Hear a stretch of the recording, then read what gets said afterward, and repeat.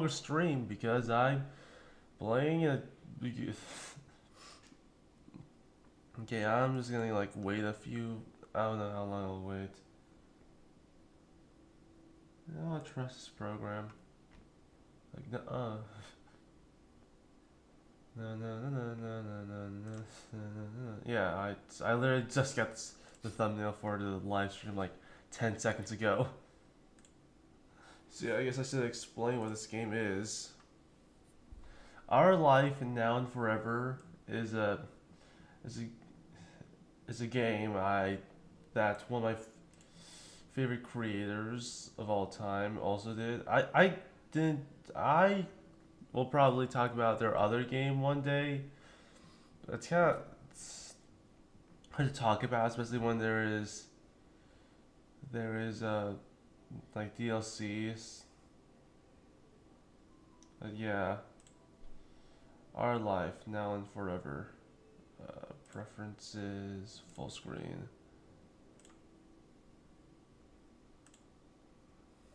Our Life Now and Forever. See, I love that first game, Our Life. What's it called? Our Life, Beginning and Always. It was amazing. And when I heard there was another one, I was so stoked. Problem is, this game takes forever to play. If I remember, like the the Our Life, well, I keep forgetting what the subtitles. Beginning and Always, Beginning and Always. It took me like entire month to complete. So this will probably be like the first part. If I if it's gonna be like earlier, but yeah, extra nostalgia. So one thing I love is the music the and the and the choices you make are incredible as well. So I guess we're gonna be playing now. Welcome to our life. Welcome to our life now forever. Intro slide point demo. It's a preview that includes the first few scenes of the game's prologue.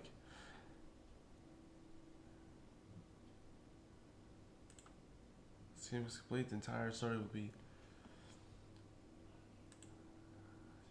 This very start is a brief that will be seeable in future playthroughs. It'll help you get.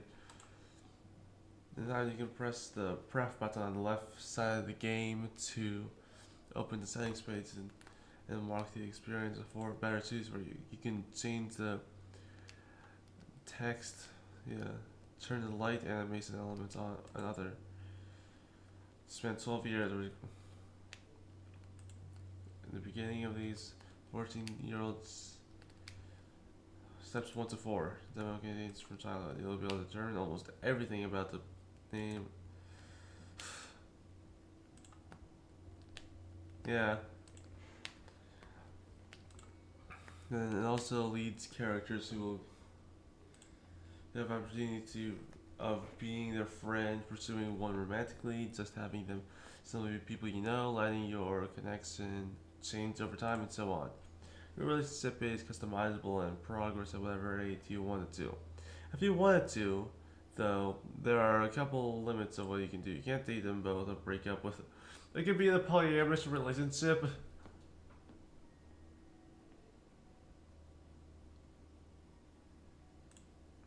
There's a little.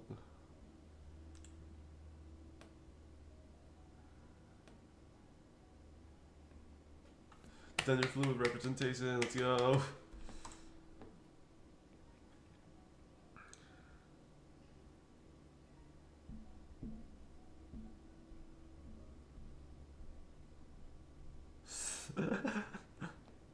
uh, how do we get with those basic events? The tutorial now is designed to basically you'll be able to select the first thing, last thing, and nickname too. You can give your MC their general size, use their dominant hand, and so on. Okay. You can change every aspect of the doll, from the first shape of their head, eyes, the hairstyle, to the coloring of. The customization can be extra unique by having their hair and flash or eyes be 2 different colors. Tweaking the exact tint of colors, helping the direction of different elements, and one special thing that to exactly match the hair and such or the eye of your bio. Or you can stick to your preset options if you're happy with them, or you can even randomize that. Okay, sure. What you choose will be referenced in the script and icon. What you put together will appear. Theme as a first, so you don't see your MC standing alongside the non-playable characters in the normal character sprite style. The first round designing will set some important basics like eye color, skin tone. They will never change. Sort of. You know what? Maybe one day I'll play the original one. Our life. Like what is it called? Beginning and always. But almost everything else can be altered eventually. You'll get the option to use the screen to recustomize your MC slit significantly at the start of each new step. You'll be able to change the first name, nickname, pronouns, hairstyle, what they wear, add scars, etc. if you want to. Along with the major recustomization sections of the start of steps, multiple items during each step, you'll also be able to alter just the clothes of your MC. If you want your MC's outfit to be simple for exploring outside and nicer when they go to your school, you'll be able to find that. A new decorated that says facing grids will be available once the characters get older. That's a bit everything for it, so let's begin. Oh yeah, you can change the face. I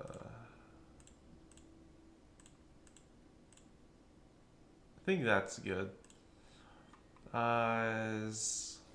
Do I want to be general neutral or do I want to be gay? Actually, I have an idea. What if I make my character male, but then later on, C becomes trans? Yeah. And from there, I'll just decide. So yeah.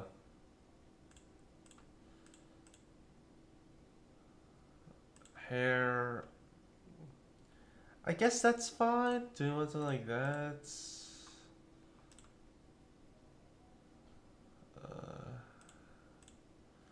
Let's see, short and medium.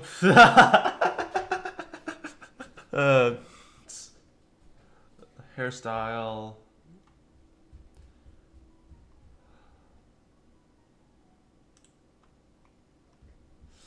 No. Yeah, actually, why should there be options? Just do everything. Clear all filters.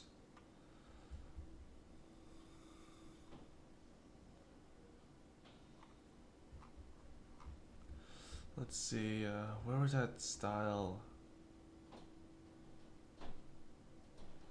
There. I actually really like this one. And then hair back. No, I want to like. Oh yeah, that's pretty good. Accessories, neck accessories. You just have no head. Oh, that looks like a scarf. Sure, yes, scarves are in now. Overlayer. Yeah, that's good. That's a scarf, alright. Oh, is that like a shirt? No, I don't want a shirt. I want a scarf. Yeah, like that. Yeah, I think it's like, yeah. Basically, the one beginning and forever was summer theme. So I'm assuming this is going to be more like a fall theme. What's excited for? I'll be honest, the only reason people like summer is because it's usually the break time. It's, like if like winter was like the big break instead of summer, I would love the break so much more. Actually, no, I'd like if it was fall. They would like fall the best. It's the perfect temperature for me. But I know people like winter more than fall because of snow. Headpiece? I could be French, but no, I think it's fine having none. Or if I have meaning, no, it hides that my hair. No glasses. No earrings. I'm a child. I could do that. Yeah, have like a small bandage hidden. Very, very smart, me. I think that like add like something. Scars. Eh. Birthmarks. Eh. A what? No mole. Other freckles and acne. Aren't I like a kid? Oh yeah, I forgot I could change the color. And maybe I don't want to be white. I want to be. Yeah, actually, yeah, fine. I think yeah, the eyes, the hair. I think that's good. What? Oh, I can choose a background. I think like.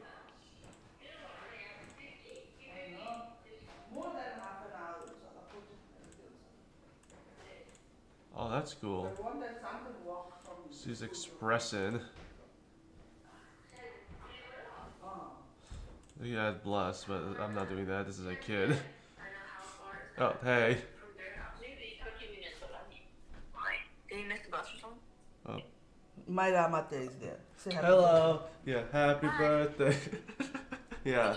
This, yeah, what do you do for your birthday other than hang out with your friends? birthday. And manicure, pedicure, and karaoke. She did everything besides drinking and go running out from the house. The one with Yeah. she did everything. Yeah, for context, we recently watched. I told her. Yeah, we recently. You told heard the context? Yeah, but you can tell. Okay, yeah. So what did you actually do? For your birthday?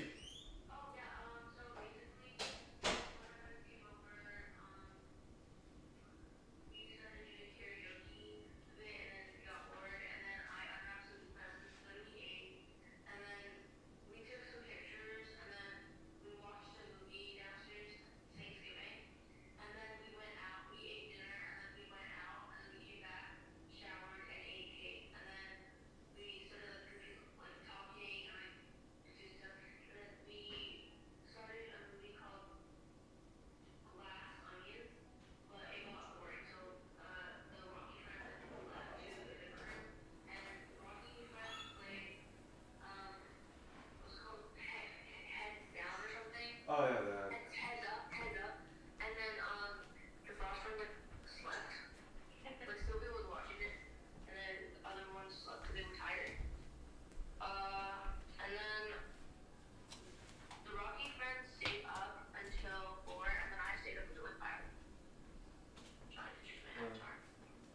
Yeah. It's kind of a bad time because I'm literally right now streaming. Yeah. Say hi to the stream. Yeah, cool. I don't think there's anyone here actually. Let me check. But Blizzard, there's literally no one here. Yeah, I'm just playing a game. Yeah, there's literally no one here. Yeah, I'm just doing this because like. Oh yeah, that. Yeah, like. Yeah, so someone joined and said, "I'll give you 500 if you." Yeah.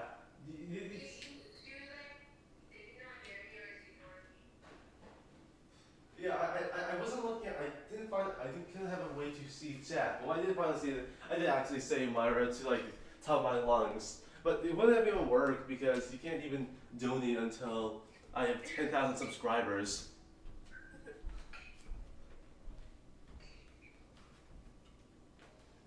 Yeah, that will only work on like Twitch or something. Which like I'm not using multiple what is it called, multiple platforms to one thing. I'm doing if it provides it, I'm gonna use it. Yeah.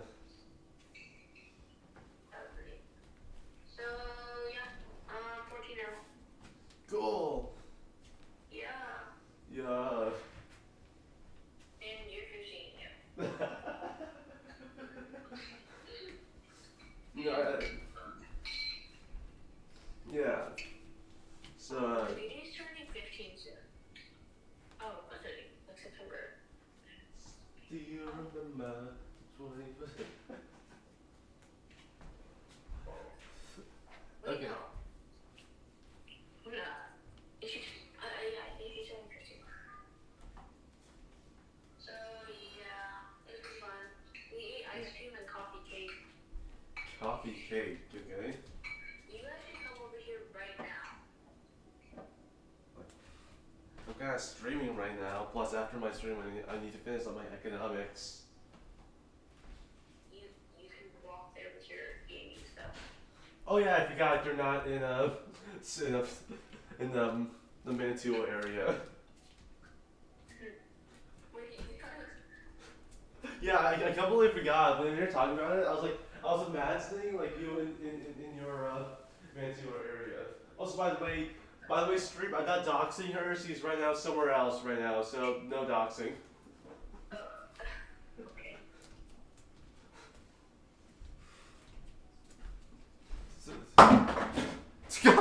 God, how did I do it? What happened? I was carrying. Remember that golf ball I broke in half? No. Well, I have a golf ball I broke in half. I was like carrying it around while talking to you. I then accidentally dropped it, and one half of it went trick shotted right into the trash can. Oh, okay. You should be like Michael Jordan, because, Yeah. Say, did you see my big video recently? your fake video. No, my big video. You know that one with a lot of views. Do you know what I'm talking about? No. Okay, cool.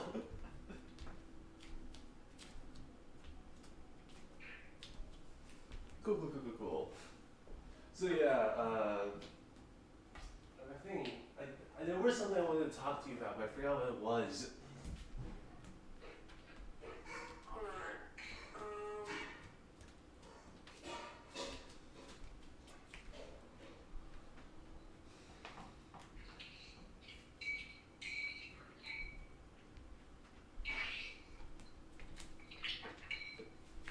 You good? What's happening? There's another channel called Sound Funny Stuff.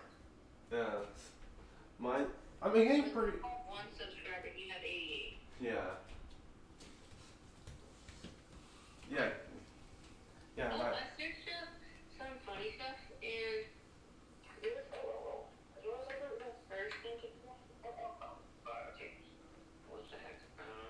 red. That's me. Red.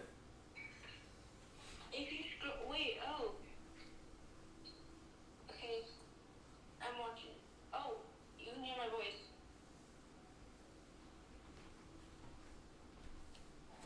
Wait. What's Oh, on? I can hear my voice on this. Oh, you're watching my stream? Yeah. Oh. Okay, cool. Okay. Okay, yeah. Wait, what are you playing? Our live stream? Yeah. Okay, so anyone just joining, being Myra and Myra only. So There are 2 people watching. no, I have on my phone. I'm watching it as well, so that I can actually see okay. chat.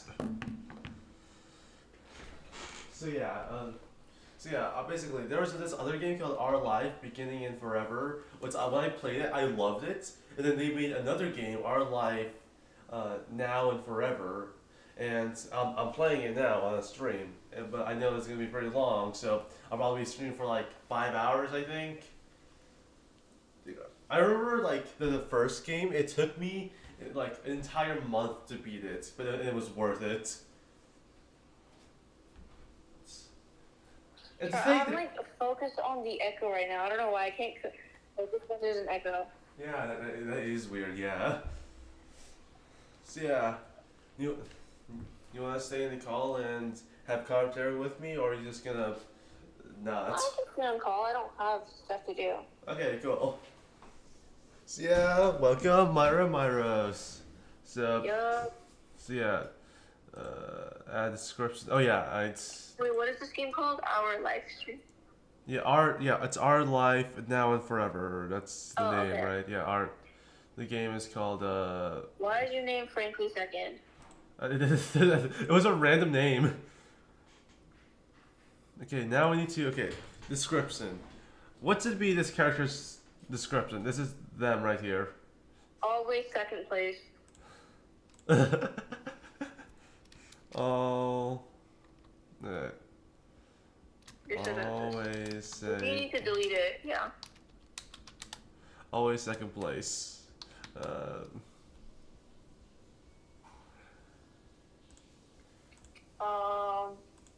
okay, wait. I have an idea. So, what if I make it Kyle, but later I make it Kylie? Okay, now that's just genius.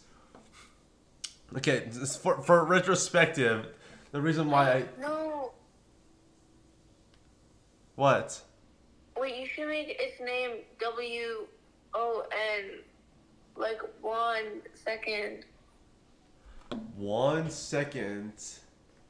Yeah. Yeah.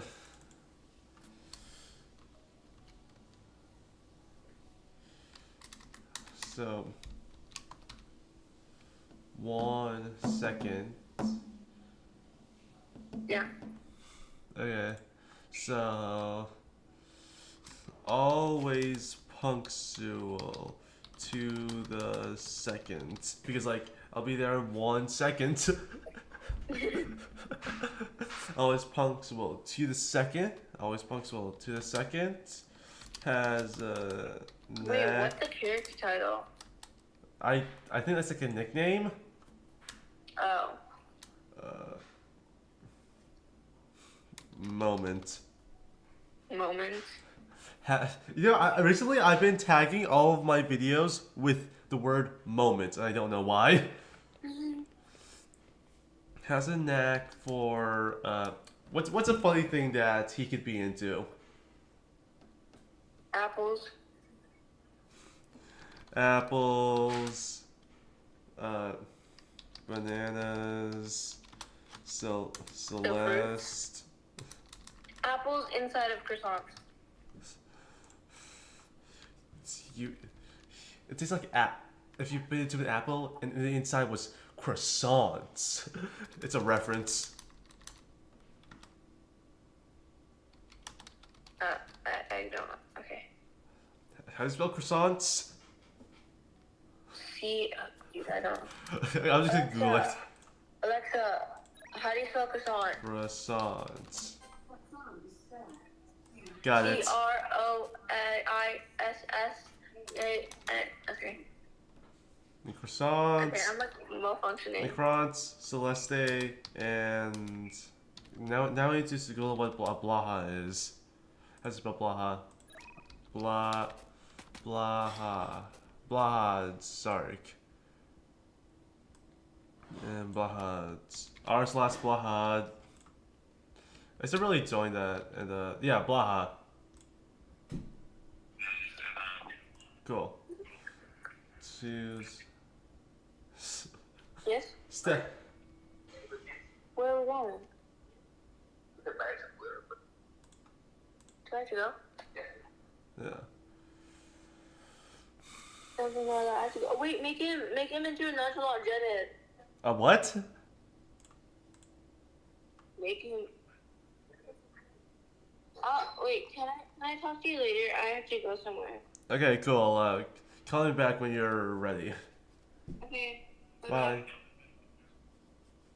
So yeah, I forgot my mom was watching a Korean drama, An Incurable Case for Love.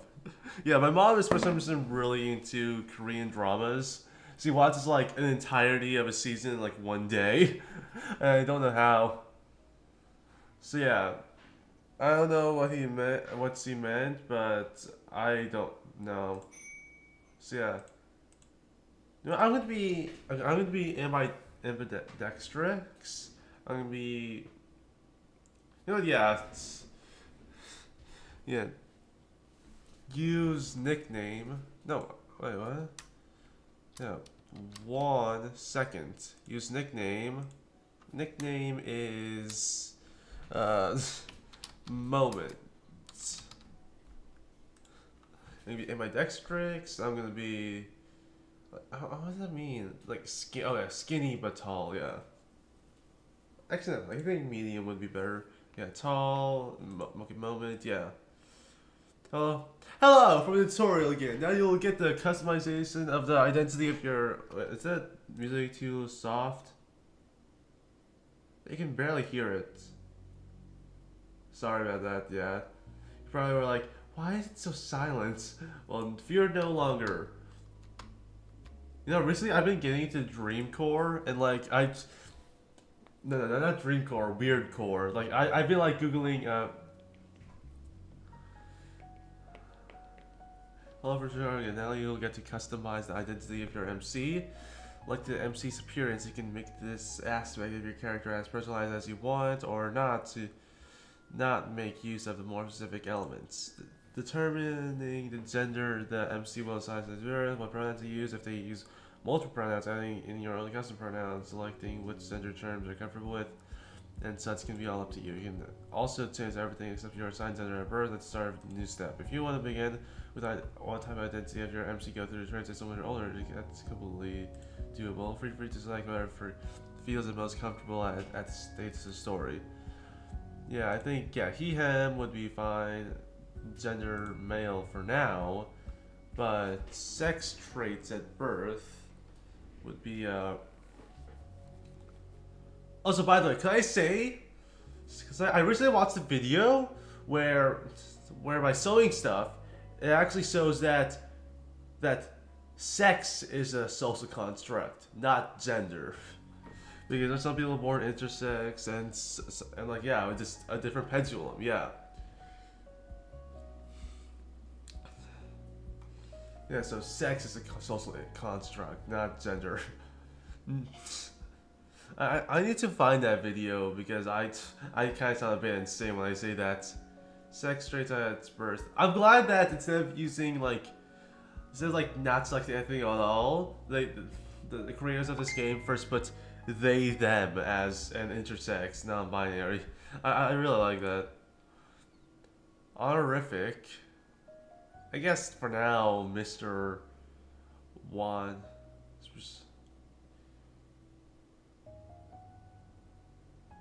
I guess, yeah, masculine leaning. Yeah, I'm like, as a kid, you know, not too much. Yeah, your character, you'll be able to influence the appearance of your biological mother. Mum. She has 3 hair textures and 6 skin tones. You can have her look as similar or as different from MC as you like. She chose to raise a child on her own and using artificial immersion to give birth to your character. The biological father never appears in the story. So if your character happens to look nothing like their mom, it can be said that they take after their off-screen father instead. You'll see. You get to choose what terms your character is referring to her by. Currently, it must be a title in order to make sense in the script. If you enter in her first name, the phrasing won't make sense. Later builds of the game may be suited for calling her by her name instead of her title. You'll also be able to change the title you use for her. Start every new step. Her skin tone and hair texture will remain consistent for the rest of the game.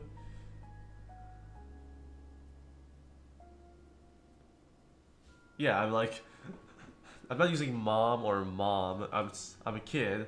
Mother sounds very weird. I think like a bit more of like no, a bit more darkish. I don't know. You know, yeah, I think a bit messy like that, and then mama, yeah, no, yeah, I think that's just, yeah, that's fine. We've got a last little bit of customization before the story begins. Your interface display style. First, there are your stickers. A sticker is just a charming little image that appears in certain screen graphics, such as a choice menu, and most importantly, save files. You can either track different playthroughs by using different stickers, as your stickers can change whatever you want by changing the info button on the slide bar and going to the your details page. One example to use it would be if you had a playthrough you're enjoying, but in step 2 you're not sure if you want to romantically pursue Tamarick or Kui. You can take the same file, change the sticker, and make another save.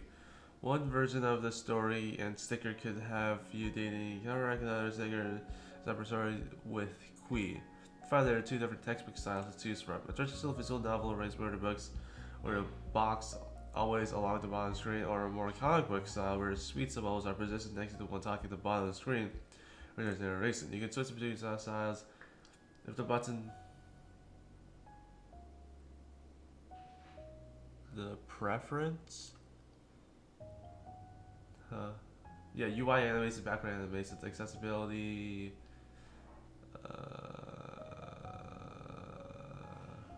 Playable skip. What? Where is it? What are you talking about? You can switch between the preference screen if the button. What? What are you talking about? Oh, simple text box highlight. You'll have visual now. If you click to unlight. Oh, okay. So it needs to be unhighlighted. So yeah, okay. So don't highlight it because I want the comic book style. By default, both text box styles will have the icon to so is speaking. Those can be turned on or off the preference settings as well. Thanks for reading the beginning of the tutorial. Choose a sticker. I mean, the acorn makes sense as my main file. No, because it's already selected. So, cool.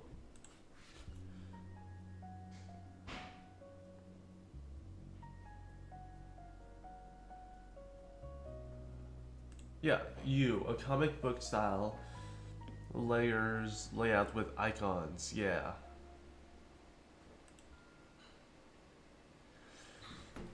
Here we are, we're starting the game. Woohoo, there's no one in chat. Hundo P. It looks like fall in Golden Grove. More than any place you'd see before. It could be in one of your old Pixar books to show little kids what autumn global warming was supposed to be. There weren't any green trees or buses, but there weren't just branches yet. It was almost the same as normal. All that changed were the colors red, orange, yellow, brown. Near the blue sky high above your head seemed different than it did in summer. Reference to the other thing. Yeah. It wasn't as bright either, as though it had gone tired of sparkling by this late of the year, or like it was even further away from you now. Now you were in this place. The plains and skies didn't get this way when you used to live. Your thoughts continued to jump around while you stood there in the big circle of street at the end of the road. It was a weird path to you. It couldn't take you ahead or to the sides or anywhere else. Like most streets you'd gone down, this one only came right here with those big houses. The view in front of you was something you'd only ever seen in photos before. From stapled together papers that advertised the middle house being for sale, it had been a Pixar book to you until this day. Now you knew that it felt like fall here too, because it was cold outside. Writing. Silly enough that you sometimes held your eyes closed for a few seconds longer than you usually to keep your eyes. I forgot that like they actually know what a person is like, and they know. Yeah, I did this a lot when it was like cold outside. It was like accustomed to it being cold. I would like close my eyes for a bit longer than usual. I also do this in heat, as in like when it's hot outside. Not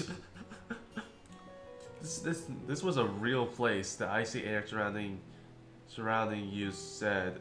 The icy air surrounding you said, and you were really into it. And it was where you got to stay. This was new. Your mom, your mommy and you had left Oh yeah, that's why. Because yeah, lived in apartments before and never for very long each time. That was until she got a big job in this not that big town, and you bought a big house. Why does this house look like my house? Like you wouldn't be going nowhere else for a long time. Now in that moment, you can imagine being there forever. But that's just the way it was. The old tan house at the very end of the long round road was now your house, standing tall with two others by its sides.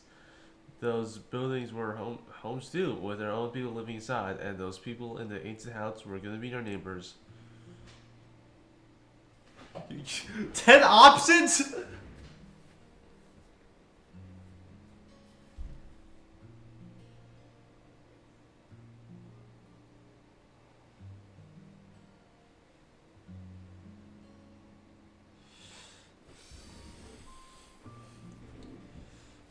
Okay, yeah, so I'm gonna make a arc where earlier we were like really poor and like we're barely living because the minimum wage in America is horrible, but now that my mom has gotten a better job in a place where yeah, so how much worse could it have been than it was like before? So yeah, that's gonna be the a character arc I'm going through.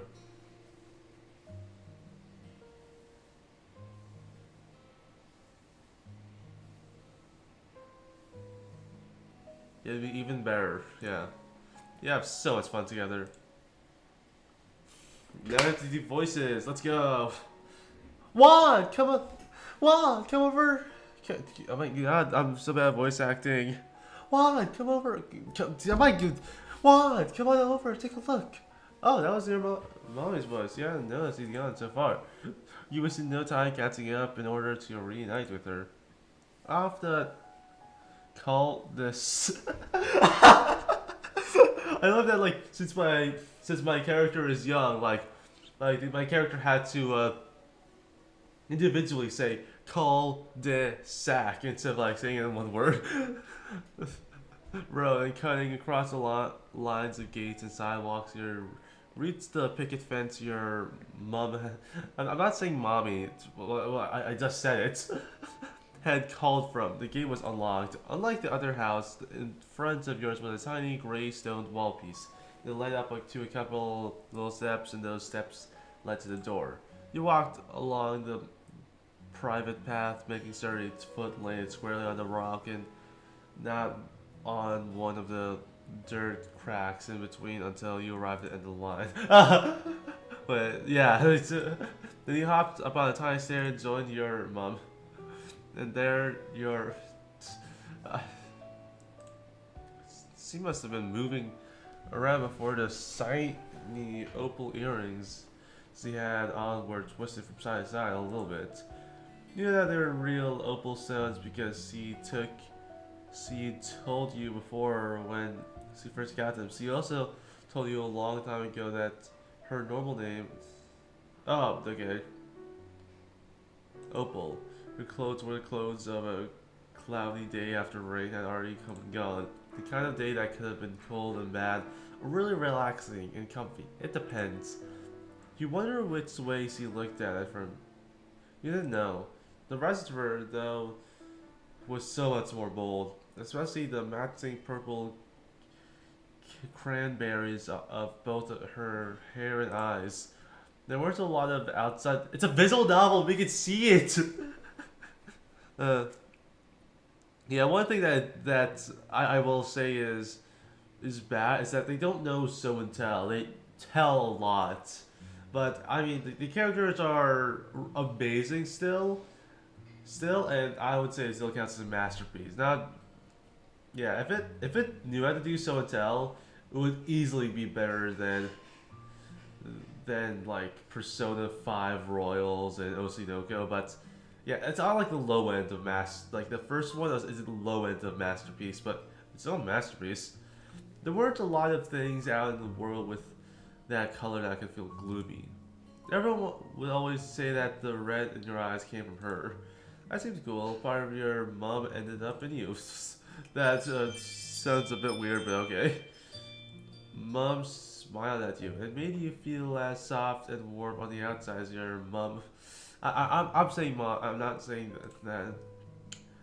What do you think? It's a pretty place, huh? I've seen worse junk. What do you give me so many options? I guess this is like a sort of show and tell.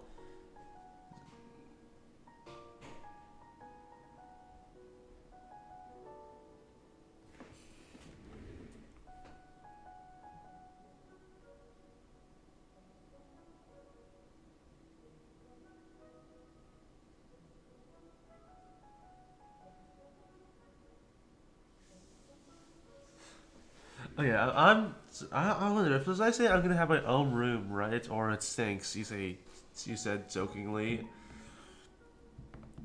Yeah, because I want my character to be a smartass, but I don't know which way I want my character to be a smartass.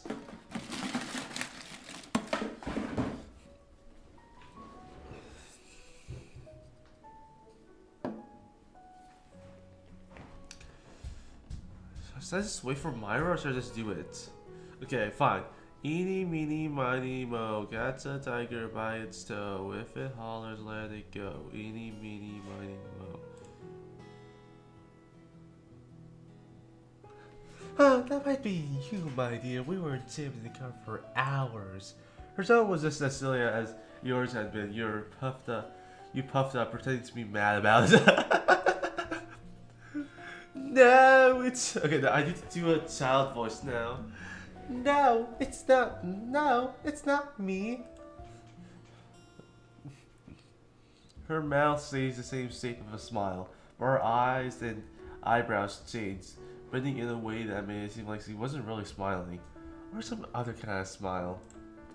She put a hand on. I guess I get why they do this because like you can't make like 100 different things. She put a hand on one of the white painted poles things that kept the porch roof from falling down. Her fingers moved along it. Won't be too much longer. The real estate agent should be here to hand over the keys in a couple hours or so. Then I'll be official. We'll be the new residents of Golden Grove. You said that you're away from one foot to the other. This is a big deal to your mom. Her whole life was changing too. You hoped it wouldn't be a mistake. You didn't want your mom to be sad. Well, you've seen the yard and the outside. Well, we don't have to wait here the entire time. How you look? I can't speak. Also, when we got our house, I don't remember like having to wait. I remember just go. Yeah. You have a different mommy? Oh my goodness!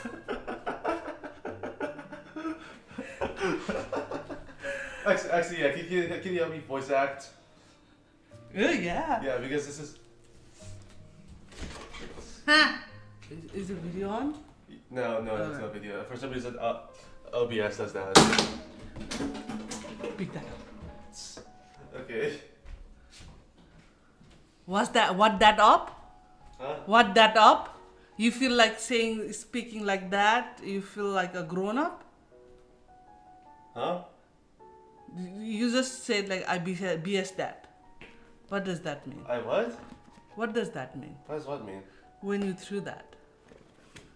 I was trying to be funny. That's not funny.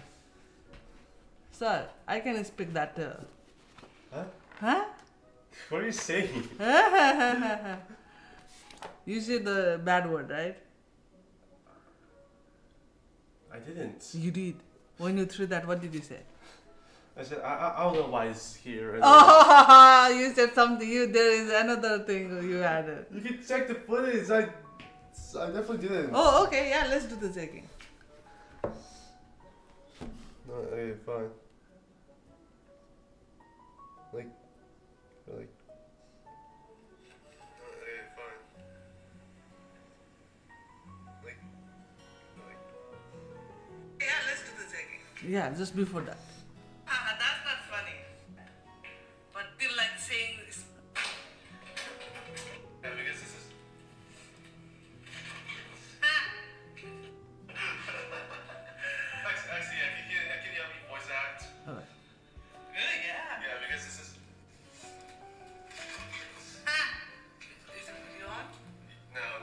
What? You said something, right? OBS does that. Oh, yeah. What does that mean? OBS does that. What is OBS does that? OBS. That's a program. This is OBS. What, Kale? Well, you have seen that yard and the outside. You don't like. Do you want a real like a OBS mommy character or like a real me character? I think just do you. Okay. Well, you have seen that yard and outside. You don't have to wait here the entire time. How about you go look around the rest of the neighborhood? See, bent down, place your hands on your knees in order to speak directly to you on the same level. Yeah, you see, because like right now, me is right now. Oh my a God, kid. she has the same earring like me. She has the same hair like me. Yeah. I think it's me. It's safe down, especially in this area. You'll be able to play freely out here. Go, go, go. So many. Why is it giving so many options to say stuff? Huh? Who is saying that? Me. Like, okay, what will you do? Okay, so let's see. You perk right up at success and you jump happily. Your eyes went wide in fear. You grasp her pants, waiting to stay together. You huff. Yeah, I think that is what you are thinking. Huh? No, I was probably gonna say one of these two. Okay. Please, you weren't a baby. What could possibly go wrong now? Yeah, I'm just gonna have this character be me. Yeah.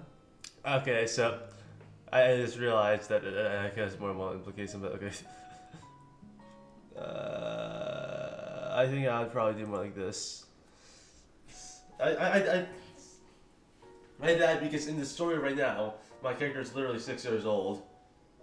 Okay. Also, by the way, her name is Opal, but for some reason, it's like her name is Opal, the mom character. Mommy went back to her normal way of standing, with her head up high and arm folded. Yeah, I can do my voice. It's okay to be nervous. That doesn't have to change, but sometimes doing something, even when you are unsure, is for the best. I don't think I ever talk like that. Do I? It's TV only in movie they speak like this. If it's me, you're like, it's okay to be nervous. That doesn't have to change. Like, go play. I mean, like it could be like, I mean, it could be like that. Plus, it seems kind of natural. This is one of those times you might find you're braver than you think you are. Just don't stray into any other street today, okay, my boy? Oh, yes, mommy. You just say yes, mommy, Uh, you gave a thumbs up. Thank you. I trust you. Now I feel like I'm a kindergarten teacher who talks to kids like this all the time. Like, okay. Like you are talking to a kindergartner right now. Oh, okay. Yeah. Okay. I'm not talking with you, right? Yeah, with that, you let your gaze fall down the steps across the path and to the gated fence. You took half a step in that direction. Mom pushed the air in front of her. I definitely regret putting mommy there. Pushed the air in front of her in a gesture to encourage you to go forward. Keep moving, putting one foot in front of the other. Step 1, prologue. Which house is ours? The middle one. Like ours. I literally made that exact comment. Your shoes really squished into the dirt path when you crossed from where you were down the solid road. The smell of the grass and rain softened ground chirped through somehow. Chop, crisp. Oh, crisp throughout. Smell also kind of musty, hung in the air, bringing a whole new year of school with it. You're going to be a 5th grader up. I thought it was like kindergartner. It would be completely different from being a 4th grader, and not just because you'll be attending a new school. You'll be in the highest grade of all places. Maybe that's why your mom was so serious you could do this by yourself. You're grown up. That's actually pretty good show and tell. But see, it was wrong. You weren't ready, no matter how many adults said so.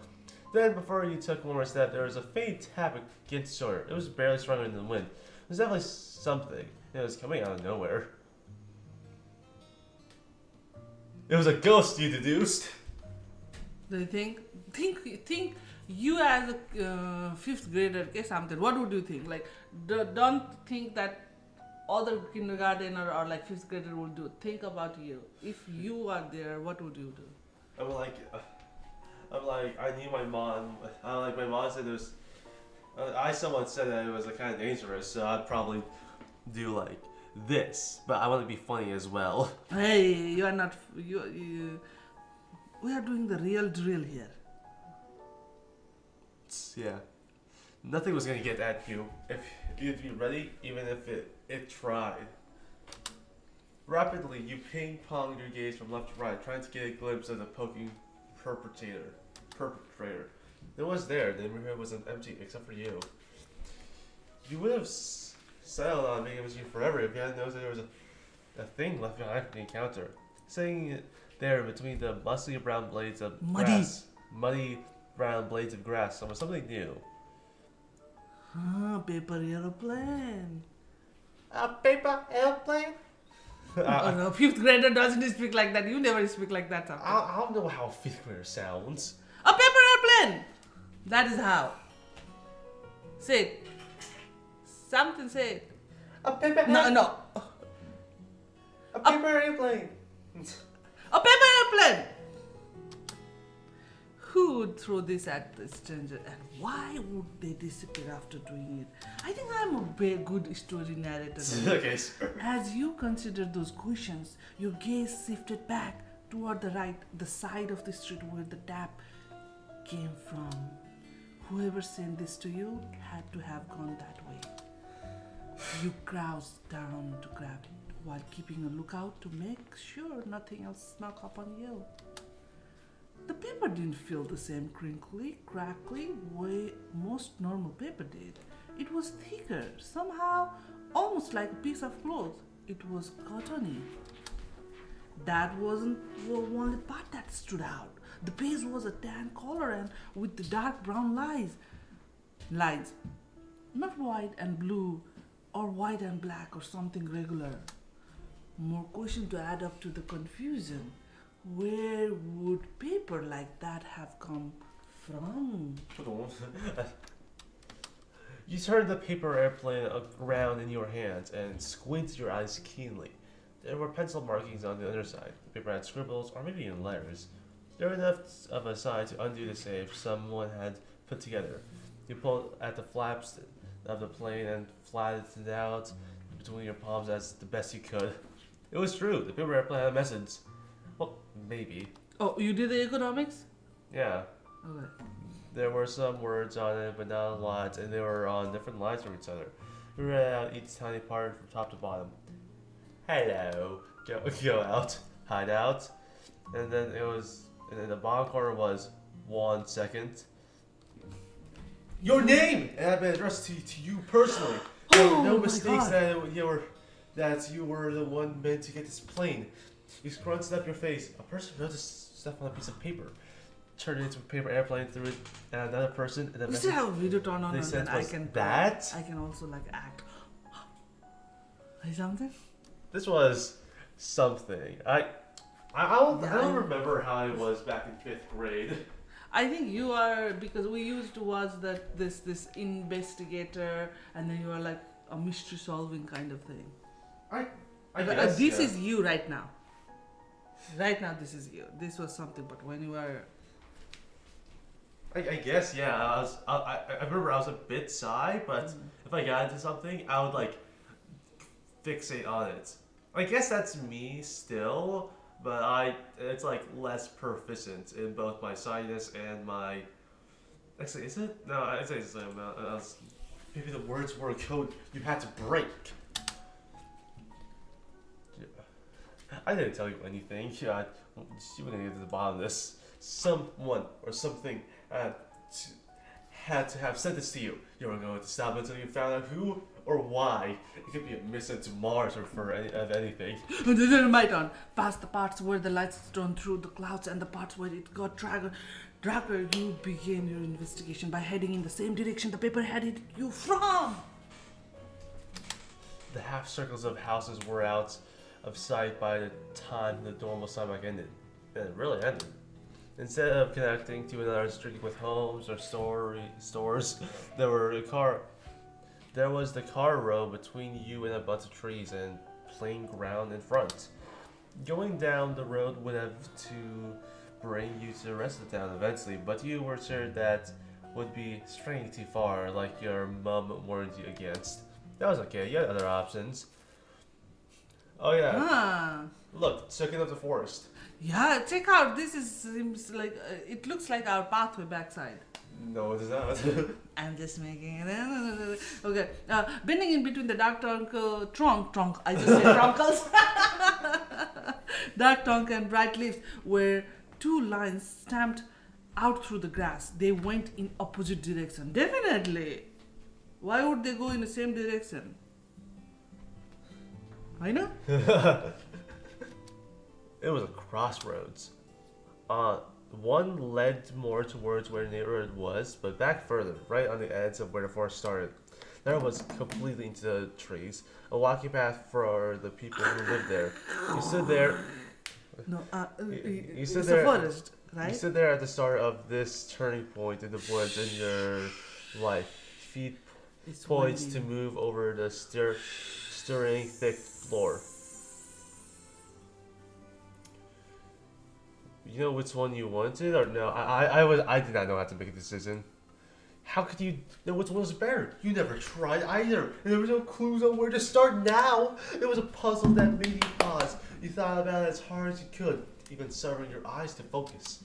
Then finally, Your mom appears and take you home. no, I'm gonna go to the trees. And your quest continued.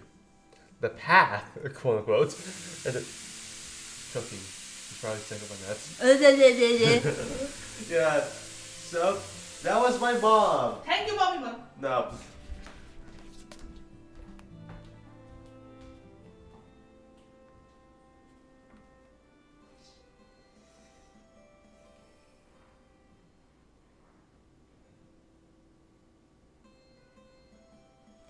So yeah, it ended up to be kind of a trick. You ran out of dirt to walk on after 1 or 2 minutes and become plain grass everywhere. Luckily, you only had to keep focus that you only had to keep following the curved bend of bushes and tree trunks that separate the forest from not the forest. You never going where you had planned to go. Then you strolled even farther. Something came into view. You almost didn't notice at first, stretching as about as high as the trees and make out of parts practically the same colored wood was a tower sort of thing. Yeah, this would be good as a book, but I mean we have visual medium. Like it feels like the creator of this can create amazing books and then like have a friend was like, hey, I can make a visual novel, and the person was like, let's do that, but forgot that it's a visual medium so you can see it as well. That's how it feels like. It's still really good stories though. The bottom of it was mostly empty space with thin, thick poles at the corners and only one full wall. There were little fake rocks stuck to the boards of the wall slide, probably for people to climb on. Above was an actual floor with a slanty roof and railings around. Some ropes dangled off it in multiple places. The thought came to you that it had the same feeling as a treehouse, except not in a tree. That it wasn't a real house you might have found in your local playground. Are treehouses and playgrounds?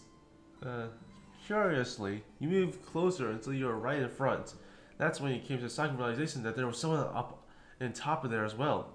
Eyes squinted to try seeing more clearly as your neck bent back so far your head might fall off.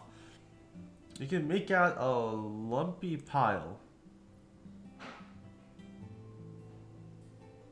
You gave...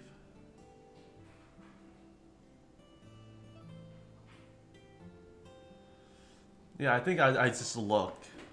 What else could be done at a time like this? Not climb, I was bad at rock climbing. that you're only able to wonder about the top of the tower. Mystery silence for a little while. The sudden sound of a clattering ruckus from inside the forge made you flinch in place. It was a scrambling, thudding noise that you knew came from movement. The lump stopped just being a lump. It sawed up, bent right over the railing, peered down and saw you. A person! It was a kid.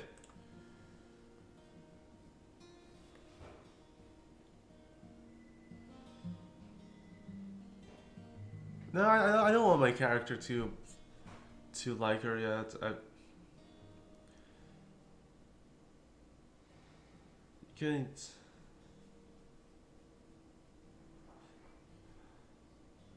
Yeah, probably. I wouldn't notice any of this, especially when I was fifth grade. The silent standoff surprise played out between you and the stranger. Then all together, one half of their mouth, one of their eyebrows, and one of their hands shifted upwards. That lopsided pose they had, and the fact that they were at the top of the tower, made them seem pretty in charge here. Who are you? Who are you? Why are you in my backyard? Oh, they were in charge here. Uh,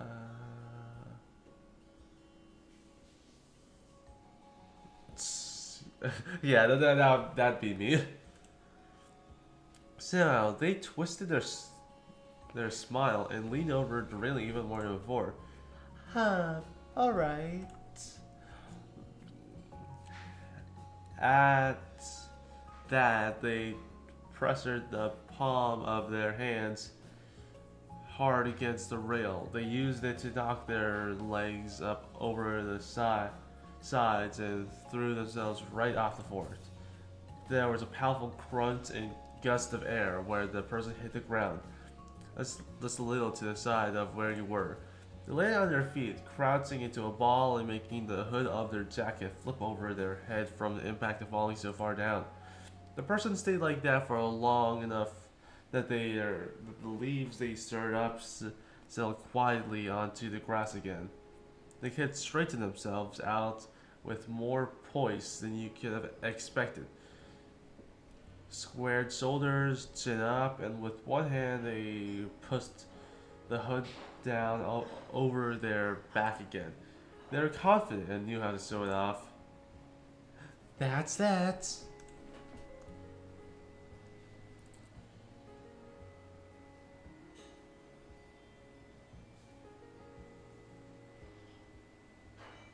Yeah, I'd be honest, if I was in fifth grade, I would say that was impressive as well. I couldn't jump off those playground things until I was like seventh grade. I was that much of a shy. They took off.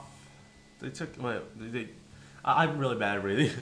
They took hold of the open sides of their jacket and flapped it out, sticking off bits of sticks and whatever other stuff that got on it when they collided with the dirt. Anyway, I don't know how to do a kid's voice, and they shifted their head around to get their head back over their shoulders. The way it was before, and then jabbed a finger in their own chest. I was using the wrong voice. I thought it was the other person. I'm Mr. I don't know how to do a kid's voice. Goddamn it! Like.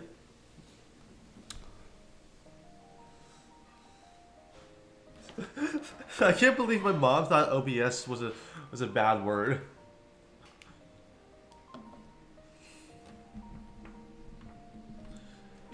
OBS. Yeah, this is why I say explain everything, because they'll think that the software you use is a bad word. I'm Mr. Quilin. Quilin. It means both of Qui's arms spread out openly, gesturing to the wide world all around. Autumn! Nice to meet you. What's your name?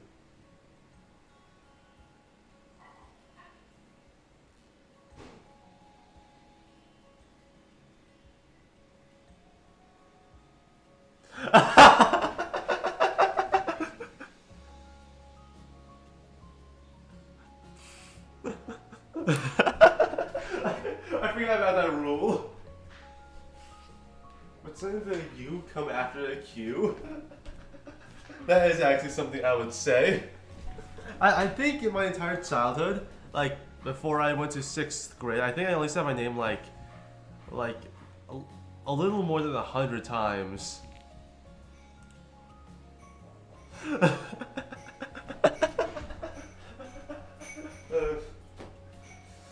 Oh yeah, as a 5th grader, I thought that what I knew was absolute. Like in 3rd grade, I learned that instead of the time actually making sense, it was like like 11 a.m. and then 12 p.m. not 12 a.m. and then it goes to stuff.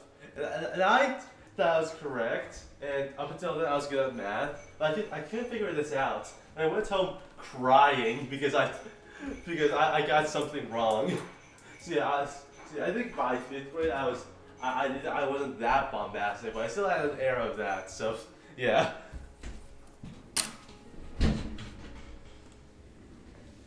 And you know, it doesn't have to follow other people's rules either. Really? We snickered at your reaction. I'm just joking. I listen to the rules when they make sense.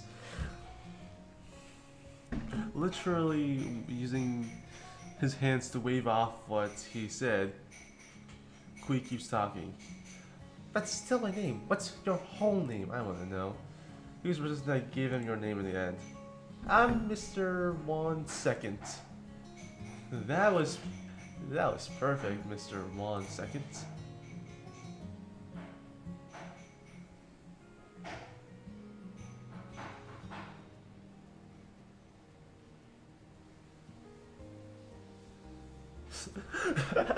I forgot I made my nickname Moment.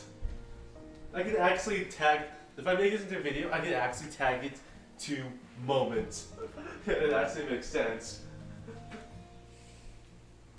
Sense. Yeah.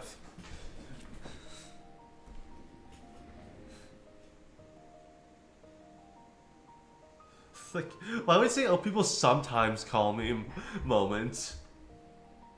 Why would you say that? Like, have this person be the not sometimes.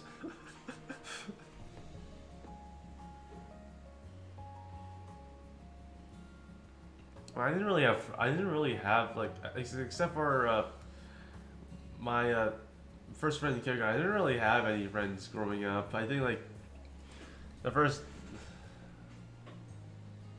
yeah, like the first like friend that I like actively had was Myra. When I was like I didn't become actively friends with them until like I think like 4th or 5th grade. So.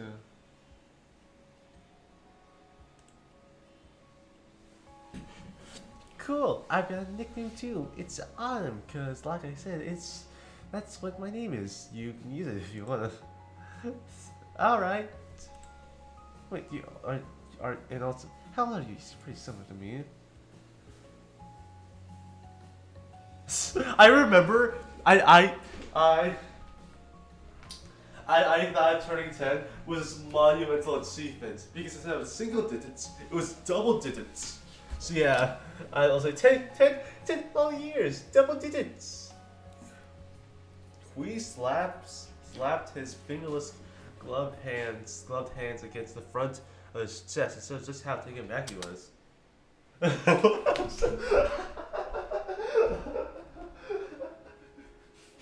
They talk dramatically, but they still talk like kids. Oh my god.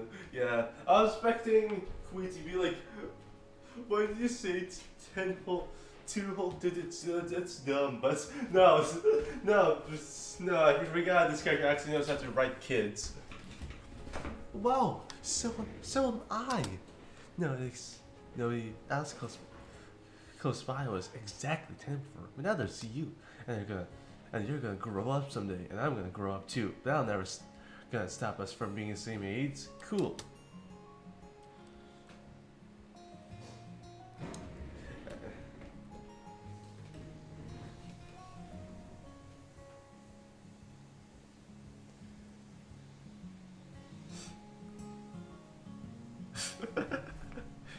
You gave a big thumbs up.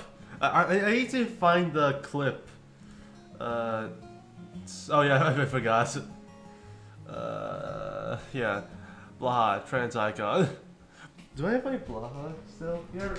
Where did my Blaha go? Well, I guess it's not here. Go.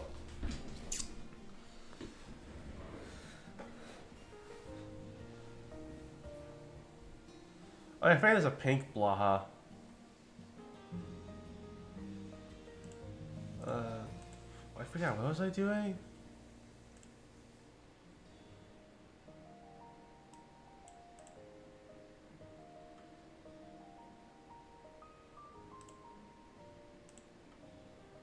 Huh? 秋 Oh, Kyo. Oh, there it is. Our life now and forever. No, that's not what I'm talking about. Oh, that's the other person, okay.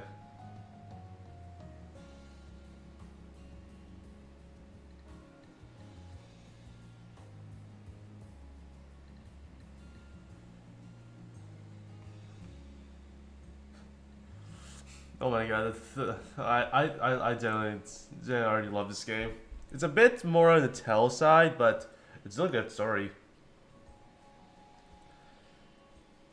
Yeah, this is great. I can give it a big thumbs up. More 10-year-olds were better than this. But the talk you were having ended up with a clean cap from Kui to bring it to a close. Now that we're people, we know each other. I still want to hear what you're doing. I lived my whole life in this town, in this neighborhood, in that house, and I've never seen you anywhere. There's gotta be something going on. Well, you reached right into your pocket and presented the mystery paper to Kui, wanting your own explanation. Before you even said anything about it, Kui wheezed with a tight glance. He looked as stiff as the wood tower behind him, just like that.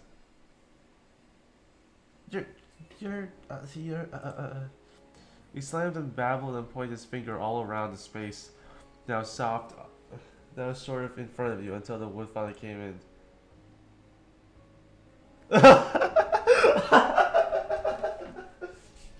Genuinely, 10-year-old. I genuinely like acted like this. Well, maybe not me specifically. I think I was about more of the real side, but I definitely knew kids my age who talked like this.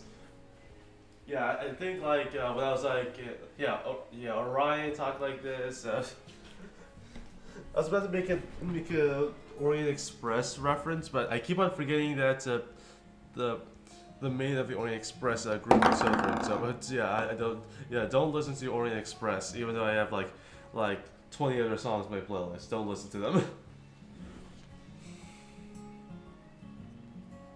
A sorcerer. What? No, wait. Kui threw his hands up the higher towards his shoulders, then suddenly movement making certain nothing interrupted his train of thought.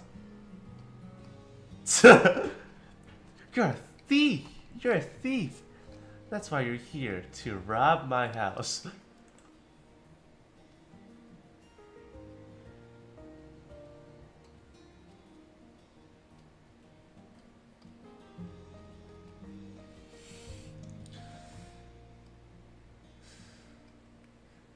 I didn't just say it myself, but if someone was like, "You're magical," I would say like, I would totally go on with it. I think it's more prevalent in my modern self, but I think I still had fragments of that in my thing. I don't think I would have said I was a thief though. I would have never said I was something as like, it's like what was the right word? Publicly wrong as saying a thief when I was like in 5th grade. So yeah, I'd say I'm magic. Sorry, I'm not going to be distracted. Once I see something, I don't see it. I'm like, Hawk. Do you really think I'm a robber? He got all fluttery with his laugh and the waving of his fingers. No, you're just a kid, but you got some good tricks. Wow, how is it pronounced?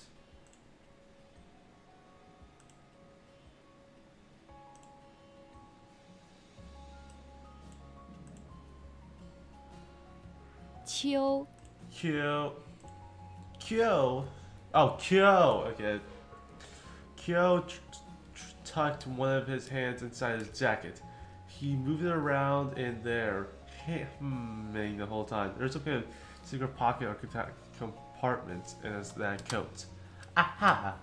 Let's see that. When he removed his hand, he was grabbing at something. It was a little notebook that just were bent up and crumply, probably from being squashed up a lot of ways and a lot of times. And there were papers sticking out in weird ways that made you think they weren't even attracted to the book anymore. There was a smash between the other pages to keep them in place. But the thing you noticed the most was the colored tans with dark brown lines. It was a paper for the airplane! Kui flipped open the book, tapped in a slow... I'm assuming if I went the other way, I would have met the other person. Tapped in a slow, considering rhythm at the front page with the back of his knuckles. It said what you wanted to know without you having to do anything. This is my special paper with my notes on it, but it's not my notebook. It was in your pocket. You must have done that. The thing that's that's slate of hands. Slate of hands. Slate. But that's why you did you snatch my stuff in the blink of an eye when I was standing right there. It's just an art pickpocket, that's all it could be. He shifted on his feet, putting one hand to his hip and using the other notebook made a waggling gesture on his notebook. Kui was really confident in his accusation against you. Can you tell me how you did do it? Okay. But that wave was Kyo did was too much for the old notebook. It bent it halfway downwards with a moment of... Some of the papers slid out. They drifted on the ground lightly, the same way leaves fell from trees. You stared right at them, sitting there free like that. Kui didn't.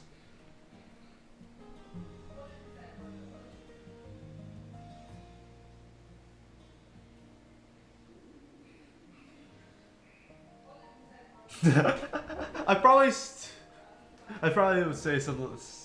Modern me would probably say something like that, but why I say that as 5th grade me? What I'm even saying is it's like 5 years apart, so it doesn't matter. I don't want to be a smartass. Huh? Kui's eyes widened. He lifted the notebook over his head and twisted his feet outwards, more to fully clear his view of the grass below. Finally, he stopped, spotted the missing papers. Whoa, thanks! In the middle of talking, he dropped his knees to scoop up the loose papers. It only took a second for each one to be gathered. He leaned off his knees onto his butt and made a little oof sound from there. He got his feet against the ground while pushing up, while his hands still clutched the paper so he could stand again. With a successful rescue, I need to eat something. I'm starving. I'm not probably gonna eat lunch since lunch is probably gonna be soon, but yeah, I need to eat something.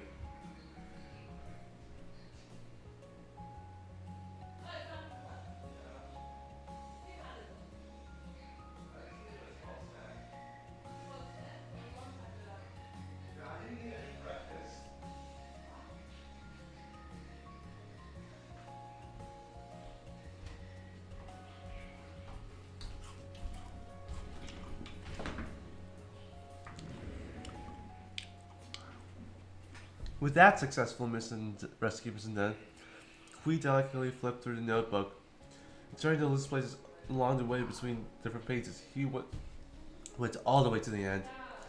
Then Kui's complete book was pressed set once more. Hey, that really helped. Moment. Being smiled directly right into your face almost had you covering your face. Before that happened, he looked away. Kui twisted to the side to better rummage inside the hidden pocket in his jacket. He made super sure that the entire stacks of paper made it back safely this time. He heard a sigh of relief.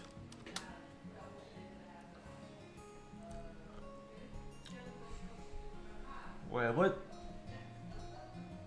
How would the other person know? Or is it like the other timeline where it went to the left? would she have the notebook, or I don't know. Because I went to the right, it would be a bad story if I dated the other person. So, okay, well, I could still just be trans.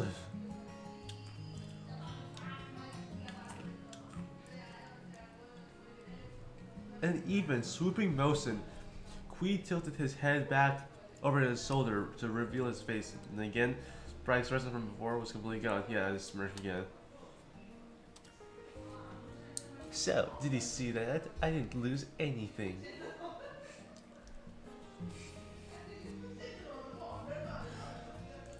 You give me 2 pages? Why?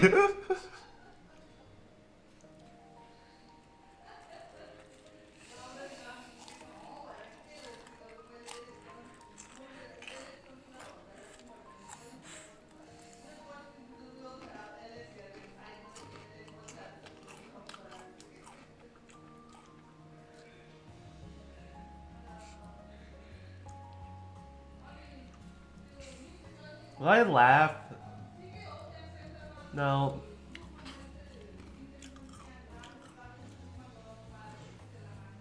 Actually, no. My not laughing at all was more like second to fourth grade. I think by fifth grade I started to actually laugh again. So yeah, I'll say I broke into laughter. This is that was not how you expected to react to reply. It was amazing. You had to slouch forward to hold your stomach because it was that funny.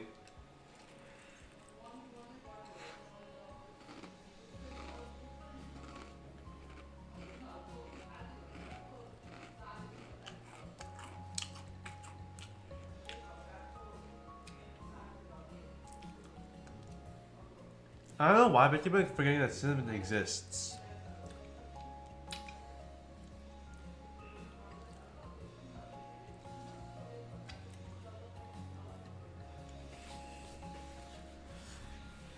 That's not a... You had to slouch forward to hold your stomach because it was that funny.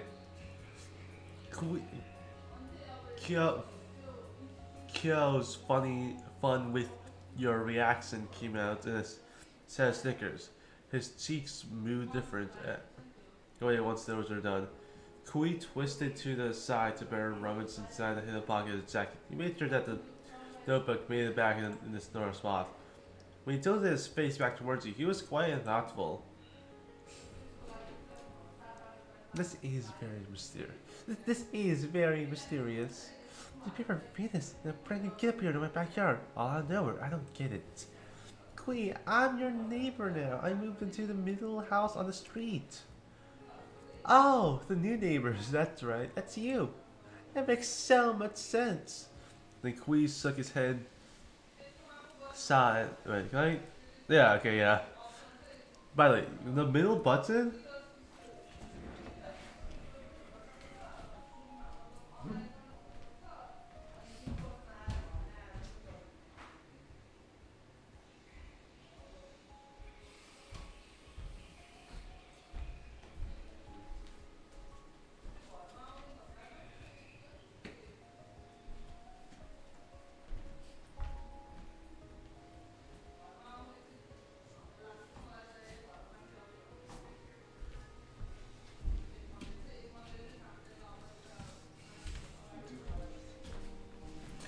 Kui shook his head side to side, flopping dark brown strands of hair around it and trying to sort out his thoughts. But if you're just my new neighbor, not a thief or a sorcerer, how do you know that was my paper? I didn't know, that for sure. Well, you were showing my notes after everyone I saw in this world. Yeah, that was kind of the idea. Huh? You breathe in, let it out.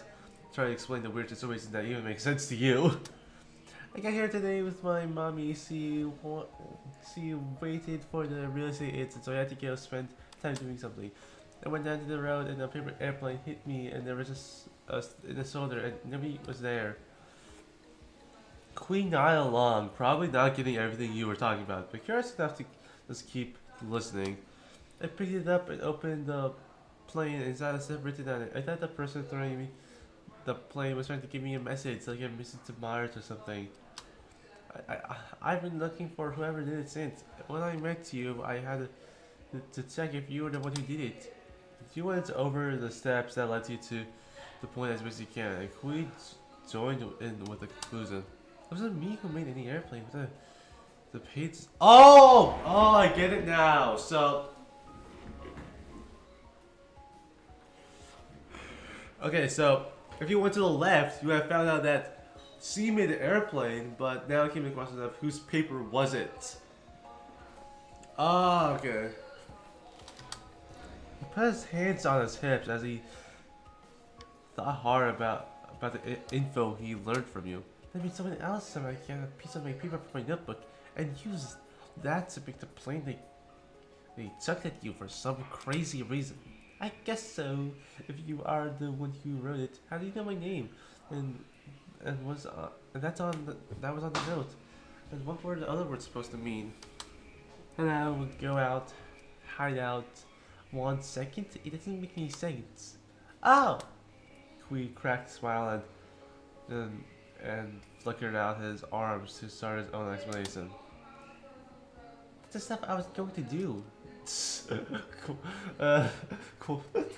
Maybe like 10 years that line will make more sense.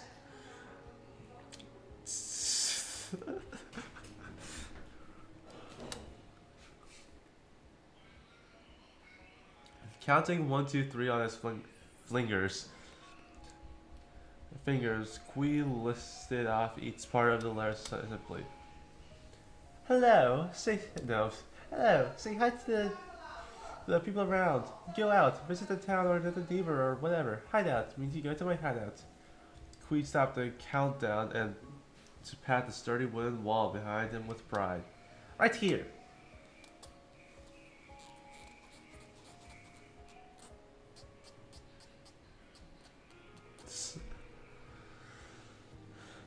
Wow, I'll probably say, wow, I like your hideout, but I want to be kind of like an ass as well. I'm 15, I'm allowed to say some bad words. I'm not going to say the B word though, for my last live stream. I do too. That's right, yeah, for your name back there, my mom and dad told me. They talked around about how people were moving to next door and how there's gonna be a kid my age and that his name was 1 second. It was cool to me, so I wrote it down. I wouldn't forget it. And I even took out and read the page a lot to make sure I'd be something I remember. It looks like I forgot about it.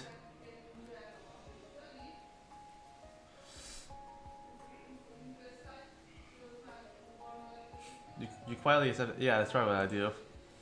I'll remember this time, definitely. But I'm gonna stick with you now. Whoever took my paper is still out there, you were the target. No, you're not a sorcerer thief. But what if a paper airplane person is? We'll figure it all out. You won't have anything to worry about.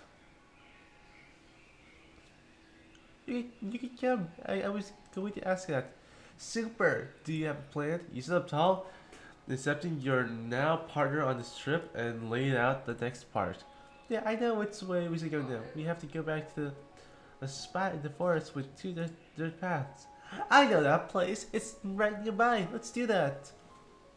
And so you started to walk along the autumn tree line, now with your new partner in the adventure. Kui came alongside you with bold, certain steps. You're going to find that paper airplane person. Soon you'll reach. What that face? Soon you'll reach the head of the path. You're at a crossroad once more, but you brought back Nolans and his new boy with you. That's where we just were. You threw a thumb over your shoulder while walking ahead to show what you meant. And down there is just the road. I haven't looked at the way on that side. You squished the arms you bent back to point straight across the forked path, directing Q's gaze to the second dirt imprint. Still his head Kui grinned in agreement. That makes sense to that makes sense to me.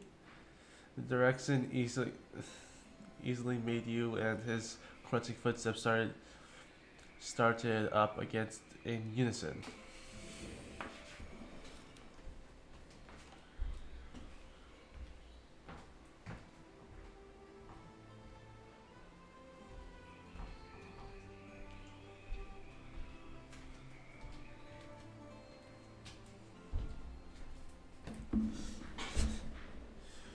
The decision easily made you and his crunching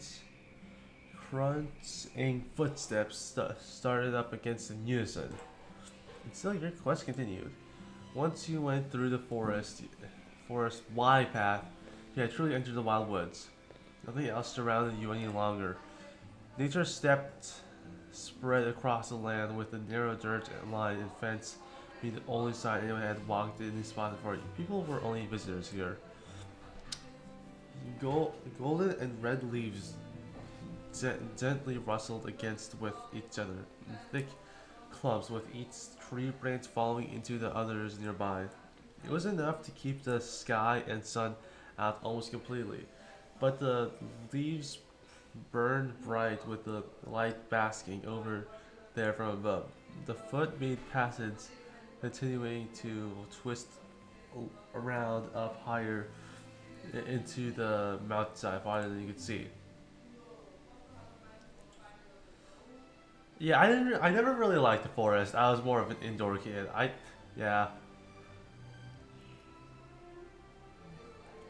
I never thought it was boring, but I definitely preferred the neighborhood. With impatience growing over you like all the dumb moss on those trees, you force yourself to push deeper into the thickets. Kui watches your face. Your lack of excitement seems to harmonize with him. I hang out in the neighborhood or the other parts of the town most of the time. You do? Yeah, I lived here forever, every day of my whole life. Stuff I was going on with the people in the neighborhood and town. The forest is the same whenever you come back. Trees, buses, some birds. It's kind of weird when you think about it. Besides, the place looks different when the season changes. It's like time doesn't exist here.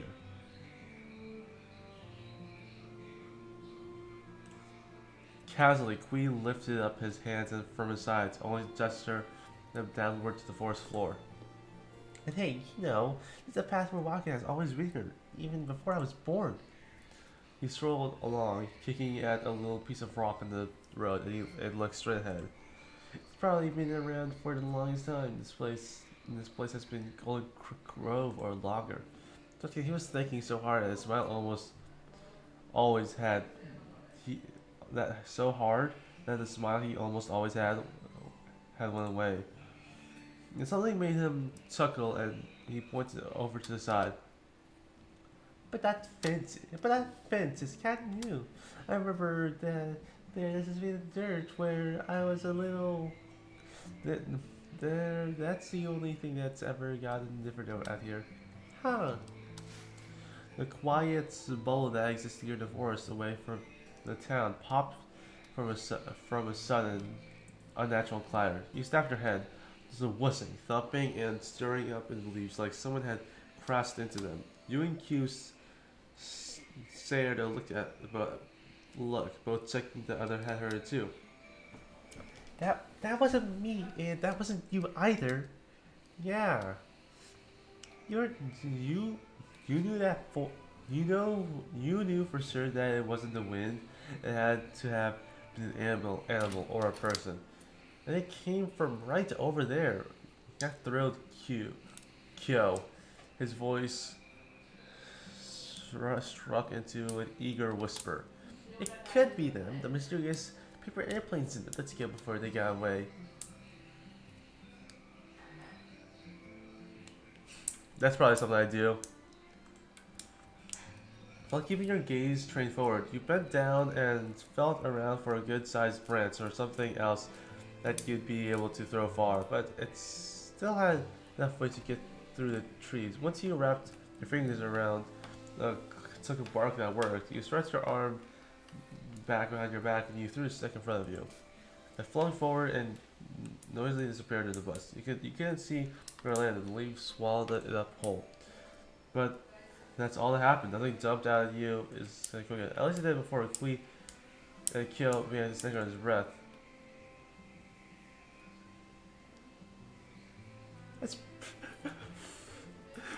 That's probably not going to be enough to figure out what happened. We're gonna investigate with our own eyes. Come on. Confident he could join him, Kui began to make his way across the forest. yeah, I'd probably follow after him. You picked up your socks and began to make your way off the path and through the overgrowth. It was hard to keep your footing on the slanted, untrimmed ground. You reached a really tree-cluttered spot. You gasped at the branches and pushed them aside in order to open enough space for you to get past. You you moved them in the same way you open a set of curtains, but it was a lot harder to do. The tiniest branch couldn't take the bend and snapped at your presence. You could feel the splintery ends of the plant scratch a little in your face and clothes. It wasn't as smooth of an entrance as you hoped it would be.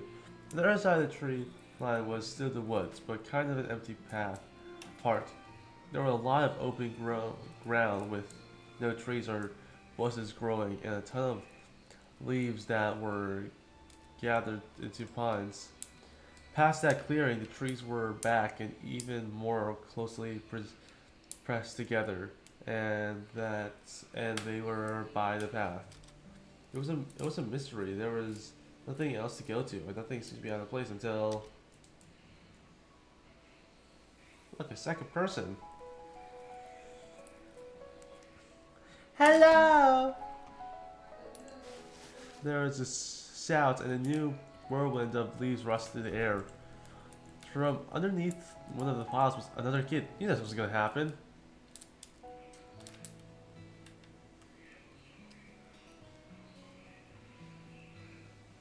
There's a cool scarf, but I'd probably just say, who's this person?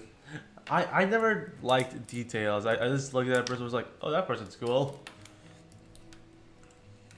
You stared at them as they looked right back at you, as everything they thought they threw into the air gently drifted back down.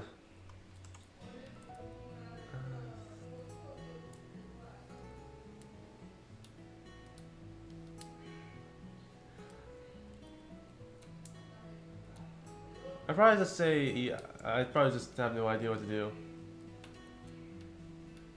Awesome!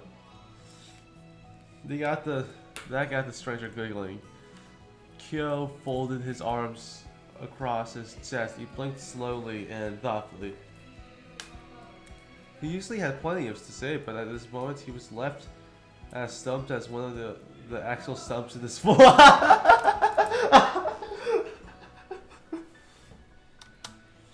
Wait here!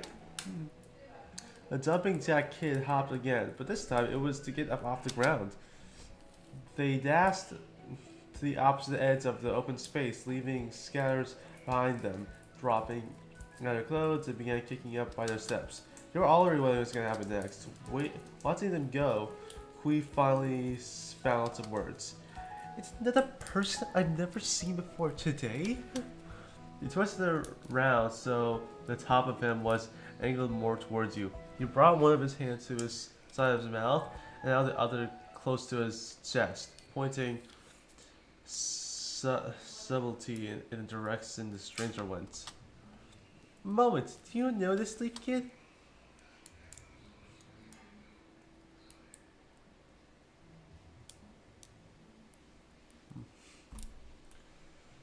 I'd probably just say no. Yeah, I didn't think so. Kui's arms fell back down like limp noodles, but he never took his eyes off the other person. He was definitely curious. From behind one of the tall crooked trees, the kid began throwing sticks at. I kind of want Kyo and this other person to get together.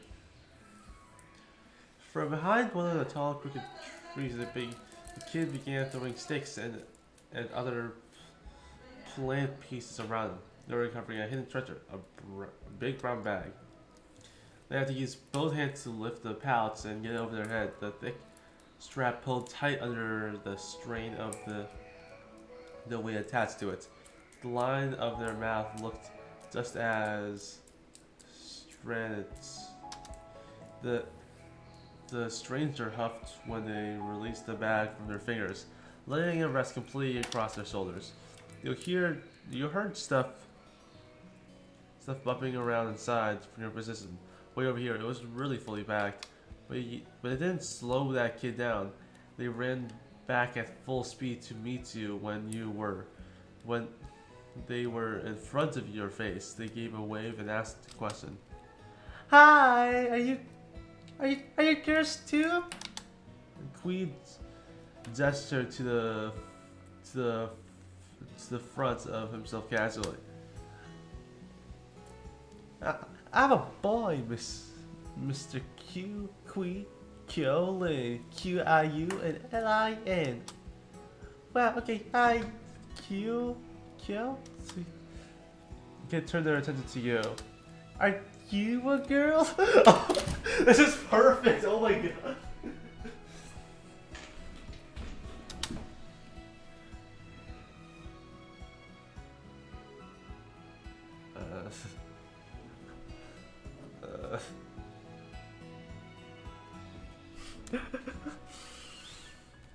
I guess I'd say no. Why would you think that, too? Like, seriously.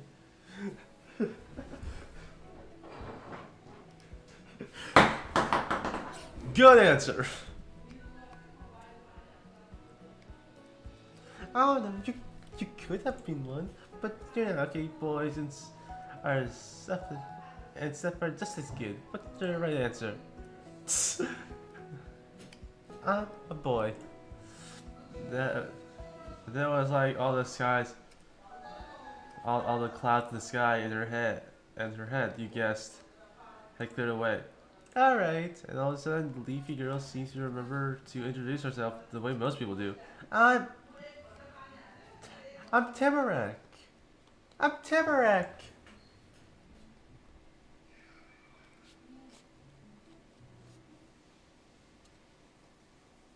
I would not know that's a tree.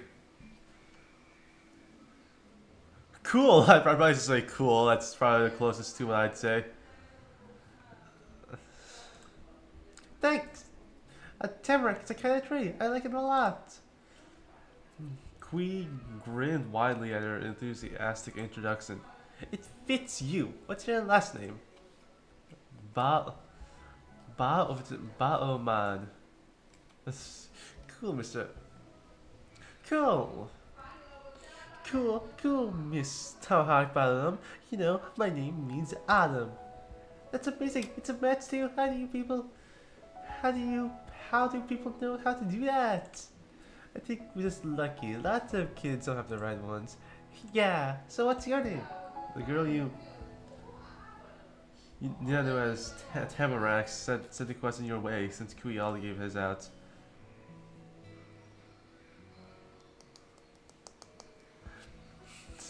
Mr. Mon. I think I'd probably like start speaking like that because I thought that was normal in this neighborhood. Queen politely applauded your way of saying it with an appreciative smile. Wow! Hi, Juan! She greeted you with a finger spreading waves of her hands and sweetly, sweetly, as if you already know each other and she's done 100 times. Do you think it fits too, her name? I like my nickname more. Everyone always calls me Moments. Oh, alright. What's that face? It's cool to meet you. It's cool to meet you, Tamarack. Maybe he points his finger his way as he makes another point with words. There's only one house for sale anyways. You're right. This neighborhood. Moment lives there now. Where did you come from? Unless your Moments. Oh my god. In your books, maybe. Oh yeah. Oh, nuts. Okay. Let me finish this up. My friends are almost done. I'm not almost done. Unless you're Moment's mom. Tamarack was completely ticked by the idea, giggling and covering her mouth with her hands. She didn't do a good job and stopping any of the laughter from getting out. No, I'm not a mom. I live with my Omi and Opa.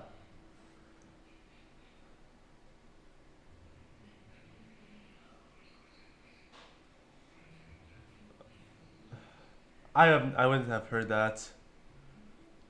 Uh, who are they? Omi and Opa means Omi and Opa means Granny and Grandpa. I've never heard that. Is that another language?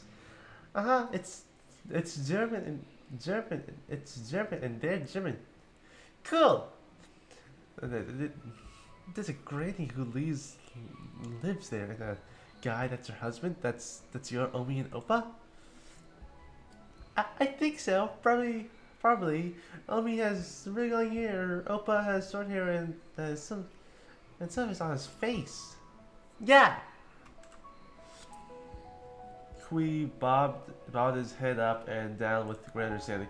Granny, and they have a kid now? Huh? Wow.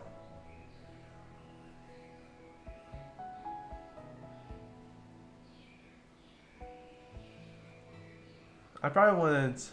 I'd probably say something like nifty. Yeah, I've been here 5 days and it's really good. There's so much more out here. I probably wouldn't have been this for a long time. Months, maybe. Oh yeah, I just realized she has leaves in her hair. That's a really cool detail.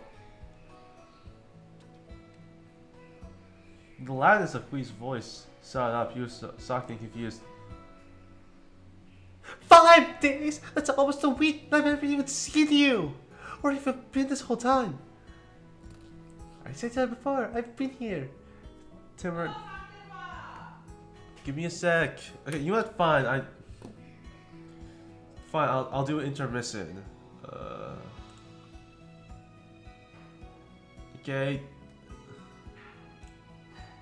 I'm doing intermission now. So yeah, okay, yeah. So we do that. Share screen. YouTube.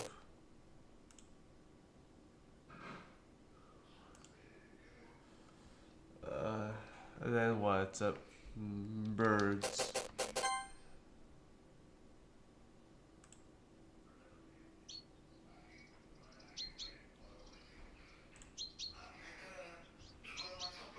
Yeah, okay, I can just why does it do that?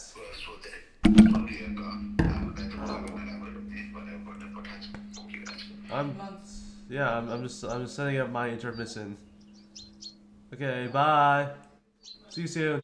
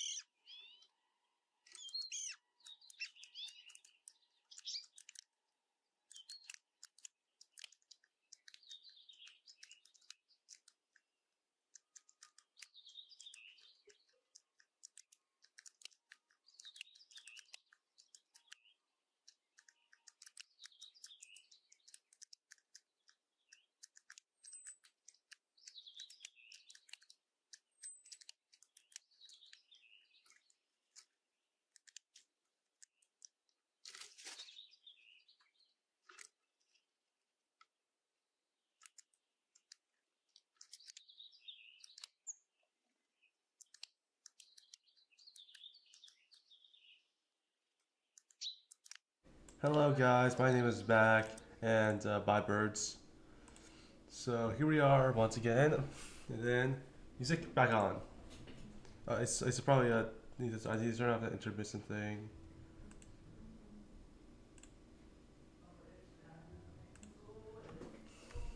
Yeah. Tamarack used one foot to push against the ground and the other to stay upright and spun around in place once. I play the forest every day. After getting the answer, he went to normal volume again, but kept frowning. Ah, well, you can come with me and my friend if you want to. We hung out in the neighborhood and in town in my backyard and stuff. I If you see us, just walk over and join. You don't have to worry. They don't like you, and you can attack them if you don't know what to do. She only shrugged, and the shoulder without the bag strap went up high. Maybe. There wasn't a lot of interest for Kyo's offer. He finally grinned again. He watched Tamarack with a tilted head.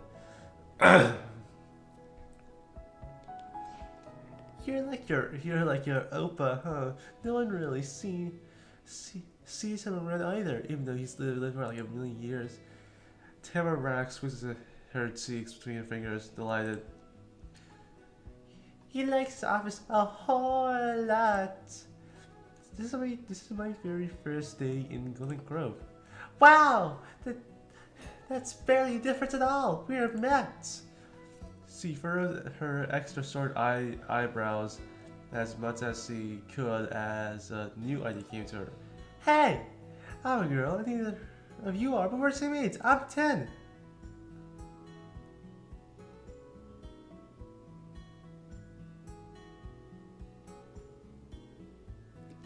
You're 10, so are we! Hooray! Teammates forever! Happily, Tamarack held onto the worn strap of her big bag and bounced up and down in place. She decided that this was the perfect time to talk to her about everything that happened. The paper might have been cute, but it was possible that she was the one who sent it to you.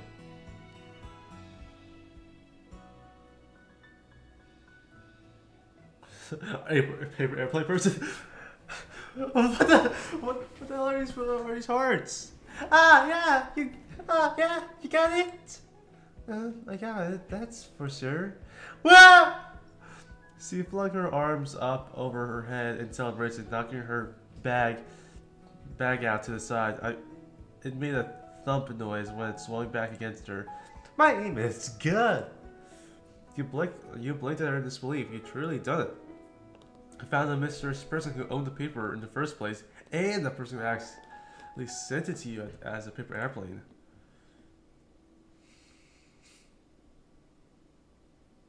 I don't know. This is like young Myra. Yeah, entertaining.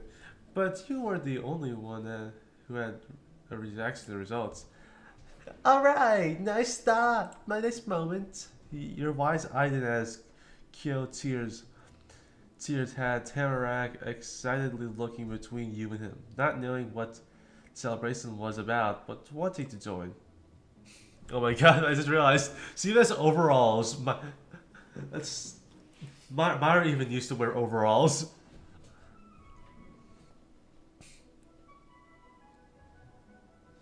Yeah, it is. Your throw is perfect. Thanks, and yeah, for the trust doing. Yay for the trust doing something nice. Travis? He brought both hands up to his face and pressed his fingertips into his cheeks with great drama.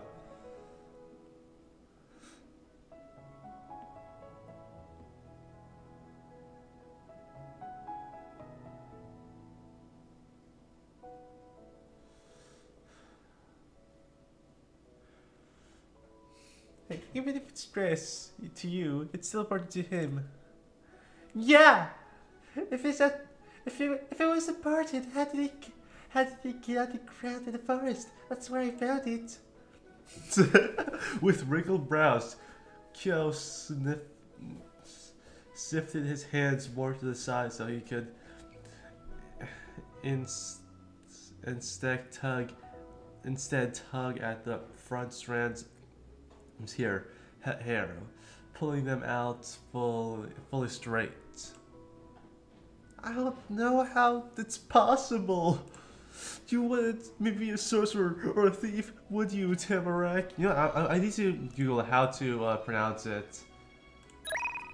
How to pronounce Tamarack.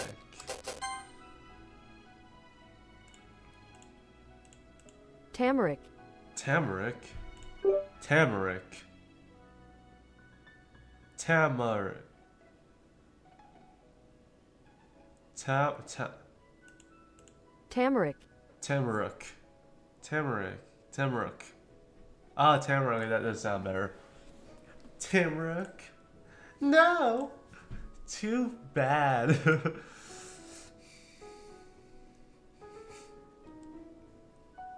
Yeah, so adorable. Tamarack and you both laughed, the sounds harmonizing. Kyo finishes his pout, straightening up and putting his hands solidly on his hips. He went back to being in control. You know, there's nobody out there who's perfect, so I accept my mistake and I'm sorry to you for messing up the place. That's really nice of you to say that, Queen. Thanks. I think it forgives you. Cool. Watching the two kids interact, you're a kid too. You start thinking about it more and more, going over his whole experience in your head. Your turning thoughts were put on a pause when Tamara accidentally changed the subject. What are you gonna do now? I'm gonna go back to my mummy. I'm gonna go back. My mummy is waiting for me. And I'll walk. Moment there. And I'll walk moment there. I gotta make sure he doesn't get lost out there. I should probably see how my Omi and Opa are too. They're probably old and help sometimes. She took a big hop closer to you and Kyo, a smile growing across her face as he landed. We could come back together. No.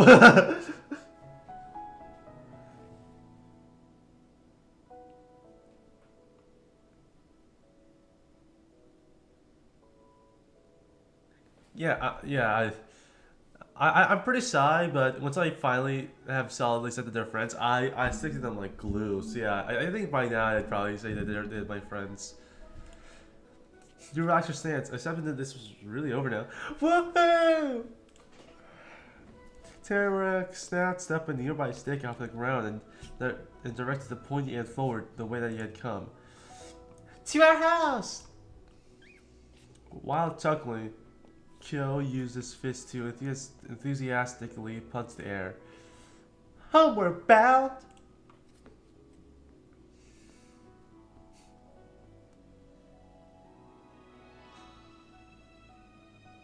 Yeah, smiling with agreement. And so he started to walk through the Bronze Fall Brush to get to your neighborhood again. But you weren't going to go there alone. Tamarack bounded ahead, bouncing her arms up and down with the stick like she was the conductor of a marching band, while Kyo came alongside you with even, casual steps. You were returned to that house. Your new neighborhood had become even more orange-toned by the time you finally returned to it. The far-off sun slowly sank away behind the tallest mountains and forests asleep of the night. Who is the other person here?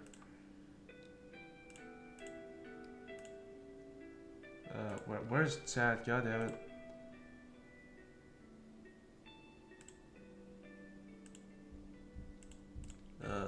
Here. Let's search YouTube.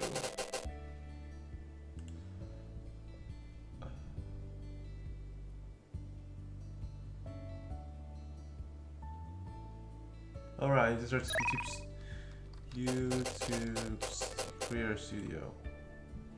It's just me, right? Yeah. 90 subscribers! Let's go!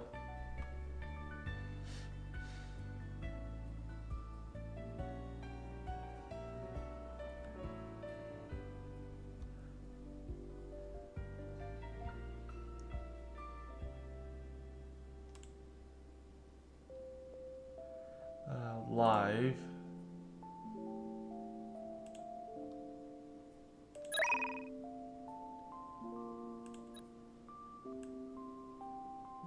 Where's the comment section?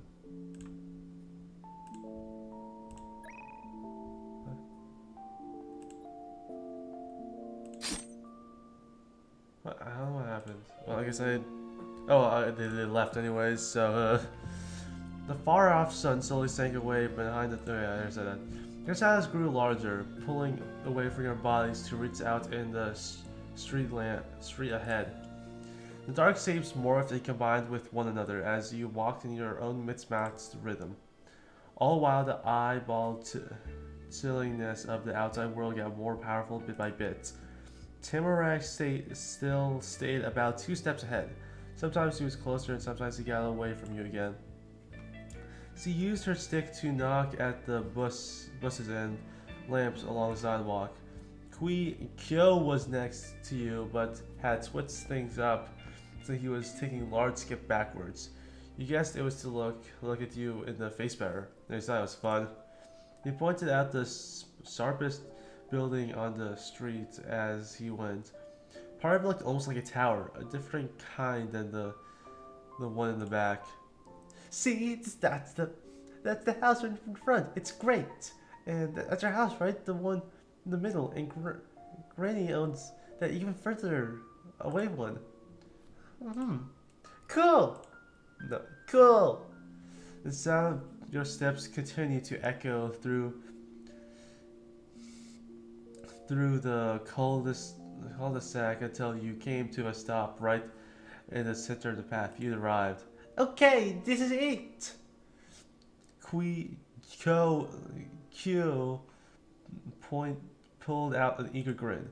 We gotta meet up again later. See you a moment at Tamarack. Kui flipped around to go back to the same way he had come with you. He needed to return to the pointy red house with a huge backyard. He didn't drop any papers this time. Bye! Goodbye! Tamarack put both hands up in front of her chest and waved them around. I'm going home too! Tamarack spun in place before dashing further along the sidewalk to the sloped gray house on the other end of the neighborhood. Her bag clunked and zinged, and her side the whole time was there. You walked there in front of the house in the dim evening light, watching the two other kids go to their houses around the same streets.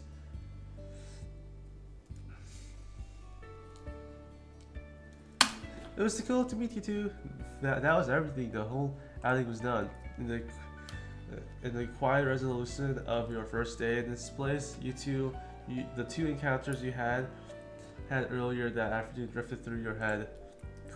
Kyo and Tamarack. Now that you're in a stage where you get to see their dynamic with Tamarack and with Kyo. Our life now forever has a specific way of constructing this personality. It's called dynamics. This encompasses how your character and that character feels about one another from. And this determines if your character is shy or confident or social and unsociable. That's the phrasing of you picking the normal choices. This is the only setting how you and the two leads tend to think slash approach things on a topic line level. These settings can be the same for both Tamarack and Kui, or be entirely different from one another. The first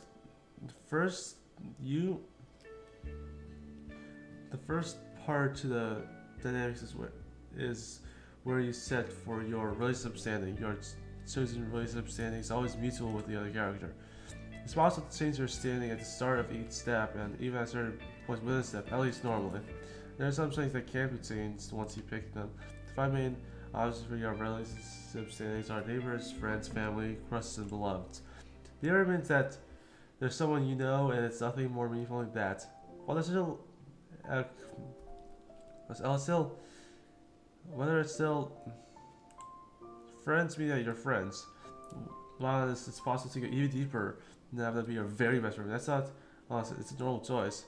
Family means that you truly love them. You will always keep them in your life in a fully platonic. You can't choose to love someone this deeply until later. Until later steps once you've known them longer. You also won't be able to change the setting to anything else once you've picked it. It's completely certain and unwavering. You can bring both Tamarack and Kui into your proverbial family. Crushes means that you and them have crushes on each other. While on this standing, you can keep your feelings a secret and act as though it can be known that you're romantically interested. Later in the game, you can also officially go steady with Tamarack or Kyo if you begin dating with them. Your standings on the dynamic screen will change the partners instead of crushes. It's possible to be crushed on Tamarack and Kui at the same time. For most of you can only get to actual romantic except for a polyamorous. Let's go polyamory. can proceed if you want. This way, the way that'll work is that Kyo and Tamarak would be in a committed platonic relationship with each other and could be in a committed platonic or romantic relationship with the MC. Kui and Tamarak won't be romantically involved with each other regardless of the choice that MC makes. If you do date one or the both, you can't break up with them. The partner status can't go away once you get it. It's straight couples be like. This possible change simply crushes to one of the options if you want to. Beloved means that you are truly in love with them. You will always keep them in your life in a clearly romantic way. You can't cease to love someone this deeply until later steps once you don't no longer. You also won't be able to change the setting or anything else once you picked it. It's completely certain, unwavering, like the rest is romantically known, a secret, or it can be off. If you are in a setting, you can unlock the possibility of getting engaged and changing your relationship status to fiancés. There's no requirement to getting married. You can date. What you do or don't do with your feelings of love is up to you. The leads will represent your set of boundaries. If you are beloved and make choices where you're hoping to get married, perhaps ask yourself, your partner can be the one to propose instead. The MC will accept the proposal by default because the game believes that you want it. You can convince your partner that marriage is a good idea and then reject them when you pursue it. That's part one dynamics. The second part is the expressive elements. It's how you and your other characters generally interact with each other, like relationship standings or expressive elements. What?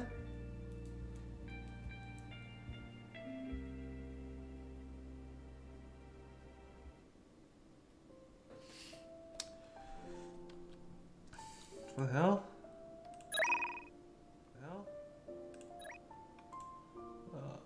Mute. Where's the comments?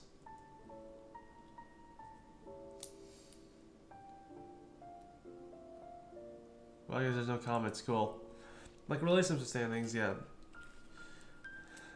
Are determined separately from Tema and for Kyo. It doesn't have to be the same for both.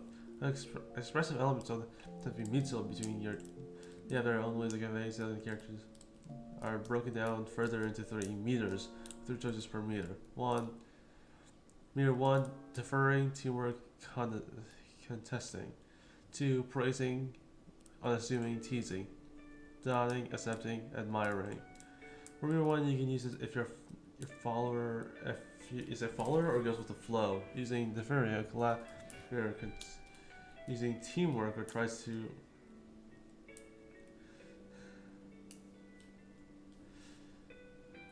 using a collaborator or deferring means like, okay, whether the other person actually wants to follow it or not, it's not using contesting.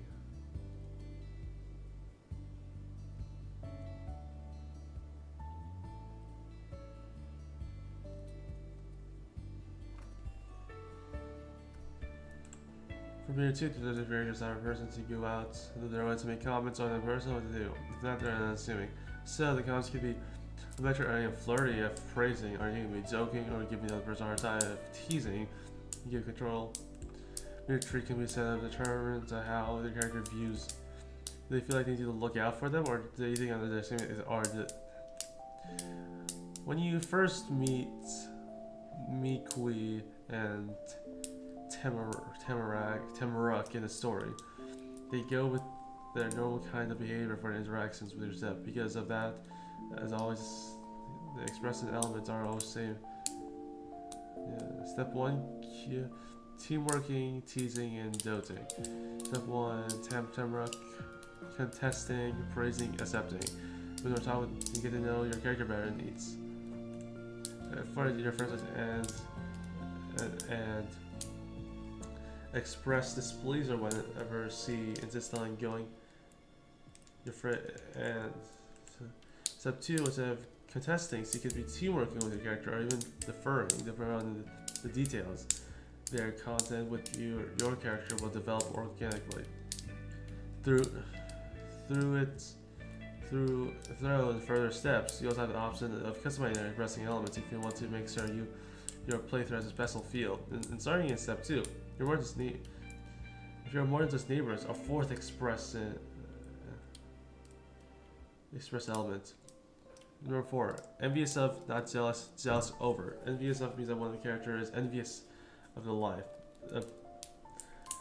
Depending on the jealous over means that they feels discomfort if they seems to like someone else more or isn't doing as much such. The jealousy meter does nothing but lets you add negative feelings on relative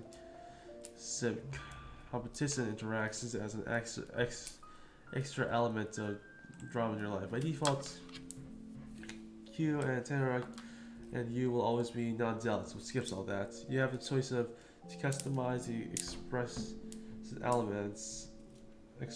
elements and sets them to be being jealous in one way or the other for that kind of emotion to crop up. With a relationship standing and expression elements, you'll be able to have a truly personal dynamic with Tamarack and with Kyo. There doesn't combos for the step you're in and when going from step to step. Being at crushes in step 3 will be different if you used to be friends than if you were crushing from the start, and so on. You'll have plenty of options to try out. That ends with a dynamic system total. We hope you enjoy the connection you create with Tamarack and Kui. Yeah, I think friends. I change it? No, okay. Yeah, I think friends is fine. Yeah, I think friends.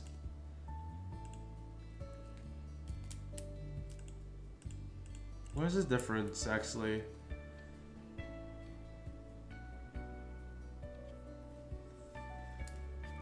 Yeah, I think I'd be teamworking. I'd probably be praising and probably accepting. Wait, what is the?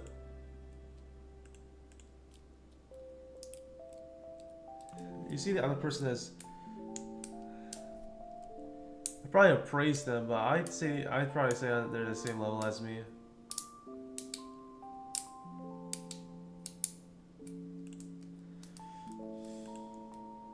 Yeah, I think we'd be friends.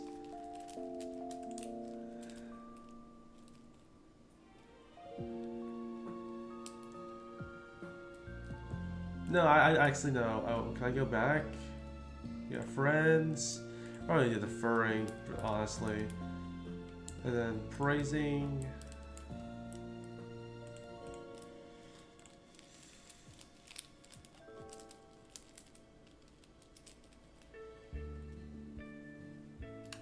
Yeah, I actually no. I'd probably say something like unassuming, and I like Kyo went off like a playground. I'd probably be admiring them. Yeah.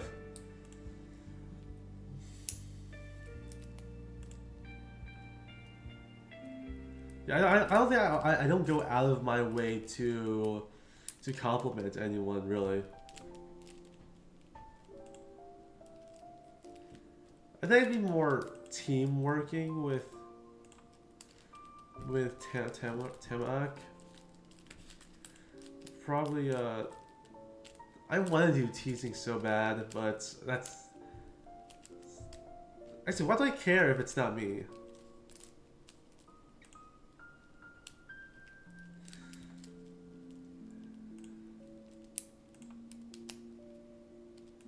Done friends, and then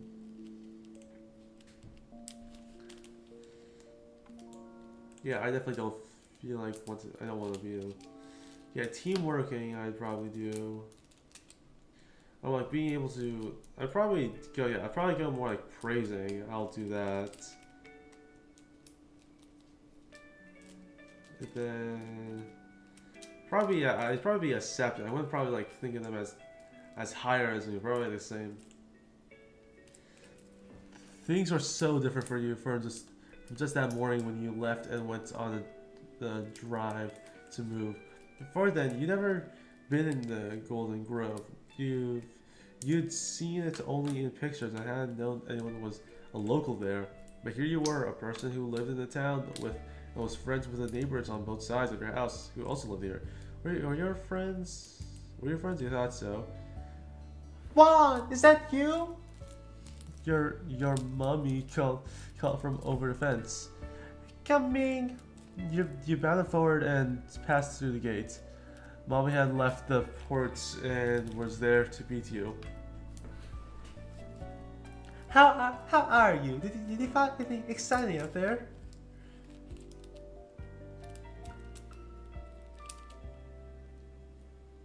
You're never gonna believe what happened. I bet, but I look forward to hearing about it from straight. We got the keys to the house. The agent finally arrived about 20 minutes ago. He's gone now, but I have. Both of us should be here for this. It's at your house too.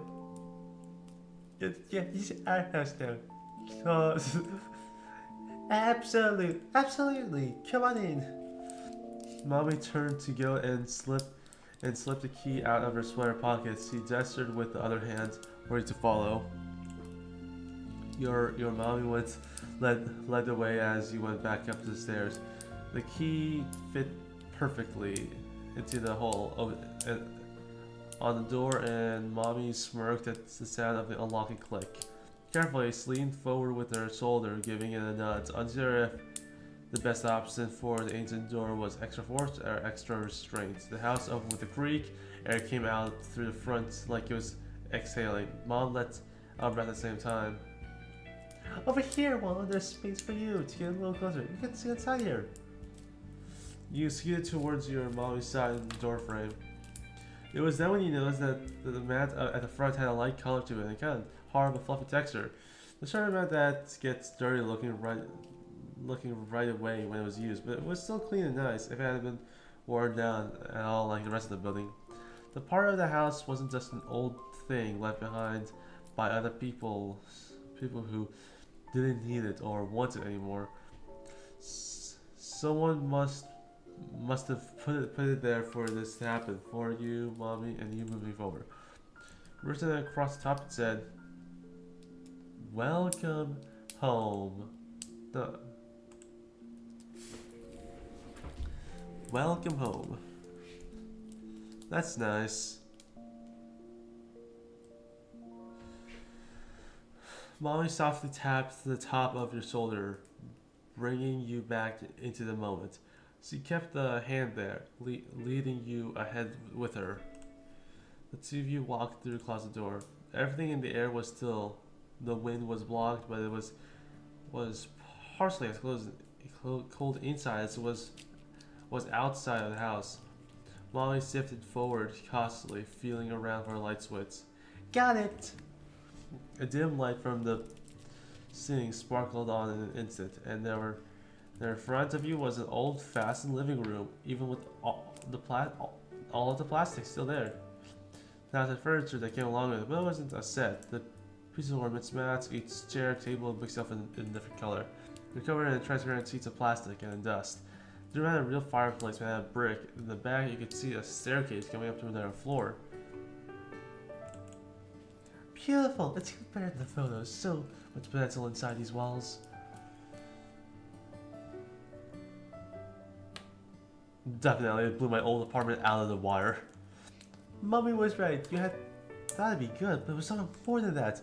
Your mommy touched the tip of her fingers to the mother blue pane next to her. We'll have to clean as much as we can to make it livable before bed. It'll be a long night. You're gonna pack more our things tomorrow. Then I'll be doing much of it on my own. You're gonna be busy. Mom increased the pitch of her voice, squinting her eyes sweetly. After all, it's the first day of 5th grade. No, I liked school. I don't like completely love it now, but I don't hate it. I definitely wish I was home, but I somewhat get the point of it. Yeah, I remember back in 5th grade, I loved high school.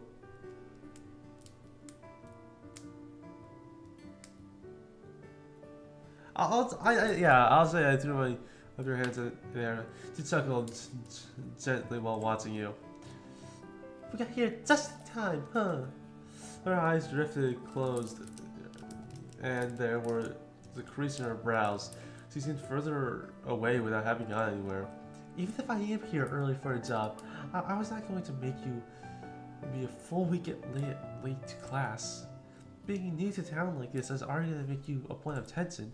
You can't tell if she thought that was a good thing or a bad thing by her tone, but Mom didn't say any more than that. She lifted her circle scarf over her head, careful not to have it catch on her earrings, and left it on the top of her suitcase. So, wanna see the upstairs? Yeah! The second floor was more the same. Lonely, sealed away rooms with furniture nobody had been using for ages. They were covered up by plastic seats and lots of dust. They could see the footsteps your mommy had left behind in the grime as she wandered the halls with wide, amazed eyes. After checking the state of the whole house, Mommy made the decision to leave the furniture and it's protected until after sweeping was finished. There are too many dust bunnies that might jump over to take a seat with your couches if a spot was available. I asked Elia. I hope I can remember where I put that dustpan. The broom itself's gonna be hard to find. I returned to your living room after Mommy got her trusty pair of craft scissors out of the suitcase. She pulled her scarf inside it while taking the scissors out. Mommy then went through some of the tapered box like it was her birthday, and each one was a sunny, unopened present with a ribbon on top. But her gift was the stuff she already owned. One by one, she took out the supplies that had been brought for this very moment, setting them around her legs, on the floor whenever there was space. Then she divided them into separate piles. A pair of yellow gloves, a fluffy flesh duster, a bottle of clearing spray, and a full roll of paper towels. Molly had a set of her own. Was for you. You're gonna need it. There is only one broom and dustpan that she did successfully find. You're going to take turns using that. The first move in the make the house a place people can actually live in place was yanking out the sticky window to get some air flowing in. Though before even that, you had to get those locks out of the window themselves to come loose. You dug your fingers in between the base of the window frame and the latch pressed against it, forcing it to move against its will.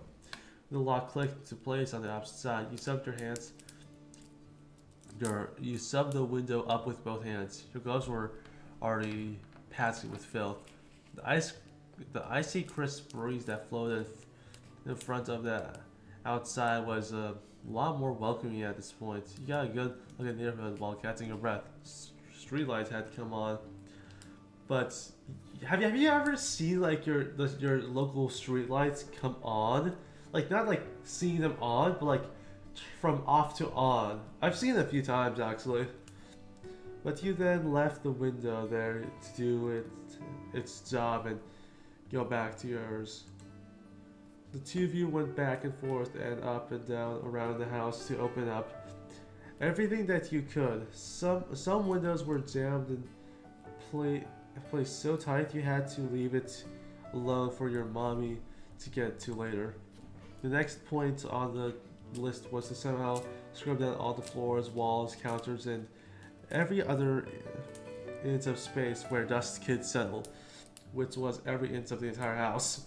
You picked the spots and gave it a sweep with the fuzzy head of the duster. A nice light of clean wood followed behind your motion. That pattern continued for a while, and whether the dust layer was gone from a spot, you go back over it again with the cleaning spray to really make it shine. Your mommy was able to track down and turn on the heater, not that you could tell the difference with all the windows wide open. Eventually, you had a short break with your mom, sitting around the kitchen together. with the two of you as dusty as the rest of the house. It was packed meals from the car. Simple sandwiches, fruits with thick peels that wouldn't get smashed on the dry, little bags of granola, and pretzels in juice boxes. There were no groceries. The rickety fridge was off and totally empty when you checked. Yeah, I was relieved that there was nothing gross in there. You had prepared for the worst for such an old, practically abandoned house, but there wasn't a single bottle of nasty ketchup or box of unknown leftovers or anything. The trash from where our food was dumped into the same giant black garbage bag that you had been throwing piles of gray stained paper towels and wads of squish together tape it into for a hell night. So the bag was getting full, even though it was big enough to fit your whole body inside. It was a look at how much you've really done today. Looking at just the house made you think that you haven't even gotten started. The only way to change that was to keep going, and as your mommy talked about when it occurred to herself to clean again after dinner. You and your mommy polished up the house as best you could for 2 more hours. When your usual bedtime arrived, mommy put the duster and the scissors down. She wasn't gonna have to stay up late, no matter how excited she was to unpack. She guided you to the first floor bathroom. The one on the second floor was too dirty to use, plugging her overhead bat off the counter along the way. Your mom explained how she used a routine throughout the whole house to close the windows to keep busy until the bathroom was free and let you to get ready to sleep. Inside the bag was a little baby-sized version of normal toothpaste, mouthwash containers, and simple toothbrushes. All I had for pajamas that night was a green long-sleeve shirt with matching pants.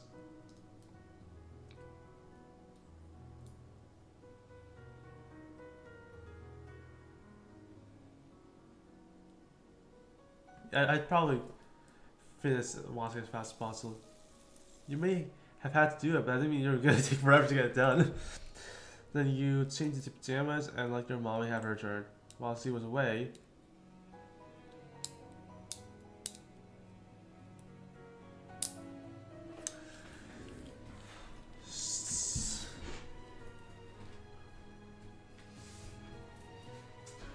what do I want to do? I didn't really have any action figures growing up. I didn't have a doll to play with. I think I got a stuffed animal, but I wasn't too. Oh, there's Blah. Blah. A trans icon.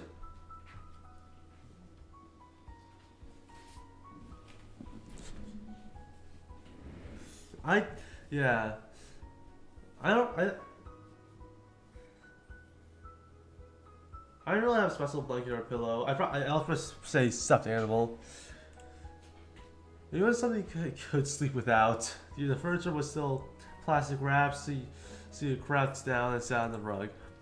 Mommy returned in only a couple of minutes wearing her purple pajamas, and she also had sleeping bags tucked under each of her arms. She shifted one forward to hold against the front of the chest and dropped onto the other onto the floor. It landed with a puff.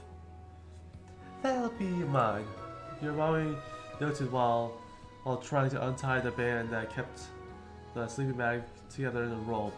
She pulled and pinching the knot. When it didn't budge, she lifted the ball from her face and used her teeth to pry the thread their bands apart from each other. She got loose and vigorously flat the bag all the way open. She laid it down in a clean spot on the wooden floor. There you are, one already. Okay. Did you know the word okay wasn't invented until the 1860s and wasn't commonly used until 1920? Fun fact with no one. You use your feet and rock back and forth to move yourself across the antique rug, scooting towards the sleeping bag without getting off the ground. Mommy chatted casually while spreading out her bag nearby. We need to get some wood so we can actually use the fireplace on nights like these. Wait, I need to check a few things. Poke Heroes. That's not it. Alright. Rumble areas. No, okay, you have 2 hours left for that. And yeah, that's it. Maybe get some wood so we can actually use a fireplace like these. Do you mind I know how to use a fireplace? You've never seen one in person until now, and so far you've still never seen one that had a fire in it. Luckily, the house was warm and cozy even without that, since the windows stopped letting the chill in. The heater worked. That was sort of a surprise to you. Molly soon settled down on the center of her temporary bed. She sat cross-legged with her back solidly straight. Her hands came to rest on top of her knees. Give me direct eye contact with you. Thank you for the help with the house today. I'll be home before you know. Don't have this rate.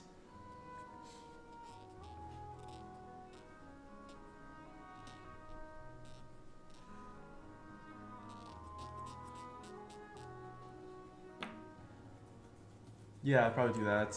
She slats her shoulders, easing away some of the stiffness.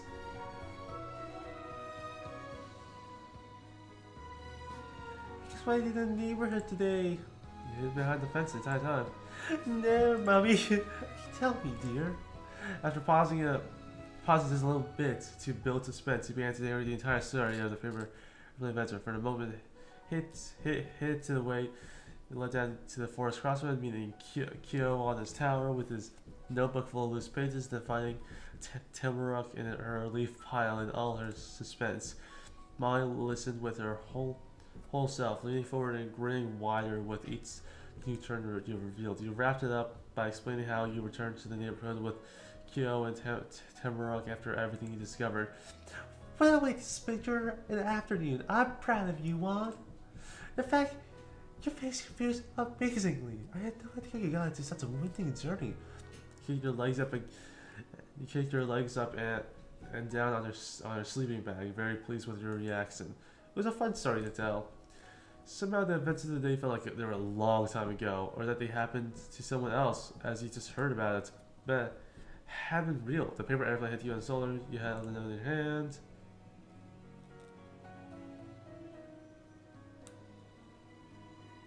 Yeah, it's shaping the paper with your things as a keepsake. They had nice memories that went with it. With your topic held down, Molly softly spoke up to share her thoughts. It's odd. Imagine the entire building collecting dust for all this time, isn't it? No one wants to live here. Not a renter, not the man who owned it. But it's a charming house. Yeah, it is. How do we get to have something like this? Molly pinched her lips together in consideration as he kept talking. There are a lot of opportunities. There are a lot of opportunities, I suppose. To my company, the retirement of the former HR manager was the first big position I ever had for this area. And even that didn't open up for people already living in town. I was asked to relocate to this position. Creases grew around her eyes the more she thought about it. She caught herself before a frown could follow. Oh, but that's not the issue. I'm grateful. We'll find our place in the slow pace of Golden Grove and at least we'll have each other regardless.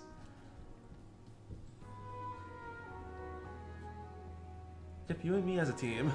A very impressive one, I'll say. Then your Molly strutted her legs out fully across her sleeping bag, wiggling her toes inside the black socks she had on. Seeing Molly right there on the floor with you was cool. You didn't hang out together during bedtime like this much times. It was special. And you thought about that. Your eyelids were trying to take themselves up with the sticky glue, with sticky gray stuff. Your eyes knew it was extra late. All right, dear. You should get inside that sleeping bag now before you blink out on top of it. That sounds like a pretty good idea. Scooping your stuffed animal into both your arms, you simmered into the open end of the bag. It was made out of fabric that was so smooth it wasn't difficult to do. You moved farther down until the edge was to your chin. You were wrapped up in it like a loaf of bread in a grocery bag. Mommy goes to her feet, talking a short jog over to a far wall of the room. She lifted a finger to the light switch, but kept her gaze down on you. The expression on her face was gentle. Good night, Juan. Sweet dreams. The room went pitch black with a click. While your eyes were trying to adjust, you heard the shuffled sounds of Molly. She joined you on the floor again.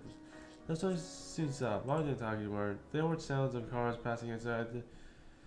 There was a thumping in your ears, and I thought it might have been a grease somewhere. The night noises were a lot different than what I expected. They were so quiet and distant, it made you notice them more, as if they were clearer. You had to get to know the sounds better. It's another part of the house's personality. You were okay with that. It was normal to need time to get familiar with each other. Your much eyes shut, and your head was thoughts of quit and Tamarack. You tossed and turned in the squishy cocoon, wanting to sleep so excited. Wanting to sleep so tomorrow would come sooner, but too excited to do so. It was a too long night. The second day arrived and Golden Grove arrived. Hello again, we mentioned it earlier, but occasionally you'll get the opportunity to change what you're wearing during the game. You may also be able to take off accessories like hats and scarves during certain in-game moments. If you don't want to bother, we can toggle these settings off. Turning off the dress-up sections means what layers you choose to take off and keep wearing when you get to school will be your preference for what you wear indoors for the rest of step 1, or until you turn on dress-up sections again. You'd like to see the dress-up sections in the future? Yeah, sure. Have fun.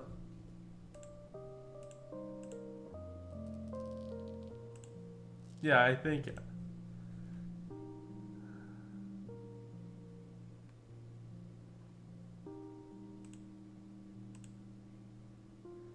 Yeah, when I'm inside, I'll probably have no scarf.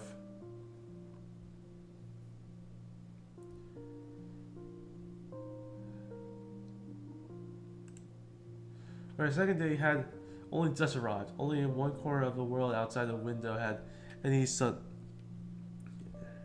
sunlight. The rest were all shadows. The light in the house had been turned on for you to see your own hands.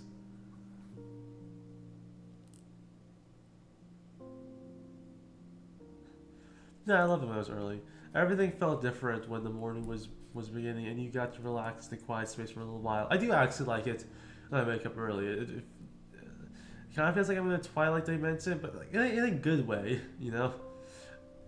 Everything felt different when the morning was beginning, and you got to relax in the quiet space for a little bit. The unpacking wouldn't be started again until a lot later, sort of always said, when you were brushing your teeth. For now, you both only have what was already out. The food around to eat was the same stuff from yesterday. It was what you had for breakfast already, and you could see your mom packing it for a brown paper bag for lunch too. That was the last day of the preparation. Said to do for their school. You're pretty sure your mommy really wanted to be the one to get your supplies for the day together. She puts stacks of staple papers, a notebook, your pencil case, a ruler, more to your backpack. Mommy had kept the pack on the middle seat of the car to make sure you're right there when I was time to use it for class.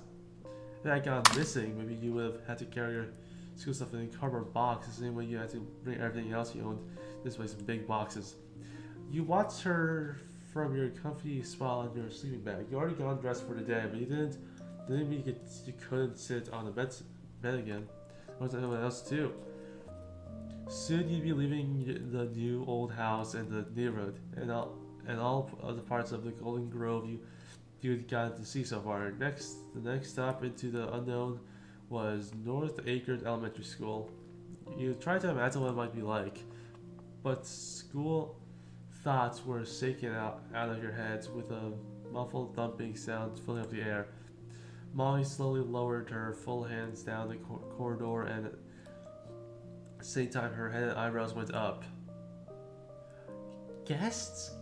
Guests? Already at this hour? Your mom left your lunch bag incomplete on the table and went to investigate the knocking. Yeah, I probably like to answer first. The speed of your chase made your sleeping bag slide against the wooden floor, but you didn't trip. You were able to pass Mommy before she arrived at the start of the entranceway. You reached up to get looking at a long handle in front of the door, pressing it down and giving this stiff board a firm tug. It squeezed open. You glanced ahead, squinting your eyes to adjust from the complete brightness inside the pale dawn outside. Standing tall on the welcome mat, seeming totally at home at your home. It was a new friend of yours you had met the day before, Mr. Kyo Lin. Though he said he was also called Autumn.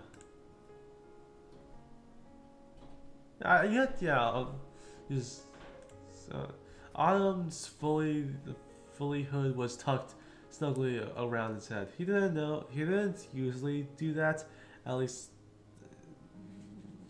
basically on how much was useful for him.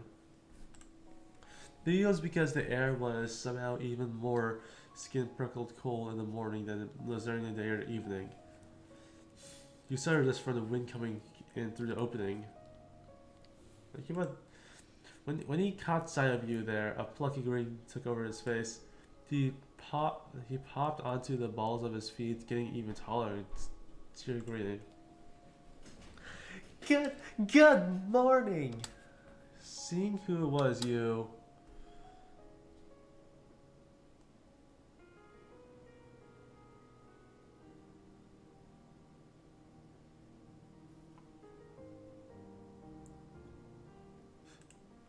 Yeah, Kui laughed openly, completely pleased that you come over to him, mirrored your move, so he was facing you instead of Mommy.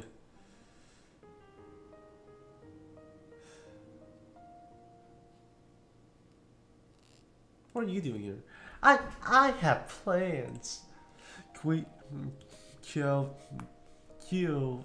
I was like Kyo stayed, put in the new place he took, but angled his head up and over to give his focus to your Mommy. Mr. Kyo Yulin, I'm your neighbor, and the teammates of Mr. Won second. The two of us met yesterday. Yes, I heard. I've been appreciating getting to meet you, but those feelings were well placed. You're so polite. Kyo straightened out the line of his bandana with both hands, grinning cheekily as he made direct contact with you. If somebody has been talking about me, I hope it was the good stuff. Now I should introduce myself. Well, I'm Miss Second One's mother. It's nice to meet you. May I speak with moments, Miss Second? There's something I want to talk to him about. Thoughtfully, your mother's glance drifted down to you without looking back, and then your mom replied, "It'll be fine. I'll finish getting your bag ready, Juan. You can chat." Kyo clasped his hands together primly. "Thank you very much." Mommy let a content smile rest on her face, and she walked back inside the house, leaving you alone with Kyo.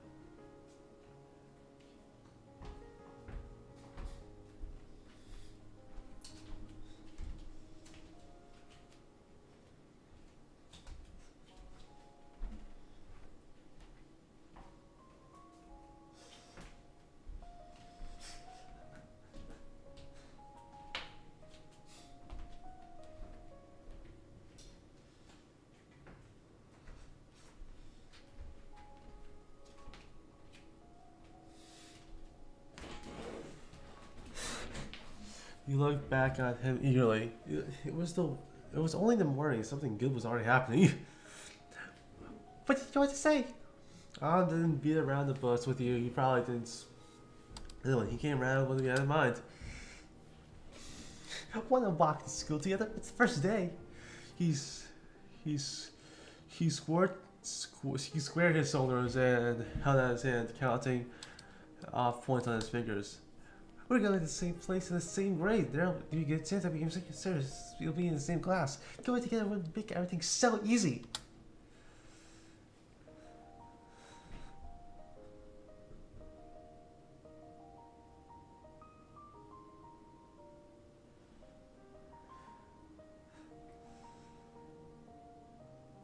And yeah, okay. All right.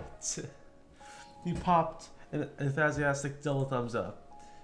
Hey, and guess what else is the reason for why we should walk together? What?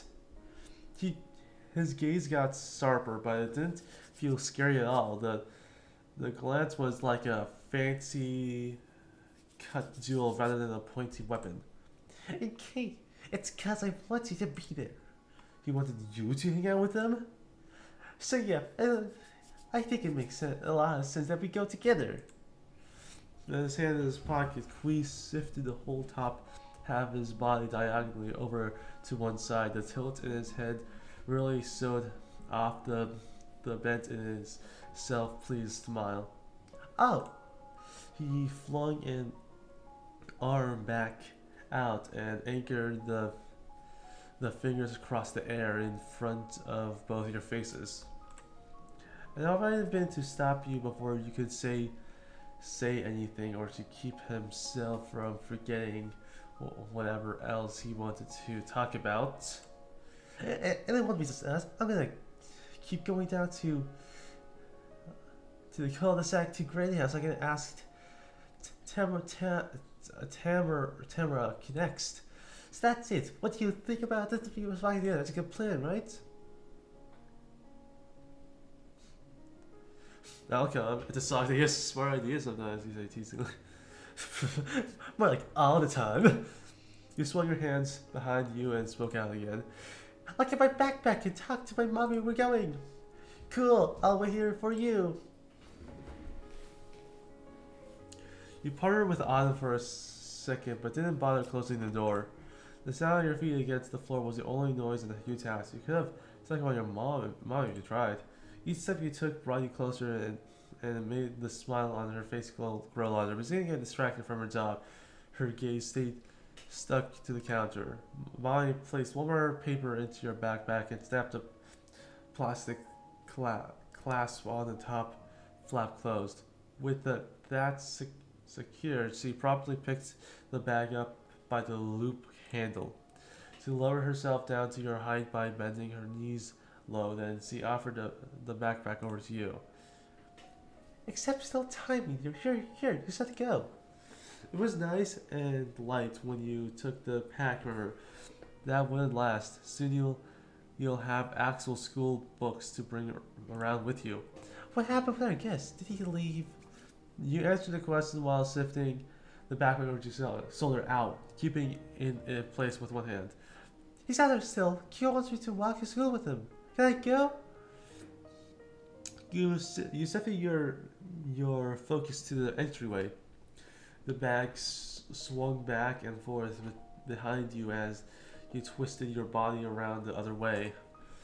He came over to ask you that? Talk about convenient. The young Mr. Lin must know the way far better than I do. You certainly can't walk together. That was exactly what you thought she'd say. You could count on her to understand. As he smiled, her face lit up softly like the early morning sunshine outside. Molly pinched the tip of your chin between her thumbs and her pointer finger. Enjoy your first day. There's only one of them per year. She's right. It was your school year in a brand new town. Anything could happen for all you knew. It was an adventure, and you would be ready for it. Through the open door, you could see Autumn waiting patiently on your porch still. He turned his back to the house instead of looking around the neighborhood. He came to his side and then caught his attention. His gaze didn't go to yours. It went right to your backpack you had on. Autumn grilled hopefully. I told Mummy it's okay. He smacked his hands together enthusiastically. All right, time to go. You know, Mo, it's been forever since I got to walk to school with a friend. A teeny tiny yell popped out of you, partially because of what you said, and partially because your knees smacked together when you said it. It's like you were friends. Not that you were, but it was totally different to have him talk about it just like that.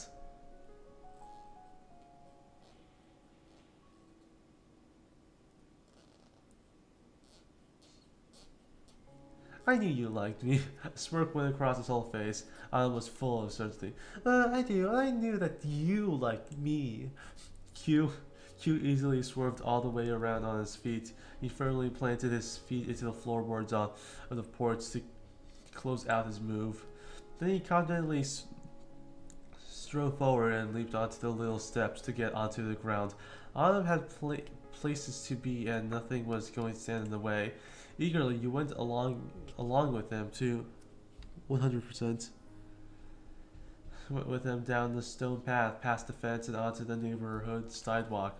It took less than a minute to go around the bendy curve of your neighborhood that led to the least pointy, less colorful home on the street. Tamaruk's house. Also her Omi and Opa's house. Kyo and you wandered right into the uncharted territory of the port. Q tapped out a rhythmic second knocks. I never had once. Q brought his arms to his side, took his head to readjust the way his hair fell apart around his shoulders, and positioned himself squarely in the center of the centerway. The order began to jingle in its frame like it was cervical from being outsiders early, too, but someone was fiddling with a doorknob on the other side. The door was swung wide open with a clattering yank and a gust of flowery perfume. The air coming from outside deep inside the house. Still clasped the handle and leaning her head against the wood. Tamaruk was there to greet you. She had her bag and scarf on for the day already. Hello! Hello! Man, why saying that makes my head stuffy.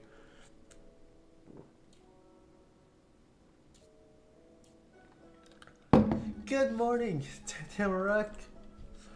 Her eyes popped open. She hadn't looked to see who at her door before saying hello, but she could tell who was from the answer. Tamaruk's tone of voice lightened even more. Kyo and Juan, you're both here. Hi. Wanna walk to school together? Kyo followed your invitation with a nod. We're all going that way. It'd be cool if I as a group. She blinked rapidly many times all in a row. In the soft pink light, her eyelashes looked almost like simmering dragonfly wings. Wow, okay, I wanna come! She twisted almost the whole way around, turning her back to you. She could just barely glimpse the darkening hall behind her. Tamaruk then leaned over, bending her knees and powerfully sucking the date. I'm going to school now! Her loud high-pitched I'm going to school now! I was gonna do it. Her loud, high-pitched call echoed through the hallway. Have a good day, young lady. Young lady. I don't know how to voice. Tamaruk hopped forward. It was small, but that was all it took to go from being in her home to being in the outside world. She tugged the doorknob with her to slam the door shut. I'm ready. The quickness of all that was too much, and Kyo needed a second to catch up with it. But when he did, he chuckled. Perfect. And by the way, Tamaruk, I told Moment already, but people don't always call me Kyo, especially at school. I go by a nickname. It's Autumn. Okay. I like Kyo. You do? Thanks. Autumn lazily settled his hand on his hips to make his eyes move way off the side, even though there was nothing special to see that way. Guess we've actually got to get to class. Yeah.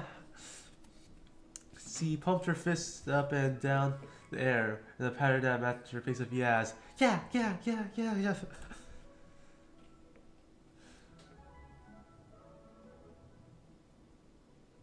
Yeah.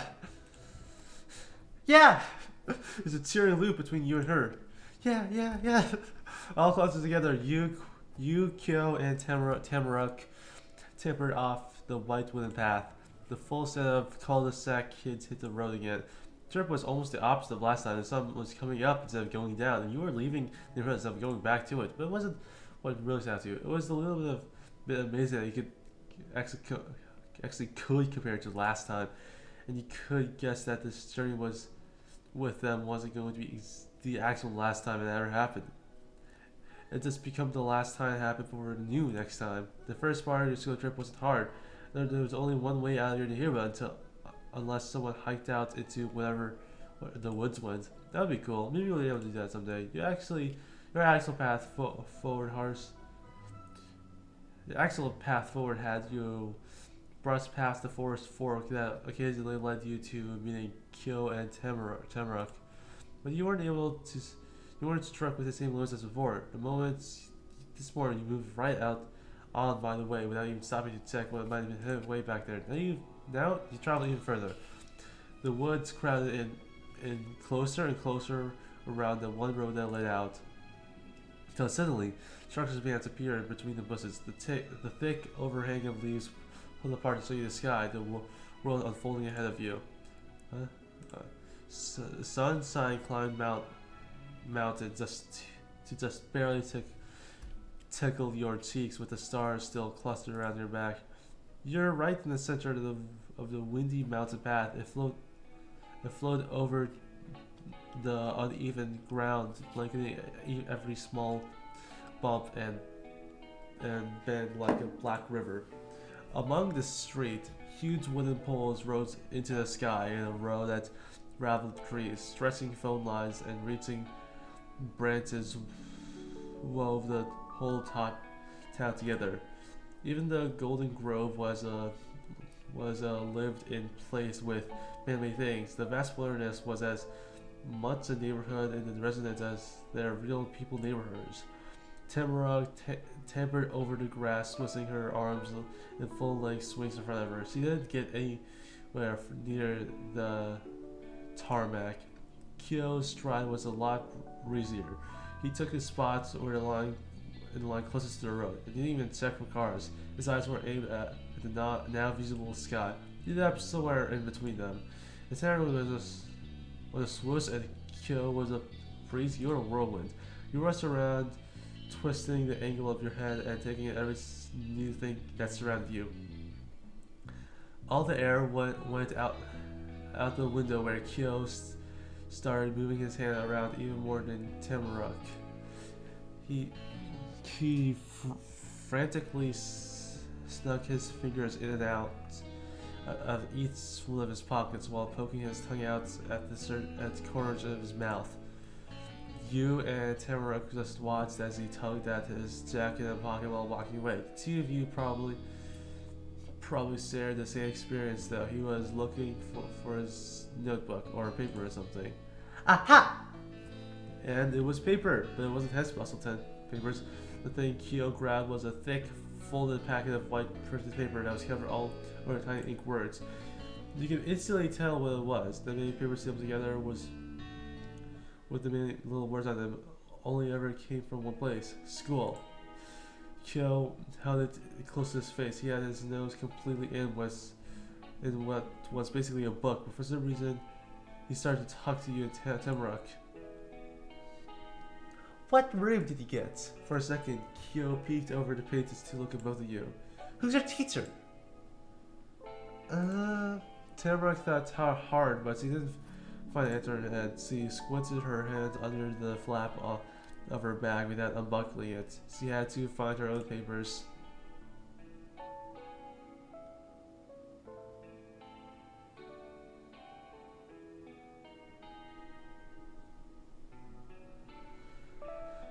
I'm gonna check. You rather pull a big packet out of your paper onto your bags. You just needed to find this while you rooted around for a Kyo sound. Here it is! Room 24, Mrs. Murray. Kyo used his thumbs to bend the papers down. They stopped hiding his face and you could see that he was stunned. Tamaruk waved her packet in the air and quickly for it. Me too! Great! What about you, want? Is Mrs. Murray 3? You yanked your paper from your bag and spread around the huge chunks of long words that explain the school procedures and student enrollment. Looking for you, the part you need to know is stabbed out in front. Teacher, Mrs. Murray, room 24. We're gonna be stuck forever, you joked. Your mom had given you the papers. Kyo probably got from his mom and dad, and Tamara from her Omi and Opa. Despite being kind of different, the papers were all the same. A smirk sailed in its regular spot on Kyo's face, all ready to plan if he somehow could have planned it. We were roommates.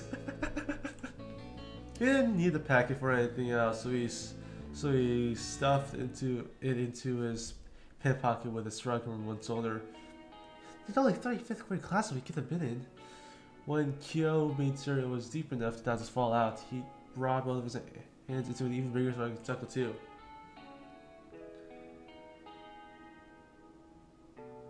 Oh, Mrs. Murray, I almost made it without her being my teacher. It was close. Timurag peered into his face with wide eyes and leaned over so much that he almost walked in. So he didn't have to say what her question was with words. Kyo got it. Don't worry, she's nice. She's the best teacher for you two. Kyo made a very serious and reassuring okay sign with his fingers. When an instant, it snapped into a pointing gesture. You're probably gonna be shocked, but Miss Murray isn't a teacher. She's a mom. She has kids. That's her kids, not students. Wow.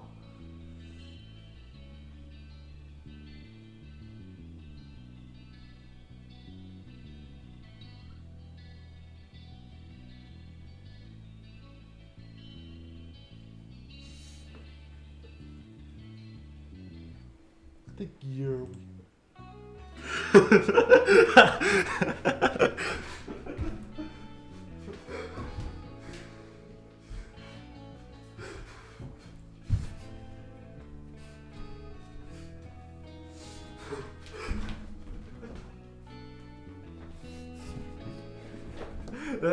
That's such a good quote. Not that. Okay.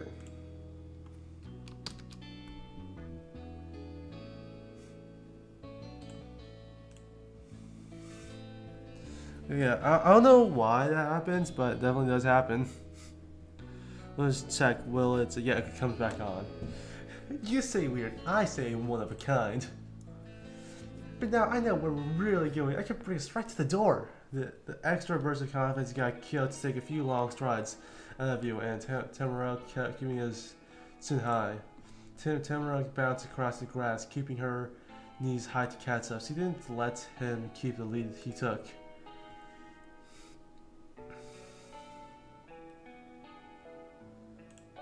You stumbled forward to get back to the middle of the row. You agreed with grins from both of them. Your steps came back into a steady rhythm between the three of you.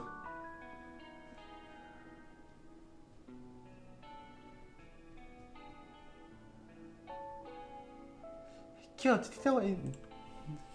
You know, I'm not sure. It was empty for a long time. Adam gazed upward, tilting his chin way up high, and tried to search the back of his mind. Maybe there was something there when I was like really little. I don't know them though, or where they were. He lowered his gaze again so he could offer you a grin and lifted his shoulders instead. I kind of thought I was gonna be a man forever. Tamara burst into squeaky chuckles. Oh my god! Oh my god! Oh, but talked about the same thing when they were having coffee. Oh, it was intriguing. You learned something new. The longer the walk went on, the more Tamara's gaze. Wait, is it too loud now? Yeah, no, it's kind of loud right now. There, you can now sort of hear me now. Let's go. Oh. I should probably just like protect my voice more. Really. The longer the walk went down, the more Tamarack's gaze was pulled to the forest edge along the road instead of what was right in front of her. Her steps drifted uneventfully, but you weren't the only one who noticed her focus. Hey, so it's kind of funny. How you like the woods so much? It's the only nice place I've seen here so far. It's in the plainest way possible, and the word still made Kyo gasp hard enough to cough. Have you been places other than the forest? Yeah, lots. They're not good. I can't believe it.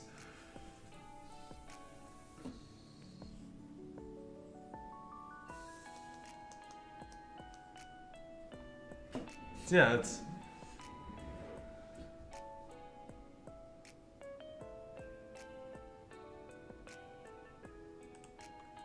Yeah.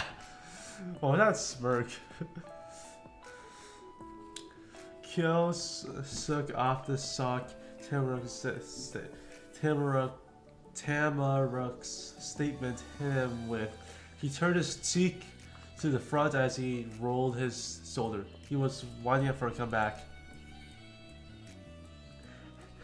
I guess I can give you one thing. There's a pretty special kind of fun that in all my years of living here, you can only ever have out in these woods, very woods, nothing else. Really? Really? What is it? He cast a reel and Tamarack was hooked on it. She instantly became invested in whatever Mr. Kyo had up his line. I'm not gonna tell you. I need to do that voice differently. Ow, my throat, ow. What? Tamarack struck the tone so high it scared away the birds who was minding their own business in the tree above. It was a hook, line, and skinner. The beat of its wings fluttering through the air, matching Kyo's giggling. He brought a hand to his chin and leveled a mischief glance at Tamarack. One day you'll understand. Probably. And that was really it. He closed up his lips, pulled his arms, and settled into not explain for the rest of the walk. Tamarack couldn't accept that or couldn't get a hint. She pestered him with a passionate words, getting stronger every time she repeated. Tell me the thing, tell me the special thing, Kyo! Tell me the special thing!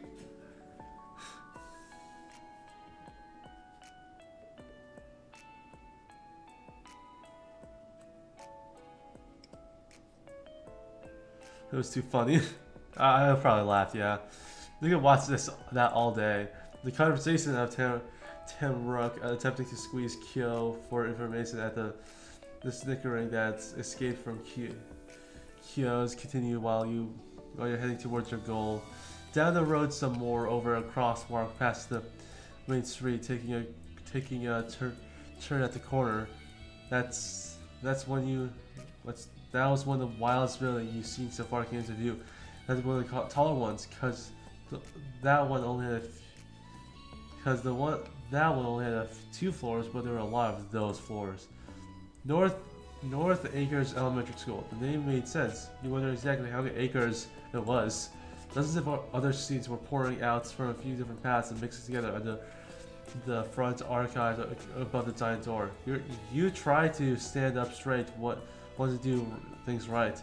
Then you went through the doors, sticking even closer by your group that on the walk there. Inside was a long hall with different doors and a staircase on the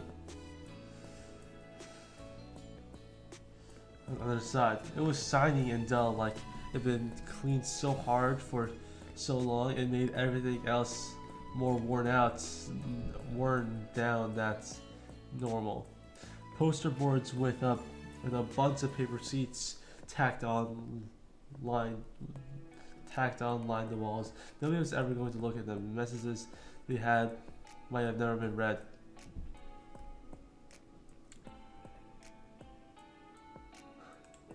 The floors had a checkered tile patterns. Some of the kids around make sure to only walk on one of the colors to avoid them. It was loud. There was too many sounds from a crowd in the hall. Also, it echoed around, which made it even louder. The place was your school now. Kyo tapped your shoulder and pointed with his other hand. You figured that was his way to say that you had to keep going without him to yell so you could hear. The three of you pressed past the other students, making sure you get separated. Step by step, you climbed upwards and forwards. Alan waved a hand towards the right door where you reached the top. You arrived for the first day of class, right on time. A little bit of cold you brought inside the school on the tip of your nose and over your cheeks had finally drifted off your face. It was nice and warm.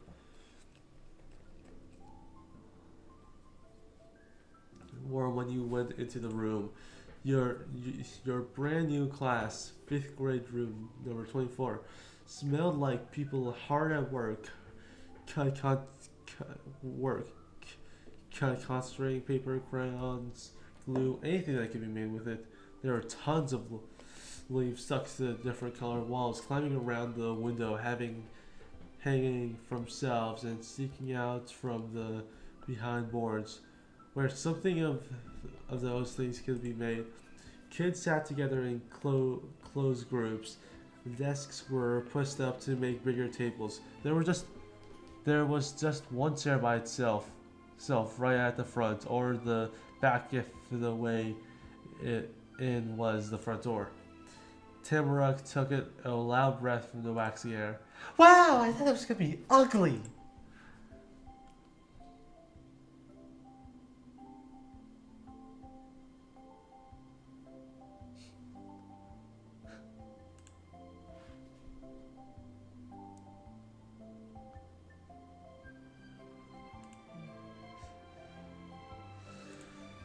Yeah.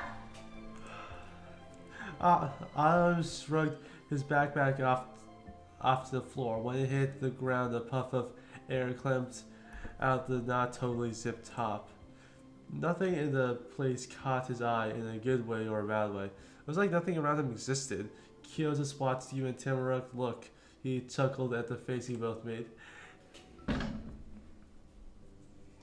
The classes look the same for every room in every grade every year.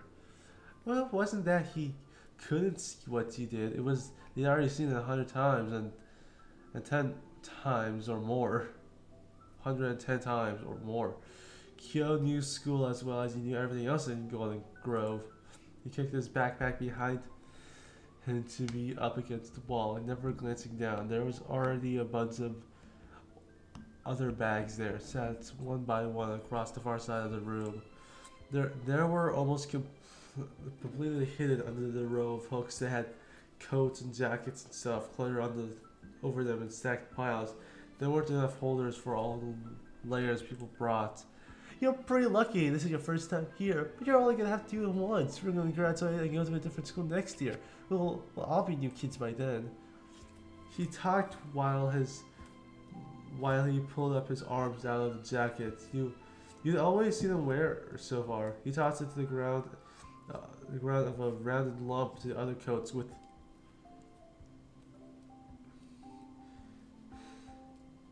a hook somewhere below it all. Tamara waited, watched, and since he tugged at the end of her scarf to undo the knot it was wrapped in, she talked too. I told you this place was weird and never changed. That made Kyo at her. The sound was almost exactly like the noise his backpack made a minute ago. Oh, my God, my throat hurts so much. I took a small break. Actually, should I? Like, where? I feel like I'm missing something. This still is taking forever. Damn.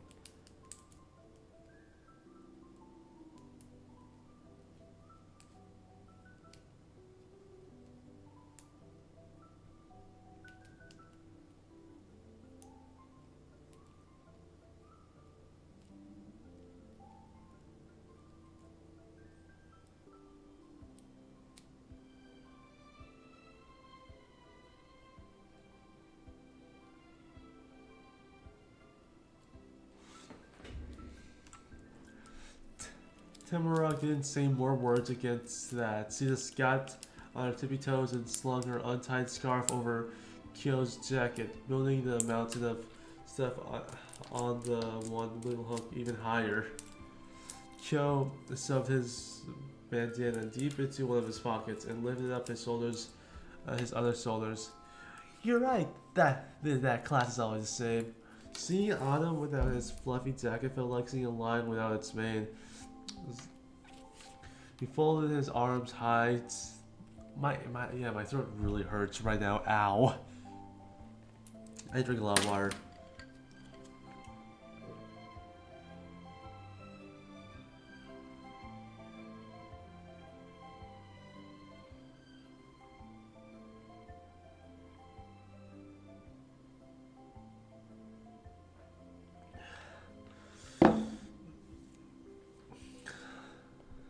He folded his arms high across his chest and gazed upon what you were standing to get was his kingdom. What? He had all the pride of a lion, even without a jacket. Though Kyo acted like it wasn't for to get ready. He hadn't taken his gloves off. Was he going to wear them in his class? Tamarak held tight to his strap of her bag. If our sir wasn't going to go with the rest of the blacks, that means he was definitely already done with the putting your stuff away part of getting to school. Tamarak overalls were the most over clothes he had when the scarf was off. No coat or a cool poncho or anything. The overalls were kind of short too. They didn't cover her whole legs. Her ankles had long socks and yellow rubber rainbows keep them warm, but he had to wear it if he didn't feel cold the same way most people did. Good morning and welcome, students. You glanced over his shoulder. In the open door was another new person for you to have to know. Her braids didn't match a few of the kids there, but she wasn't going to be sitting in the desk with them. She was twice as tall as everybody else in the room. It had to be a teacher, Mrs. Murray. Her soft brown eyes looked down over you and your neighbors while she tapped a finger against her freckled, speckled face. The pattern of her skin was almost like stars if the sky was light and night and the stars were the darkest part. Her rosy pink lips parted into a smile. She inclined her chin towards Kyo. Nice to see you here, Mr. Kyo-lin. This will be a good year. Yeah. Kyo stretched the words out as far as he could go. At the same time, he opened his arm wide, turned his head away too. He had the kind of tone your mom would have when you were sick and she agreed to eat the delicious dirt pies you made her. Squeaky, cheerful, and not real. He was trying to be nice, but wasn't trying that hard. Though when his eyes were rolled away, he gazed past over you and got stuck there. The mischievous grin tugged the corners of his mouth as the sound of his voice went from off-key to charming. Maybe. Mrs. Murray's pencil-pointed eyebrows lift. She blinked one time and then her own spun glue. It was shared with you and Tamrock next. Hello, I am your teacher, Mrs. Murray. Am I right to say that you're Tamrock Barman in 1 second?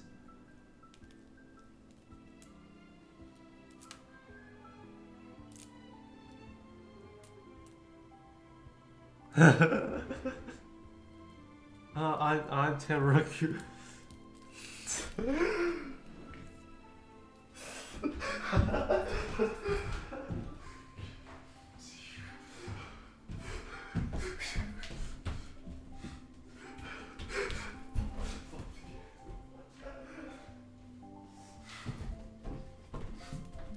Whenever I play anything, I always think of how I adapt it into an animation of some kind. And like when I just did this for this scene, I laughed so hard.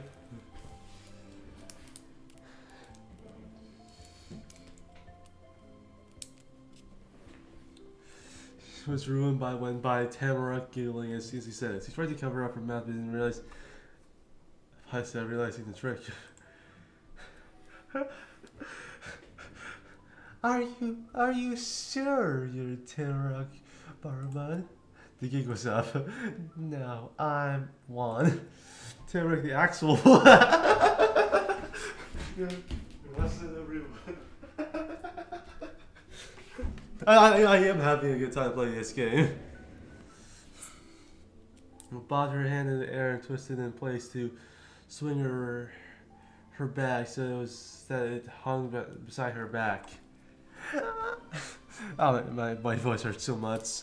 Myra, where are you? I need a voice actor. I'm the real Tamarack. Is that so? Great. Mrs. Murray spoke sweet in a way that was just nice. It wasn't surprised or relieved to find out the answer. She probably didn't need to ask to know who you are. Teachers knew a lot. If you were so kind, would you mind coming over to my desk over there in the hardware? I'd like to talk to you two before class begins. Okay! Tamarack finally lowered her hands back down to her sides. She still bumped her bag around by pushing it up and down in her. It clattered loudly and Miss Murray pretended not to hear it.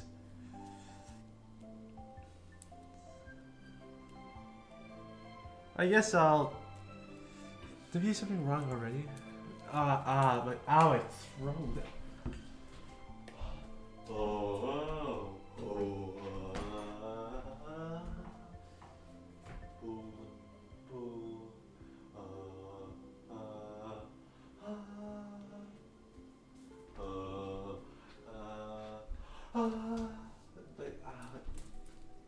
How's that?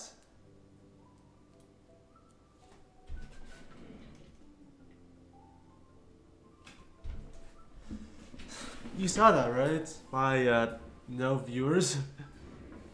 No, you're both perfect, but I might do something wrong. We don't want that. Alright. Thank you, both of you. She gestured lightly with her hand for it to come and left the doorway. Kyo turned his head to follow the teacher. More and more of the dark hair eclipsed your view of the rest of him as he walked away. When you lost sight of his face, there had been a frown on it. After he was really young, he swung back towards you and Tamarack. Autumn was smirking at them. Good luck out there! He tripped over on one foot and bent his body way down. His other leg kicked into the air. He could balance better than a flamingo. Autumn slipped a hand under his jacket on the hook and also under Tamarack's scarf, which was still on top of it, and dug around in the fabric. He didn't come out empty-handed. He got a hold of his favorite notebook and a pencil. Kyo slowly lifted his chest up and began his one hovered foot down to earth again. That whole time was graceful, but he followed up by wildly wavering his notebook goodbye to you. And the paper fell out when he did. Ah! Derek squealed, trying to talk but too fast, so another was realized. Yeah. She raised her arms to Kyo, grasping it like she could pick him up and plant him back when he dropped his thing. That didn't work either. He stepped away on light feet, carefree, and joined up with one of the groups as the desk. They all raised their heads and waved when he arrived. He was gone, and the teacher was writing. Tamarack squinted her dark red eyes tightly. The director gazed towards you, because it wasn't like Zaru could understand her. He gave her a look back.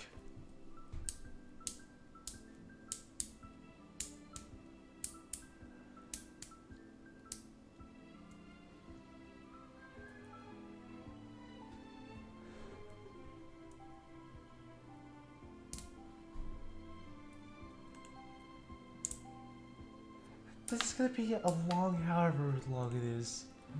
You made a beeline to the tent, paint on the dark blue carpet, and sat off the ground before somebody could step in or it could blow away or get lost in the middle of the forest. Before putting it in your pocket, you read over the top side and flipped it over to see the back. There's a list of food and other things. You just try to remember stuff to get when his parents went to the store for his parents. He tucked it away into your pocket. That was taken care of. Tamara pretended like to be a jack in the box like she did yesterday. This time it was by bending over her knees before bouncing straight. Her fluffy locks of the hair stuck around her round cheeks. Come on, Juan! She slipped off the teacher's desk and smiles. He caught with her in no time and walked the rest of the way side by side. Off in the corner on the other side of the room was the teacher's old dark brown desk. At least the very top of the wood was dark. The inner part of the lot lighter. You could see that from all the tiny cuts and scratches over the surface. It was as far from the desk as it could be. You guessed that was so he could have all these kinds of talks without anyone else hearing the whole thing. Mrs. Murray didn't sit in the cool rocking chair that was behind the desk. He stayed in front and only leaned her back against the top edge. She got to talk to you and tell Tamara gently, because he didn't have to push her voice across the piece of furniture that separated teachers. I appreciate you coming to this meeting. I always like to know a little about today. What you can expect from your first day. Why? Well, this class is a unique arrangement of students, but you're the only one. You're the only two who has never attended this school before. Everyone else is simply returning after a summer break. I'd like to introduce you. You're doing roll call later. I want all the other kids to know who you are. Oh! Tamara flicked at the buckle of her bag. They made a clinking sound. When she hit them up and down and a thumping when they landed back down. Okay. Her gaze moved around too. The meeting wasn't exciting anymore.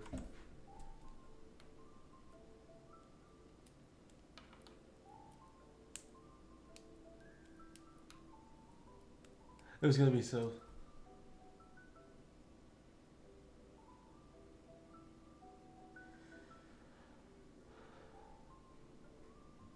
Yeah, people would stare and make faces at you, and you'd have to sit there or stand there. It was like a big weirdo while the teacher was talking all about you. The fact that the face you made wasn't what any teacher would have wanted to. They would have wanted when they told their students the plans for class. Mrs. Murray could only offer promises over her plans and no proof.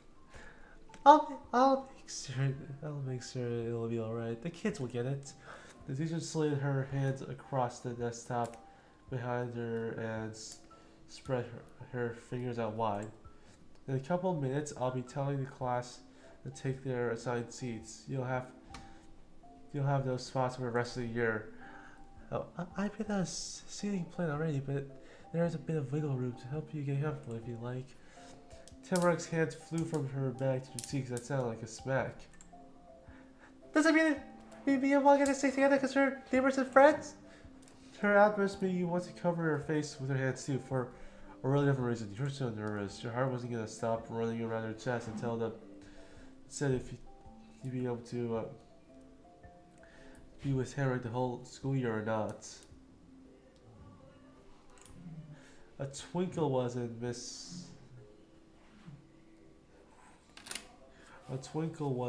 Mrs. Murray's eyes when she finally said what you hoped for. You thought she might have paused on purpose to make it more dramatic. Yes, I can put you next to each other. Whoa! It made Tamara explode in celebration. She popped up on one foot, putting the other up near her chest, and her arms went in the air. Juan, we're gonna be sitting together. Yes. We got something then. Anything else?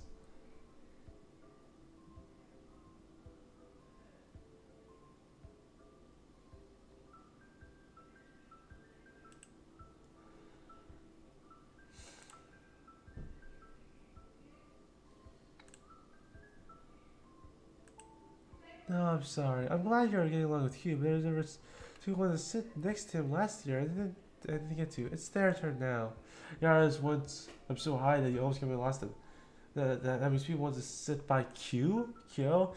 It was kind of rude for a teaser, but you have to turn your head right along to look like you've been talking to. He was leaning over the bunch of desks from before and still talking to those other kids you didn't know. There was a big smile on every face. Until your head back when it came, but not all the way. You only move it to look at the sides of what is Telemachus? Tamaruk. Her gaze was directly straight at you too. She gripped the strap from her bag that was weight against her cheeks. Since the day you moved in, it had been just the three of you in your cul-de-sac. Even if the day you moved in was yesterday, it was the same group. Tamaruk, and Kyo neighbors.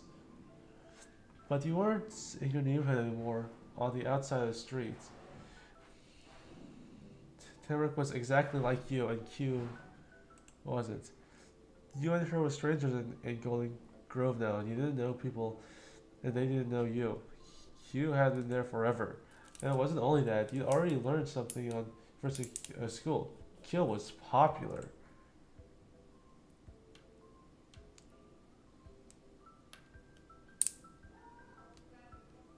Yeah, still friends. That's what mattered. Not what other people thought of your friends. Not looking at her didn't stop your teacher from trying to talk to you. Moment. I'm sure once you're in your seats, you'll get used to it. Soon you won't want to be anywhere else. If not, you can come to me and talk about it. Yes, Mrs. Murray. She didn't talk the desk up anymore. It was gonna have to win you over on its own or not. So, Mrs. Murray had to wait for you and tell Tamaruk to stop your stare to surprise, and as he pointed across the floor to a couple of desks near the back that were side by side. Those are yours, Tamaruk. It's the closest to the wall, and moment yours is the one next to that. Window seat, it's gotta sit in the window seat. Tamaruk happily sung herself a simple song about her brand new desk. Besides the roll call, there won't be any surprises. There will be a regular, easy first day of class. Thank you for having a chat with me. You can take your seats now. Tamaruk's cheeks inflated and she pressed a smile between the two balls of air. Okay, let's go on. All right. The teacher stayed resting up against her desk while you and Tamaruk went towards your own seats. Tamaruk sent quickly, excited, glancing from the desks, then back to you over and over as you walked towards them. She chatted about how it was going to be so fun being right next to each other and all the things they could do during this year. It was hard not to believe her. She beamed so bright, it was like her sparkly gold hair made of sunshine that filled the room. A clap and a call for when you just left. Attention students, class is starting. Take your seats. That's like she said she would. Mrs. Murray was beginning the lesson. You're right in front of your assigned group of desks, where, as he said, the red plastic chair Mrs.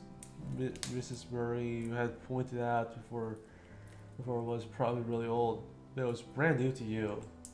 You pulled it out from the tables and gave sitting in it a try. Hard, cold, and slippery smooth.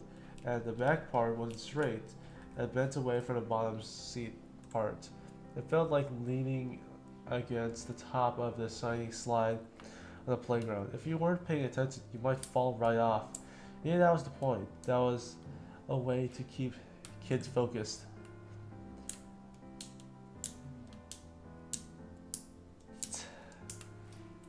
Tamaruk was right there next to you, left side by the wall and the window, just like she wanted.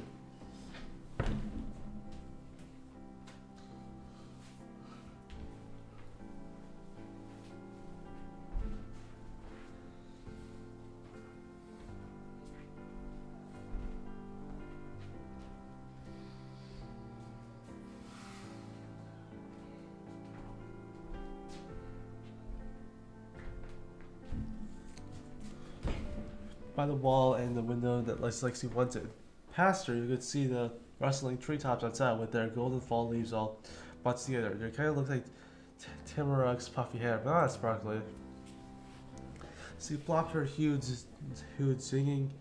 jingling pack on the desk. The actual bag barely fit, and she had to bundle up the scrap on top so that it wasn't sneaking over into someone else's workspace.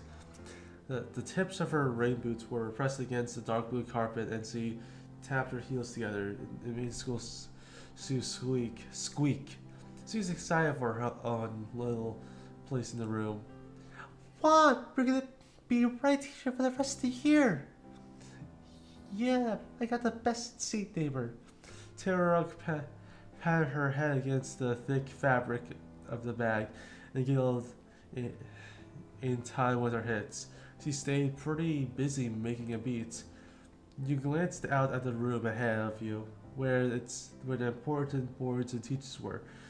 Kyo was there too, in the very first row of seats. It wasn't at the same spot he'd been in before when you saw him telling some people, but those other classmates he was sitting with were just as happy to have him there. He was having one of his arms across the top edge of the chair. It was settled in so snugly he looked like a heavy back blanket that had been thrown over it. He moved his head to the side to rest his cheeks against his stretched shoulders. Kyosa made himself sit even more relaxedly. When that happened, he noticed you behind him. Adam firmly pressed down his eyebrows and pushed his mouth a bit. Pushed his mouth open a little. He wasn't there when you learned about He wasn't there when you learned you and Tamara would be together, and he wouldn't be there when you found out. He only looked that way for long enough for him to notice that he had nose expressive. Then your friend, house neighbor, and not seat neighbor lifted the corner of his mouth and sneakily waved the hands draped on the seat at you. Kyo's deep brown eyes gazed dark over to Mrs. Murray, directing your attention to her. His eyes kept moving right into a dramatic roll that went all the way around. It wasn't hard to imagine him saying, "Teachers, huh?" or something like that. For a moment, you could picture what it would have been like if you had been right there next to him. He couldn't face you forever. It was class time and you were left staring at the tiny ponytail on the back of his head again. It was okay. Once you couldn't insist Kyo be with you all the time. Mrs. Murray patiently waited for everyone to get settled. Every seat had a kid in it, and final words were said before the room silence. That's when things changed from you being just someone in some room to a student who had listened to a lesson. Hello, class. Thank you all for being here today. Welcome to your first day of 5th grade. So give a round of applause. Normally the people sitting and watching were the ones who clapped for a person standing in front. But you guess Mrs. Murray did things differently. We're gonna have lots of fun this year, and you'll learn a lot too. But also, you'll have big kids in campus now, so I'll count on you as a good example for the rest of the students here. All right? Yes, Miss Murray. Around half the class answered her. Her part was in a loud cheer, and others were burning grumbles. The teachers, seriously, both words.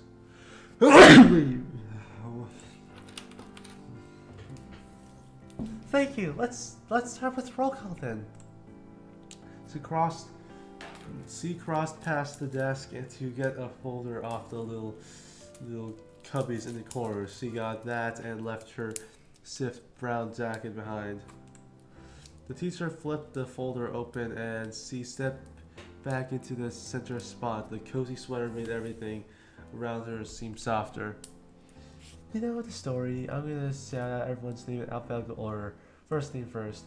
When I call your name, raise your hand and say, "Here, Miss Murphy. I'm so excited to be and happy to be here at school today." At that time, almost the whole class started to chatter. There were stickers between friends. One outcomes of "We can't do that," and someone even booed. Okay, just here will work. And now I know you're listening. Her soft lip had a jovial kick. She had fun with her job. Let's begin. Your first name started with W. It was gonna be a while before she called you. You gulped. Was it better or worse that you had more time to have it? Who knows? But not having to do it at all would have been the best. We went through each of the A kids and it just kept going from there. Kyo Lin? Mr. Kyo Lin didn't really raise his hand. He just popped a thumbs up for his laid back lean. Here, Mrs. Murphy. That worked though, and your teacher moved on. Tamarack Baraman? Tamarack arms shot up in record time. It had already been wound up and ready to be in the moment.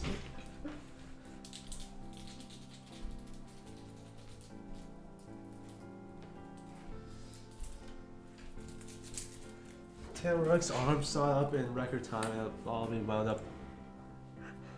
I'm Tamarack, that's me! It wasn't exactly what he was supposed to say, but Tamarack got an A for effort. Mrs. Murphy continued with the last of the names. And then you're next. You knew not just because she was on your first name letter, but because her key eyes were on you before she even said anything. 1 second?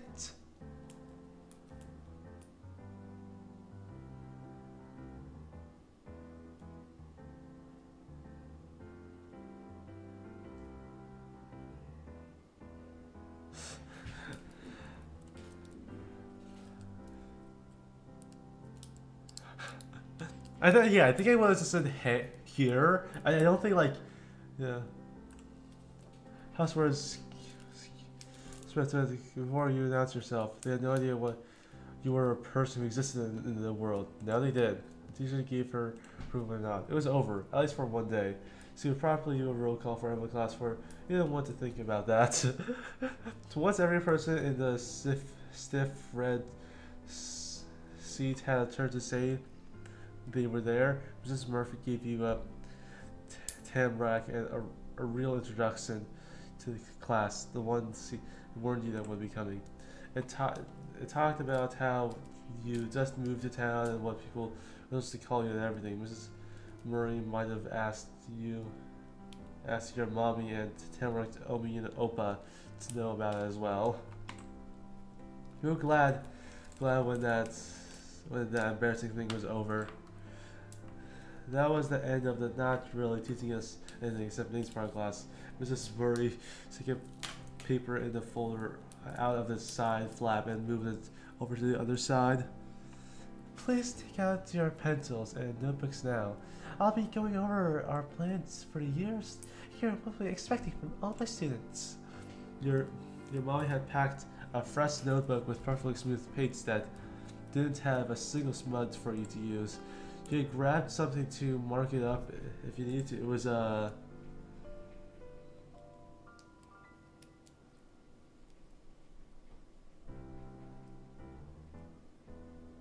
probably a cute eraser at the end.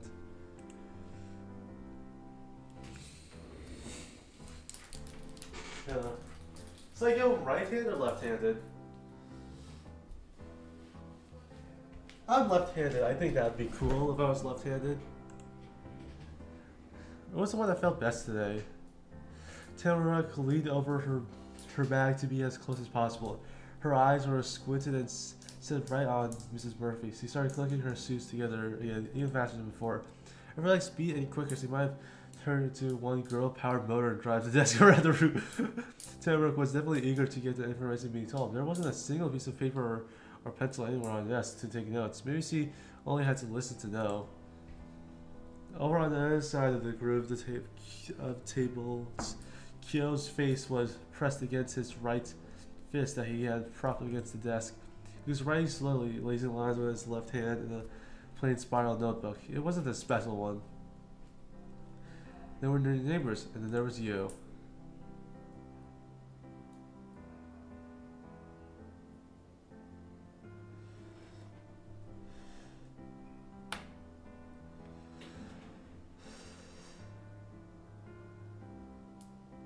Yeah, I remember, especially back then, I barely even tried, but I would sometimes like go the extra mile, but I wouldn't do that much really. As long as as long as I get like a B plus, it was fine. Mrs. Murray talked about the subjects she'd be covering, upcoming holidays and activities, the way students would get graded, school rules, and even more. You weren't sure she'd ever stop having new things to tell everyone about until she cut herself out. She said something about when parent-teacher night conferences might happen and paused there. Kyo? Kyo? He snuck a glance away from the front to him. You couldn't help it. He totally lost that tropey pose. Instead, Autumn was hunched over a page, and it was for a special notebook, and he was scribbling in a hurry. Yeah? The answer was as breezy as ever. He didn't try to sound like he seemed being called out by a teacher. He was polite enough to pull himself up to look at the person speaking to him.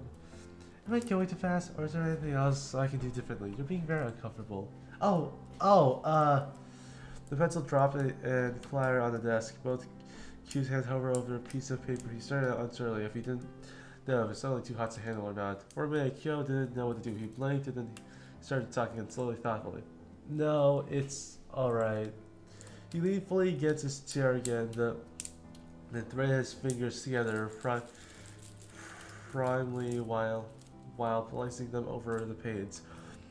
From your spot in the back, you could see the edge of an easy smile on the state of his face, and even if you couldn't, you would have been able to hear the smirk in his voice. I wasn't writing down what you were talking about earlier. I'll get to that later. Don't worry over it. Eyes went wide and as bold as if a few kids were brave enough to giggle at Kyo's comeback.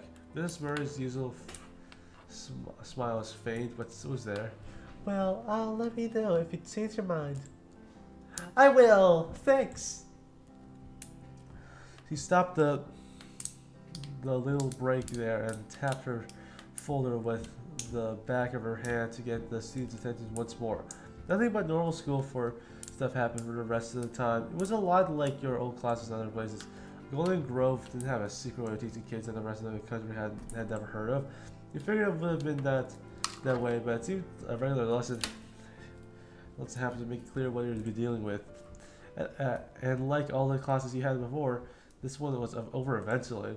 Before the teacher let anybody get up, Mrs. Murray went around the room and to drop piles of papers onto the few different groups of desks. She explained how there were stacks of homework sheets and everyone had to take one packet with them and bring it back finished tomorrow. Then she said bye to the students and it was okay to leave. She was doing this.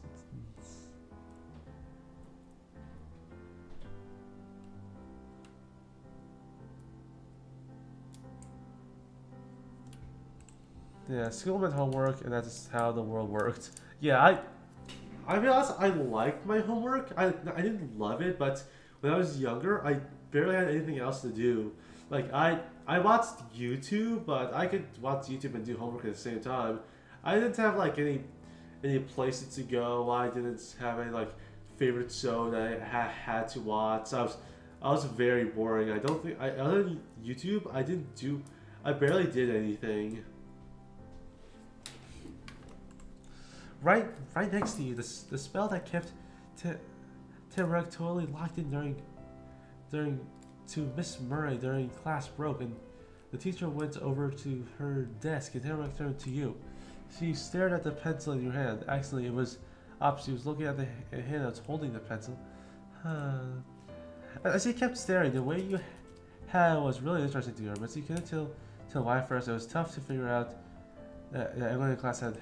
Then she used all her brain power and it clicked on a light inside her head.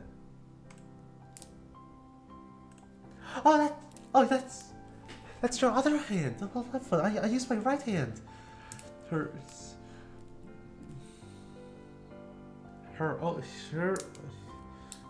open right hand was suddenly only a tiny bit of a tip of your nose. You almost had to close your eyes to focus on it. You had to cross your eyes. That's the left hand. my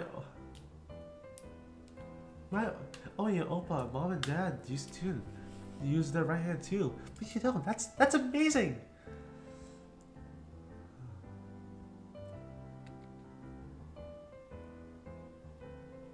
Yeah,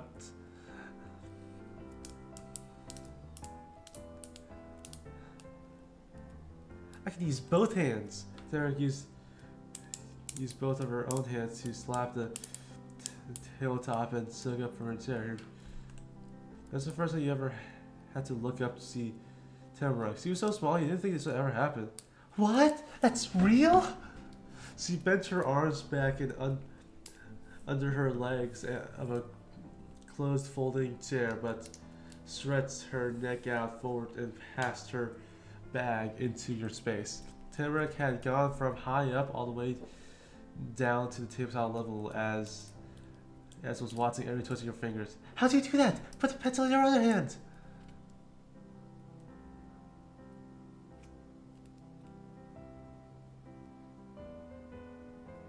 Here we go, just watch. The pencil passed from your left hand into your right hand. You lifted up to Tamara's glaring rubby eyes. That's all she wanted. Your stunned Mary whispered in wonderment. Wow. As if that proved something, you hadn't even written anything with it. And I could hold the pencil in both hands. Yeah.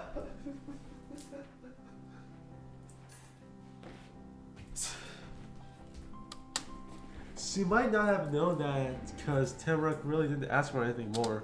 But Tamara flopped back in the chair.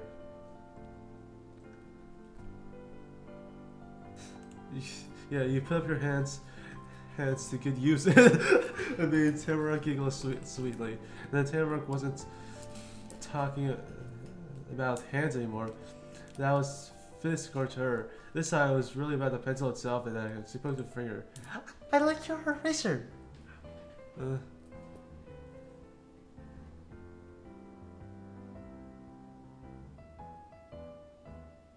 Right, it's the best one. Right, it's the best one I got. I made it to bring it for the first day of school. That's smart.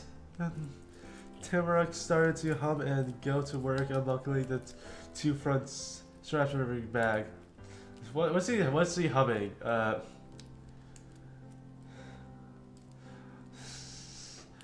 She's humming "Born This Way" by Lady Gaga.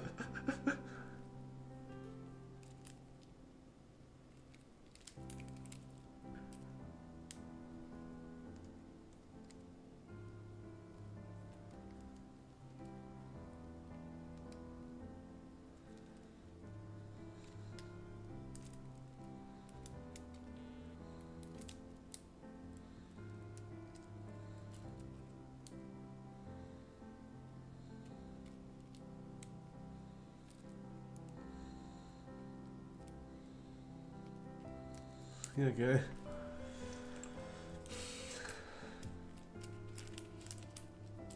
You're such a good listener to write anything down. In the class, she's been tugging, clicked open satisfactorily. Thanks, open to set. Thanks, open to set too. She flipped the top flap over and in went one of the homework packets, closing it all back, following right up. Then that was all she had to put away because she hadn't taken anything out of the bag for the whole class. She put the bag closer to her arms and wiggled herself under the strap. That's the only thing left she was set. Tamara bounced out of her chair and the heavy bag sailed across her shoulder with a rattle. Come on, Mom! See me dash to the coat rack where her pink scarf was waiting. It was time to go. You weren't going to waste any time. You snatched your homework packet and shoved it inside your bag. These are better not want those back as unwrinkly as he sent them out. And as soon as he got up to leave, you couldn't because someone was calling for you. Hey, moment! You checked back behind you, and there was Kyo coming up from the floor of the castle. He was waving with a piece of tan brown line paper in his hand. Did you get our paper again? You teased. Moment, you are funny, but you're about to feel silly. But it's good you're here. I got stuff to say. Though I guess I could have told you even if you had gone. We live in the same neighborhood. It sounded like even Kyo struggled to wrap his head around the idea of you were strangers around a day ago, and that you were people who were going to see each other all the time. There was a soft chuckle as Kyo tapped the edge of his special paper against his right palm again and again. You stopped being able to hear it when Kyo started to ramble, though he kept doing it. Okay, so this paper, here's why it happened. I was talking about my mom and dad about it yesterday, back when it was still yesterday, and realized something. He flapped both his hands across out wide. Autumn was acting as blown away as he must have been when he first learned the thing he was trying to explain.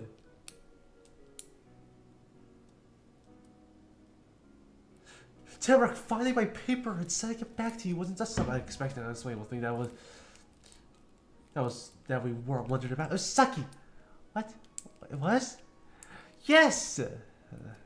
With drama and emotion, Kyo whipped his arms up and down in rapid gestures. He needed you to feel what he was feeling when which turned out to be what he imagined you had felt before. Yeah, paper with a message that... You got a paper with a message that had the name and everything. That's exciting. It had to mean something. It wasn't a message for you. It was the accident. Whoa, that's the biggest letter I can ever imagine. He had been flying the page around like it was another paper airplane, but he finally let it rest for a second when his arms dropped. All his bluster became once aside. If you're going to get a note from me, it has something to say to you. That's what I thought of when I thought about it more. Oh, now I get it. It wasn't at the end of the story, though. It was a prologue. Autumn sprung back to the action and raised his left arm with the page pressed between his thumb and the rest of his outstretched fingers. It's so I've got something for you. He shook the paper in his hand, grinning cheekily. There was no way no one would get what that meant, and what was supposed to be for you. You wrote me a note? That's right. Autumn swished his paper one more to bring it down low enough for you to take. You excitedly seized the note from your hand. The pages like in your fingers was exactly like you'd remember from the plain one. Somehow tougher and softer than regular paper, and it's the same light brown color. When I read the message, the words scribbled out were all different from the first time. Welcome to the Libra. Oh my god, that's so cool. Stop doing that game.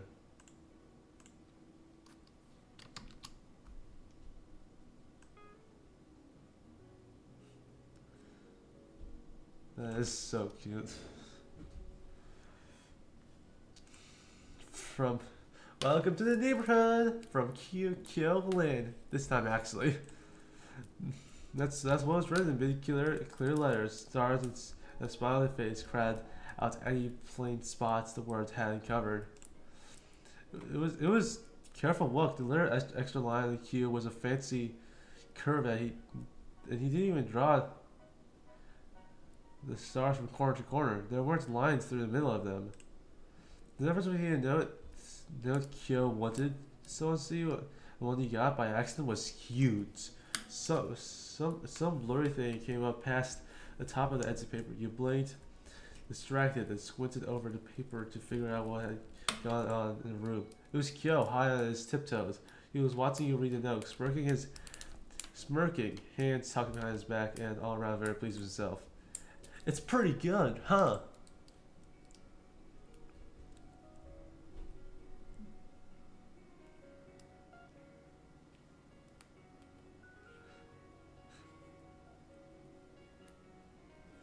That's right. You're really thoughtful, Autumn. Kyo was already standing tall as he could, but when he said that, what he said still made him grow even bigger. His chest puffed up. That lopsided smile filled out properly. I did think a lot, but only about stuff that's worth thinking over.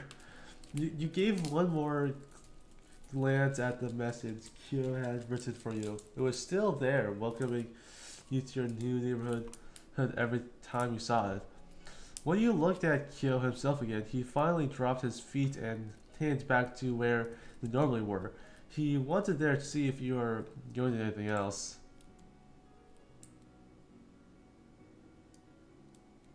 Is this what you're writing down? Is this what you're writing down in class? Nope, I came up with that stuff way before. I had other stuff I needed to write down.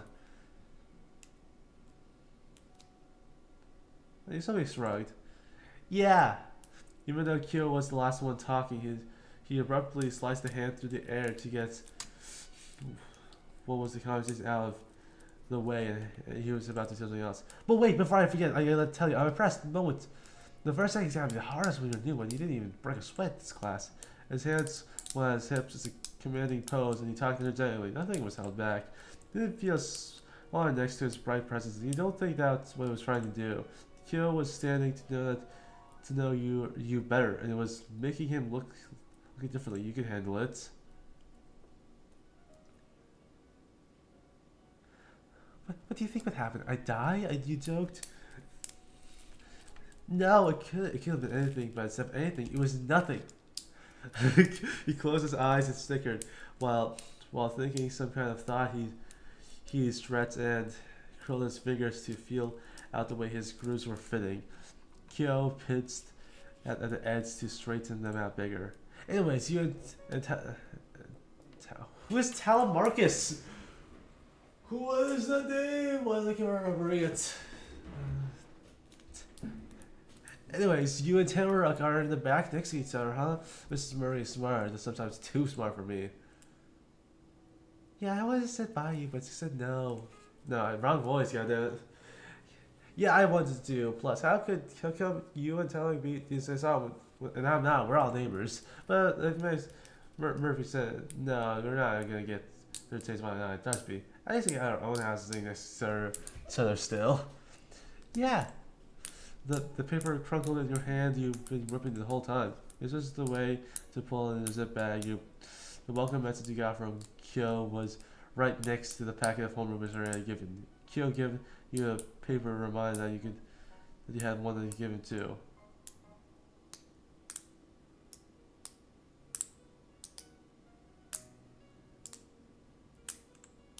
Your bag was already open from putting away the newest paper, so you just stuck your hand in.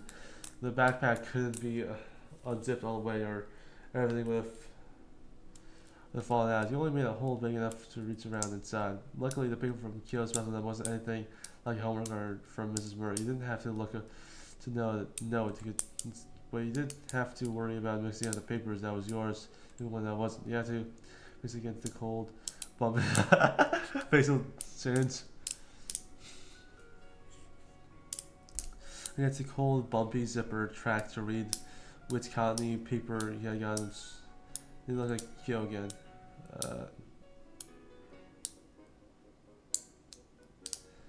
You dropped this. That's when you held. That's when you held the paper out to him.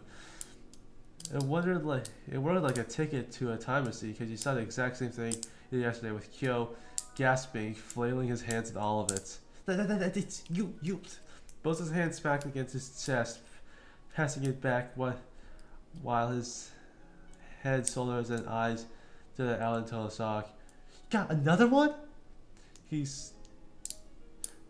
squished himself so much that the next question could only come out as a bashful peep. That paper from yesterday, right? That's the one Tamara found. You glanced at the paper for a second time, and back again. The side with the words of the ones you could read at least some of the message, even if it was a little bent in your hand. But he guessed it was still a sock, and Kyo didn't miss the tiny chance he hadn't been caught losing another piece of the notebook. That's exactly what happened, though. No, it's a different one. Yeah, looks like it. Then he then his stiffness melted away. Kyo stood evenly with his head high again. A grin grew too same as a flower after winter. Yo, moment, your sorcery amazes me. You and him broke out into laughing together. Kyo losing his paper over and over again definitely was not of a worker sorcerer, but it was a lot more fun for both of you that way. Told you I was magic. Kyo swept his left palm up totally to you, kind of like how somebody might ask for a dance in a movie. He did fancy moves like that a lot. He placed the page right there, and like a paper was giving him a low five. Kyo crossed his right arm over to reach into the pocket of his pants. Out came his well-worn notebook with the pages that barely stayed stuck inside. He flipped it open with his thumb and positioned a square on top of the rest. He ran his now empty fingers over the tattered sides of the book, pressing the corners and edges that'll be sticking out mostly back into the straight lines. Then Autumn flicked his wrist to close the notebook, dropping it back to his pocket, and patted the side of his pants fondly. That's it. You did it. The page made it home. Kyo sifted in his real sneakers, pinching his toes and the back of his foot in and out. He wasn't going anywhere, but it looked like two caterpillars inching around on the floor. I got something I wanted to ask you about too. He drummed a few fingers fast against the side of his face. You could do that. For as bold as Autumn had always been, and as he was still trying to be, his choppy talk and even jerkier movement was a lot more uncomfortable than confident. What's with that bandage? You had it yesterday too. Did you get hurt before? Or you probably messed up, right? Because that's what bandages are for. Kyo bunched his eyebrows upwards and squeezed one eye closed. It was a wink, sort of that I didn't feel fun or silly. Maybe he was the one hurt, and that's I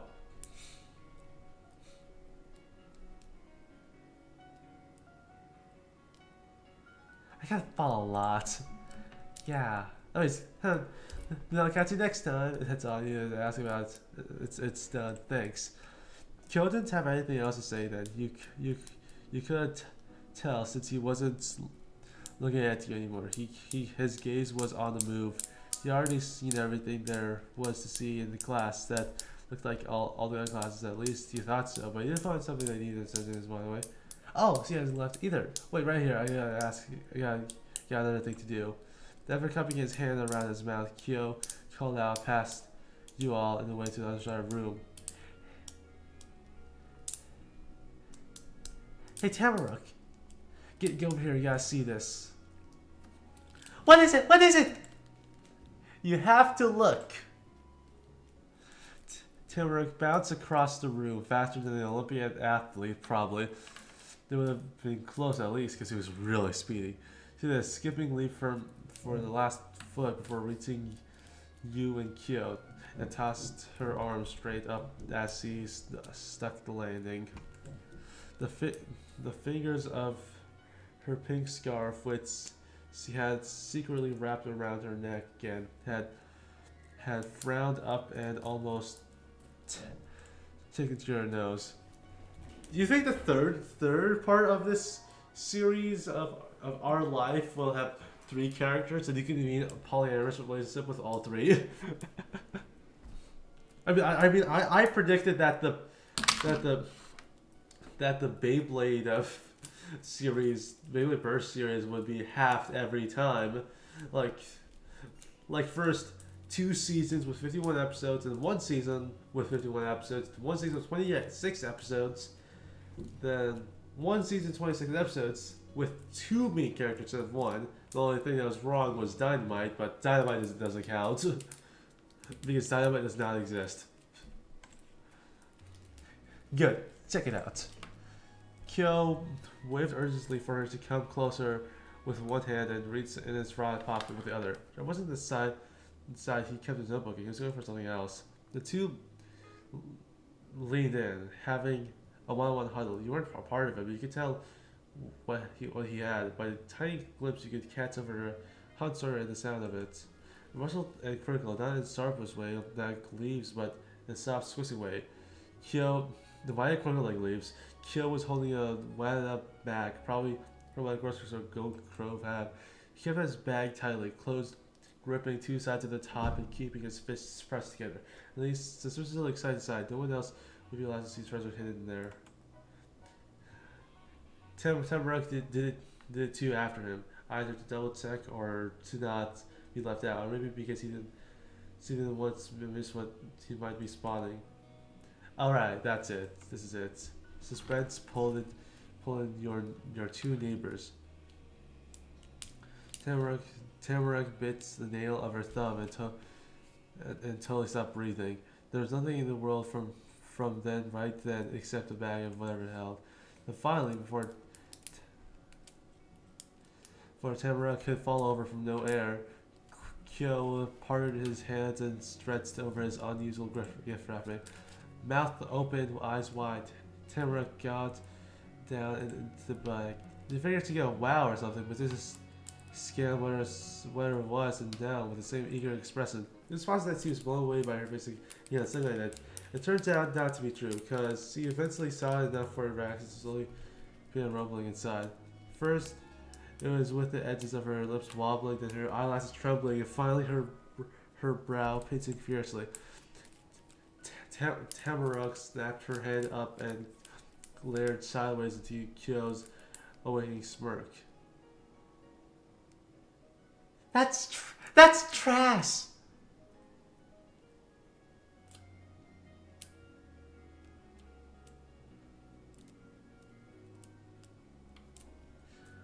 Kyo, what did you say to Telemark?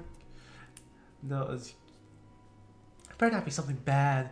A tiny bubble of a snicker popped out from Kyo's mouth, and then there was another even louder one. The laugh kept bursting bigger and bigger until he was shaking so bad that whatever was in the bag almost bounced out.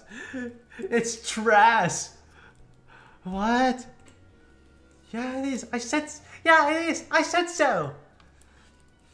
Being heard over Kyo's giggling fate could have been a problem, but Telemarcus was entirely okay with shouting. Mrs. Murray looked over at the communication from the fairy teacher's chair. She had that folder with the roll call paper and class schedule open. Maybe there was no rules once class was out, or maybe that kind of thing was normal with her students because he didn't want to tell any of you to quiet down. She just went back to her stuff.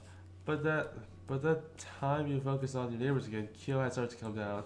Autumn shook his head and wiped a tear from the corner of his eye. Then that heavy breaths he gave a whispering answer. I didn't say that was something you want to have. This is something you should see. Why would I see your trash? She asked him crossly while crossing his arms to go with it. What?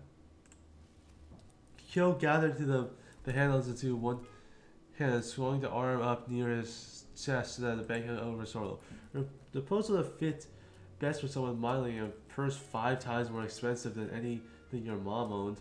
And she had really nice ones from work, not a plastic bag full of garbage. I had reasons. I've always got reasons. What are they? The question was cautious, wary of any other tricks Kyo might pull, but the curiosity was clear in her voice. Being present in a bag of garbage was okay as long as that's some kind of secret. Well, he paused to rearrange his face into something more serious and nodded thoughtfully. Even though me losing that paper was an unexpected mystery, I was thinking about how you have gone to this town and I've already have picked up after other people to keep the forest clean. That's not fair. Still speaking as a wise mentor, Kyo used his other hand to gesture, telling at the windows.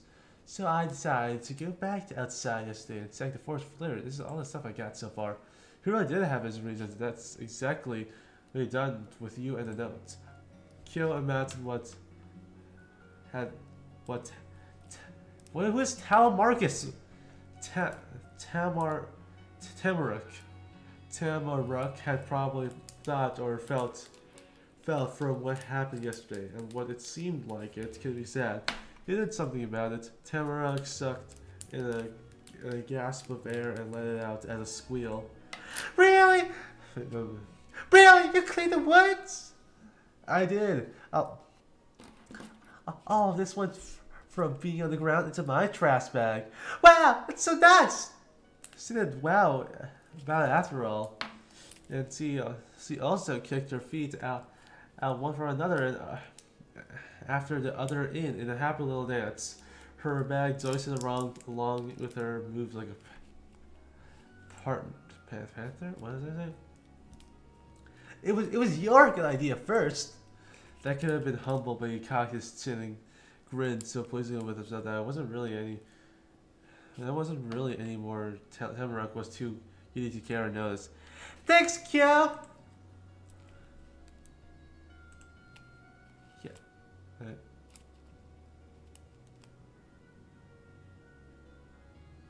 Does everyone pick up trash when they see it? No, some people are the people who leave litter around. Oh, I didn't know why.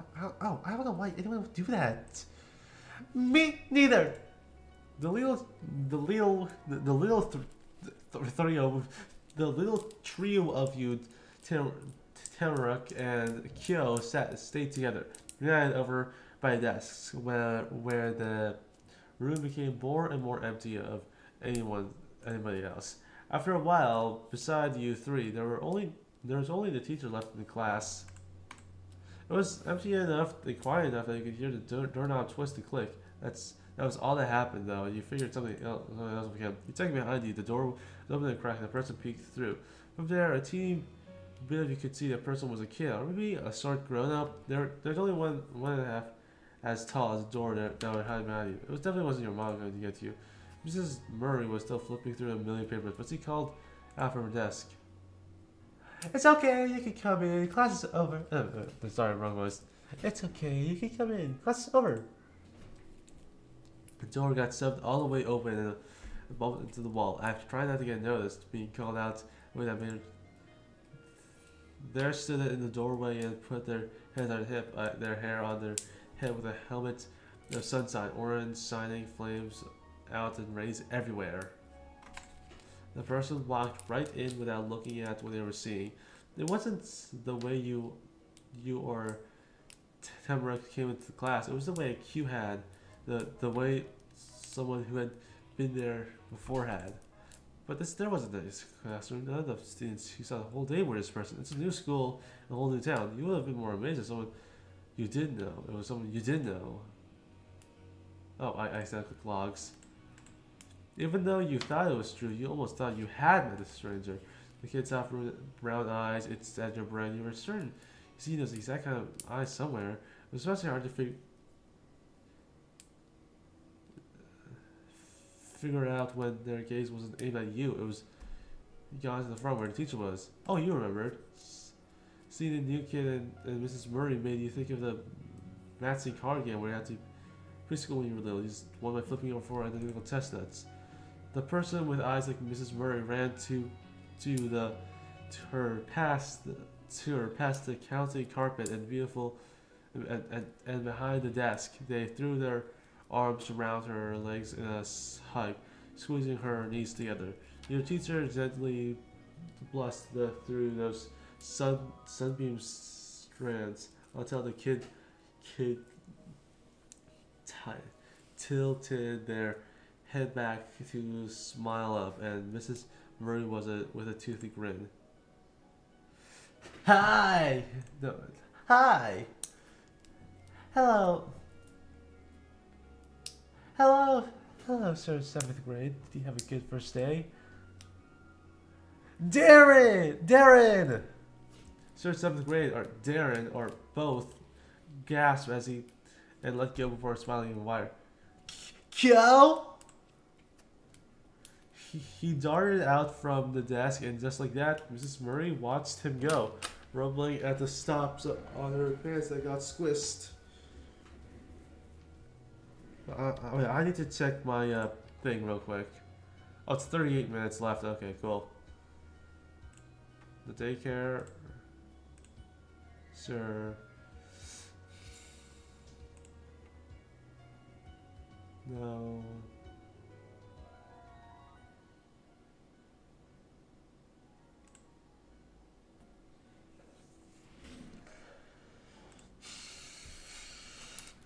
He darted out from the desk just like that. Mrs. Murray watched him go, rumbling at the spots on his pants that got squished. She was for Sarah's mom, not only because they hunged or these other eyes. Mrs. Murray wouldn't have let a normal student get away with not questioning her questions. And you were right. My mom is your teacher? Darren's voice came out bright and loud and was with a big laugh. Though the sound was kind of cranky too. He had so much to express the world. Words could barely keep it all together. Kyo's own sparkling giggles joined in. He opened his arms all the way out, not holding anything back. I know! When Darren comes across the room, he snuck his own hand straight ahead, palm up. Kyo flipped his arms down and over the land, a low 5 smack. It was a powerful hit, but they were both protected by gloves. Kyo shrugged again, not feeling a sting. This year is gonna be tough. Boys, inside voices, please. And personally, I'd say my lessons are fair. Right, yeah, sorry, Mrs. Murray. Sorry, Mom. Darren lifted his fuzzy black earmuffs off his head using hands covered in fuzzy black gloves. He was in the classroom to stay, and he'd be able to hear quieter words better without that too. For the first time, Darren noticed there were 2 more people in the room, making his smile flatten. It was the next thing you would see new kids today. Darren didn't think about that. He tried to figure out what to do or think or feel now that it happens. I'm gonna get a snack.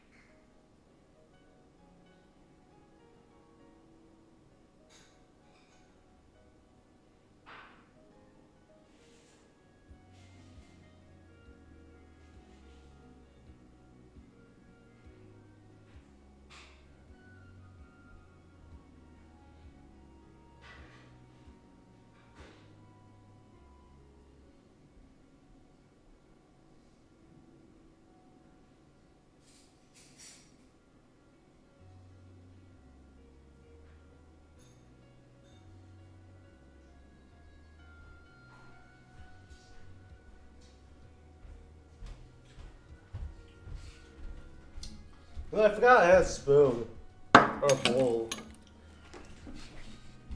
No, finding out that I could eat cereal without milk was revolutionary. Like, I could have this meal without having to wait 5 minutes? That's crazy. Also, cereal, then milk.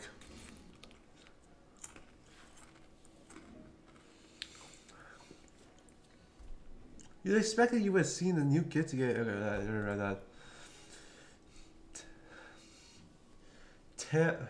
Tamara skipped saying who she was so she could jump right into Darren's face on her tiptoes. As far as kids went, Darren was as tall as Tamara was short. Mom? You said she was your mom? The teacher is your mom? It didn't matter that Kyo talked about Mrs. Morley having kids before you got there, or that a lot happened so that Darren was definitely her son.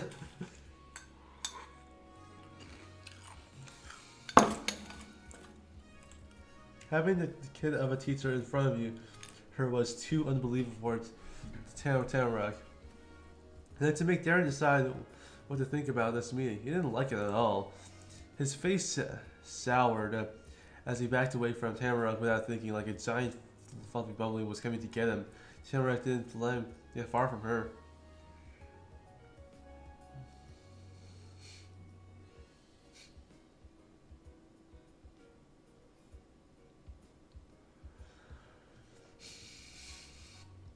Tamara thinks it's weird that teachers can have kids.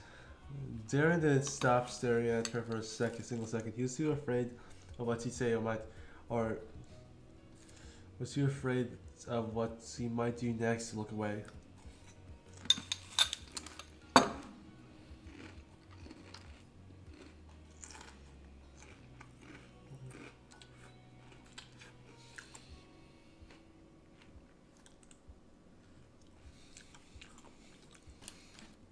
But he did the thing his mom did by talking to someone, even though his eyes were focused on different stuff.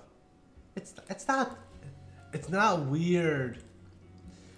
Don't follow Darren like that. Kyo was totally serious with the idea. It wasn't a rule, it was a law.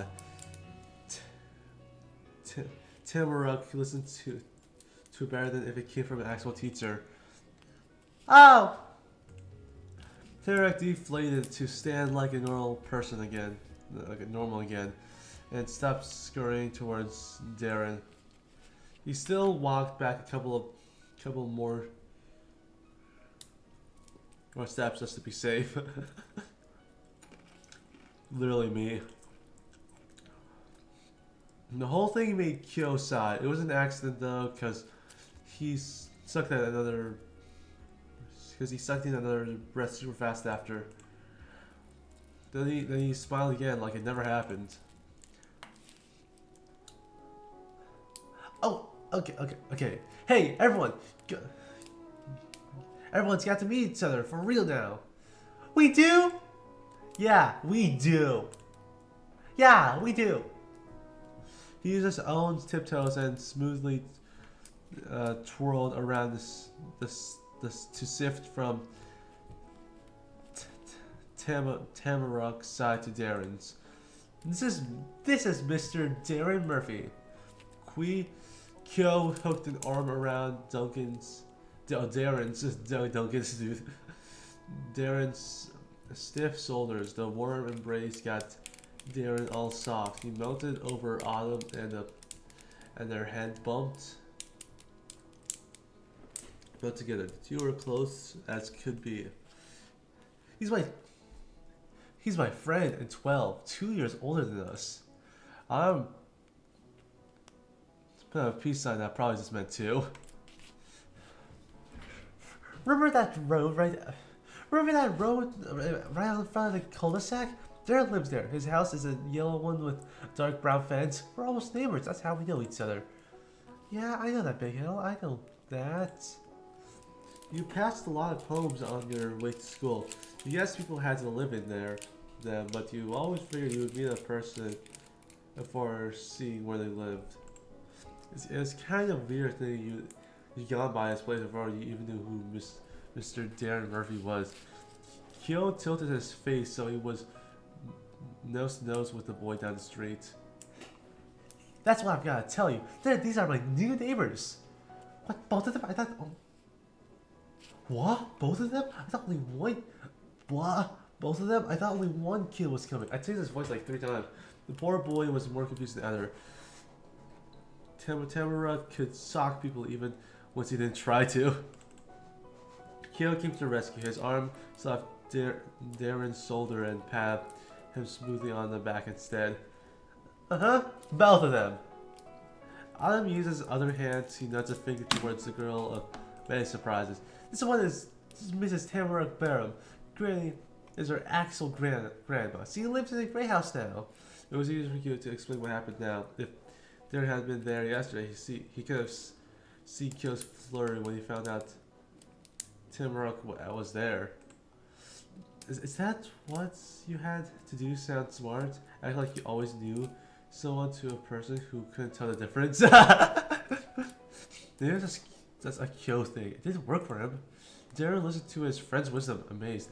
And that's Like a tiny snowman in front of the audience with one person to kill, uncurl his fingers and held his open pot towards you.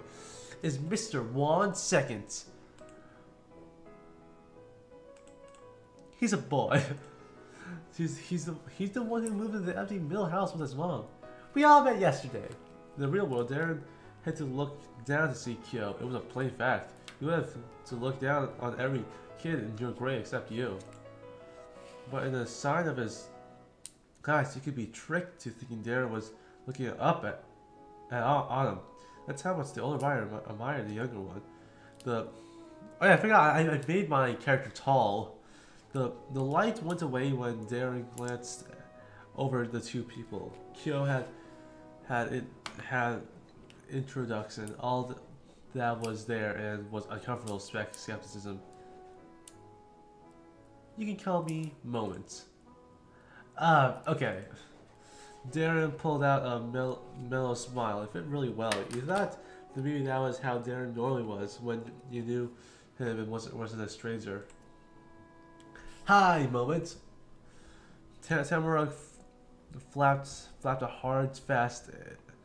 hand fast in the wave. It beat like a buzzing wind of bees. He kept being like that around Darren, but he didn't think it was on purpose.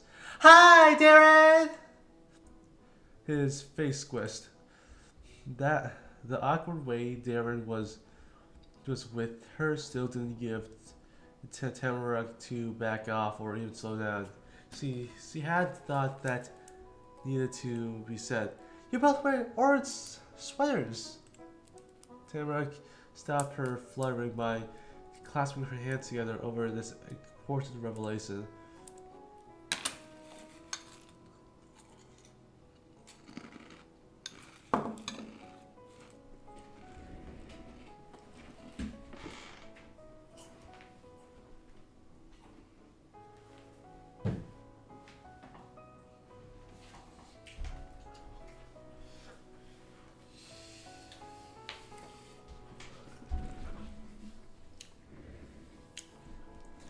Darren curled his fingers too, gripping tight around the earmuffs. He was still holding. She hadn't said it teasingly, not even the silly kind of teasing Kyo did, but he was bothered by it for some reason. Yeah, we both like orange. It was a very short answer and a serious one at that. The whole time Darren had said one word in response to Tamaruk until now. Not when she asked about his mom or said hi. Talking about same-colored clothes though, it couldn't be ignored. Orange is good. One of the top colors. Kyo cut into whatever was going on, nodding wisely. But do you know what my favorite color is? How would I know that? Cut, I think it's pretty obvious. For a second time, he gestured over at Tamaruk, but not just any part of her. Amber Allen pointed towards her mop of sparkly hair. It's golden. It's the best color there is.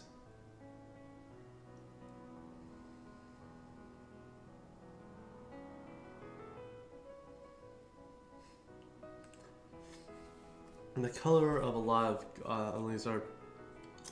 Oh, fuck myself, please.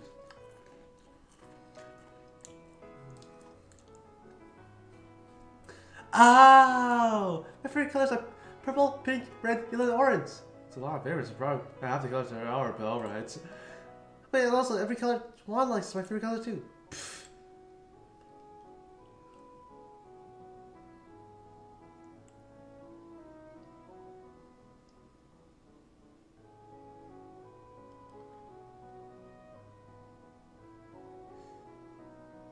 Yeah, honestly, I do like all those colors.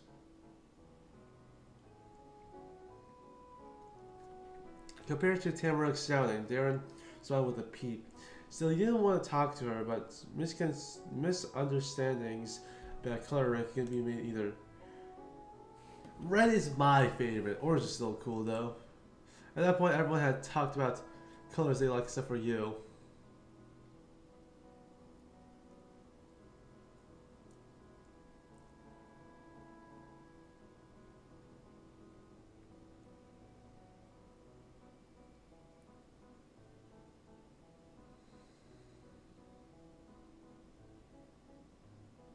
What? Why are... Listen to my favorite...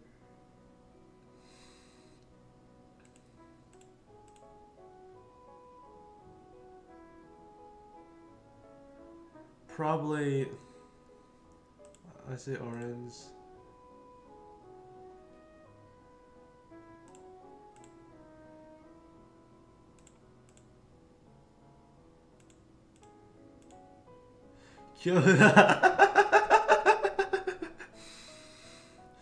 Kyo took his trusty notebook out of his pocket and a pencil came with it. He flickered on the face of swirl right there in the middle of the room during a conversation with people. Why are you doing that? School is over. I'm writing down your favorite colors. I will remember it. The question was answered and it completely confused her. It made sense if you didn't get it. Tamara didn't write stuff down even when class was happening. Okay. A yelp cut her off with her own planned reaction, confused by normal things and confused to normal people. That was Tamara. You're using your other hand. The left one? Yeah, that's my good hand. Wow! Well, that's two good hands. What? No. What? Awesome! Tamara ran out of words and blurred out. And Darren didn't want to do anything on his own. And that's... Yeah, it had to be Kyo. So the three of you waited there as a... What? As a scratchy sound of Q's writing what's on. The more letters Q had his notebook, the more his friends sifted uncomfortably. Hey, Adam, you're coming to my house today, right? Yeah, I am. It was the third quick and direct answer Kyo gave while busy at his task, but it had a big impact on Darren. A smile relieved, the promise made up for all the stuff Darren had enjoyed since he walked into the classroom and had two people become a little part of his life. Making a long dash across the paper, probably to underline something, Kyo finally finished off his notebook to himself and he replied to Darren. Now that moment and Tamara are here, I gotta make sure that I gotta get to my neighborhood, but I can do that and go to your house. The worn brown book and pencil was tucked into Kyo's pockets. He didn't watch what he was doing. You did. And this time, no paper fell out. And how he pages lost. You're kind of impressed he managed to use the notebook without leaving stuff behind. It's not just gonna be me, Darren. You know, one more time too. We got plans. It's been working out for weeks, and we get together for first day of school. You had people to see this afternoon. Kids other than you. It's all right, cause you were sure that there'd be time for you and Kyo to hang out later. He would completely forget about you.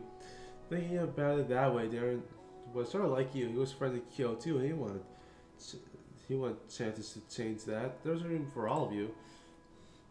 Because of that, Darren, he can't even get that guy. He was going to be staying outside, not knowing what to do. He can't read it right now. Darren stuck his neck deeper into the tall collar that surrounded it, trying to call on, because after it was already too late.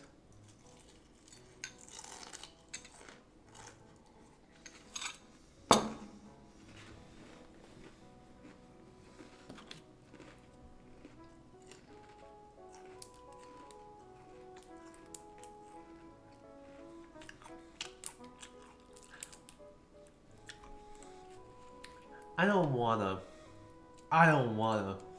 His voice had got even more raspy when he spoke then. Every minute Darren presses out. Oh come on, you're the fastest out of everybody. Kyo on their hand was bold and brave. He sincerely sung Darren's praises to encourage his friends, though more quietly added a verse of his own success. With running away, on the bikes, I'm the best. Do you know, I got a mountain bike, it has silver playing spells, and the tires are best friends, it's so fast you'll be amazed. But besides that, we can't both go, Tamara and Moments are here too. But do you want to stay with them and by yourself while I get him? His eyes closed and he grimaced. If he was lucky, he wouldn't have been able to stop himself from glancing at Tamara. You could tell since that's what hair's not seeing face turned. And he didn't want to do that either. If he can't even handle seeing her too closely, seeing little Tamara didn't seem achievable for Darren. Kyo knew it. I'll go.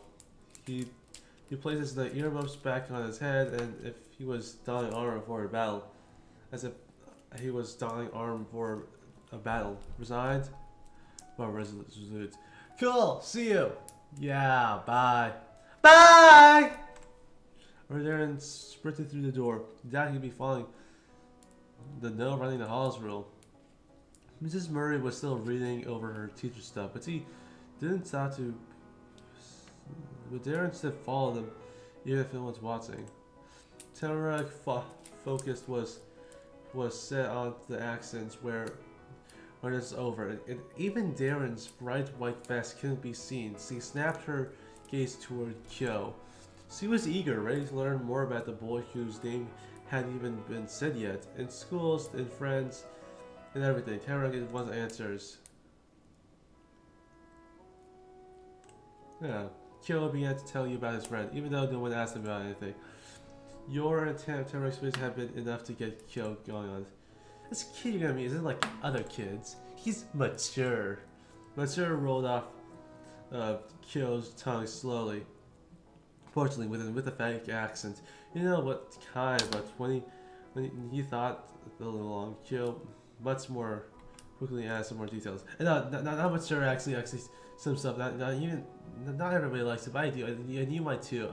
Okay, so he doesn't go to our school or Darren's school. He goes to a totally different school. One that costs money. It's for rich people. Those are actually real. They figured out what accent Kyo is doing. A wealthy person accent from one of those movies with millionaires. What? Really? Does he wear a uniform? No, but they have strict dress code. He's gotta wear button collars, shirts and stuff like that. Ew! Generally, ew. If I have to wear a buttoned up shirt every time I go to school, I would die. Generally. Neither Kyo or Tamarack were sure what to say next. You were the same. The three of you glanced from one face to another. Expressions filled between encouraging smiles and curious peering, until eventually the door was flung open. Darren had stopped to check if it was okay that time. He had a job to do, and he had been a job well done. Darren wasn't alone. The entrance was a funny scene. Behind Darren's striking colors were intense sass was a new boy. The stranger came along unconcerned, dressed in muttered tones. His hair almost could have been what we call black, though dark gray is probably more right. He had black pants that didn't match perfectly with the shade on his head, but there was something about it that made a strong impression. Tamarack, Kyo, and Darren too had a lot of energy that ran out around them. The boy didn't have spirit in his hands or legs in his body. His fire was connected with his dark brown eyes. Whatever he looked at came against the total force of his being. It made him unignorable. At that point of him was so noticeable that it took a minute to see that his birthmark on his neck actually had a birthmark on his neck, and that his smile was actually a smirk. You're not surprised on... I can't forget I have a birthmark on my neck. You were not disappointed on whose Q's other friend actually was. This was more intriguing than you'd been imagining. All your thinking was cut off by a short shout from Autumn. Along with that, he punched the fist into the air and welcomed his shirt stamped in the found prints. Yeah, you made it! Darren and the boys he brought had given the impression of opposites when they first came in. When they had come in, because clear when they smiled at very... They both liked the other one of they both liked the other one of them, and they both liked Kyo. That's all that matters. And the two went straight to Kyo's sides. Darren on his left and the other on his right. The Mason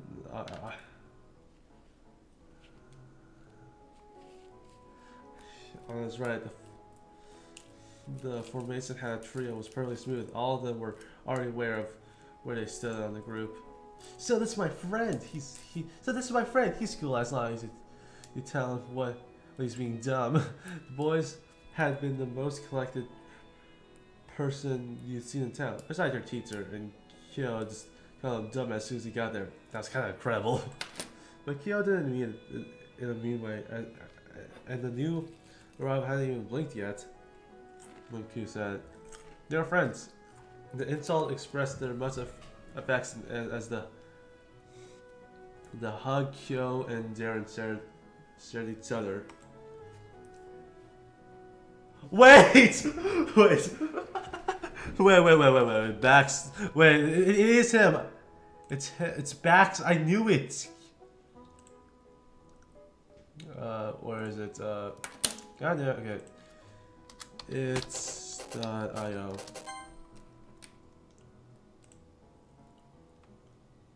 No, that's not it. Dude, that's Baxter. Baxter, right there. That's Baxter. That's him, Baxter. He dyed his hair white, but yeah, that's definitely him.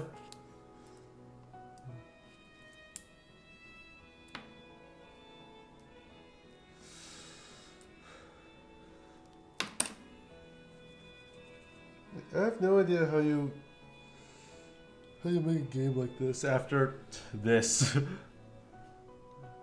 I'll just play. Hello, my name is nice to meet you. My name is Baxter. Baxter greeted you and Tamara casually. It was effortless for him to say polite words, though they come with a lot of. Oh, yeah, that's probably gonna be the Gen 10 Pokemon Professor Tamarack. Though they didn't come with a lot of meaning behind them. Darren was 12 and he was taller than all his friends, but you could believe he wasn't that old until Kyo said so. Nobody needed to tell you Baxter was older than you. No one had told you, but you still knew. More than any kid, Baxter reminded you of teenagers. One who thought they were smart, that not only anyone younger, but adults too. He had that kind of unquestioned confidence. Even the way you stood up there looked more grown up than everything else. That's right! Kyo put on his smooth voice again and did a courtesy to show his mock respect to whoever the boy was that he was about to introduce. He is Mr. Baxter Ward, and the oldest one out of all of us. You knew it. Meanwhile, Kyo dropped the accent because he wasn't talking about Baxter anymore. And this is Mr. Wan second, and Mr. Wan second, and Miss Tamaraki Barman.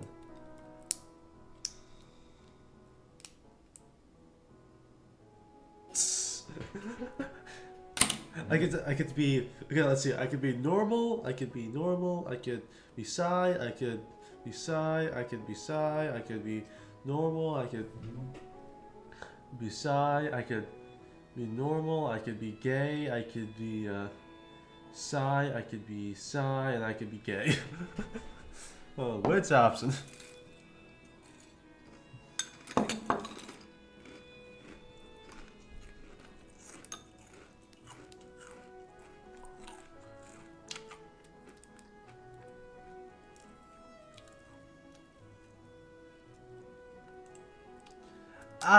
I can do that. One corner of Baxter's mouth was already up. If it had always been up, but he lifted the other end too, so he'd probably smile at you. Hi! Tamarak's normal bulliness popped right after she said hello. Are you actually rich? She said it doubtfully with her hands on her hips and her face tilted intently. It had more to her wondering than what she actually said. Why would a rich person be doing there? Shouldn't he be doing something else? Something kids like you and her weren't doing? If you were rich, you'd probably be able to do something better than me, younger kids in a regular school. Darren's face twisted in the center and tightened around the edges. he wanted to laugh and he wanted to stop himself from doing just that. Wait, this is a prequel. That's funny.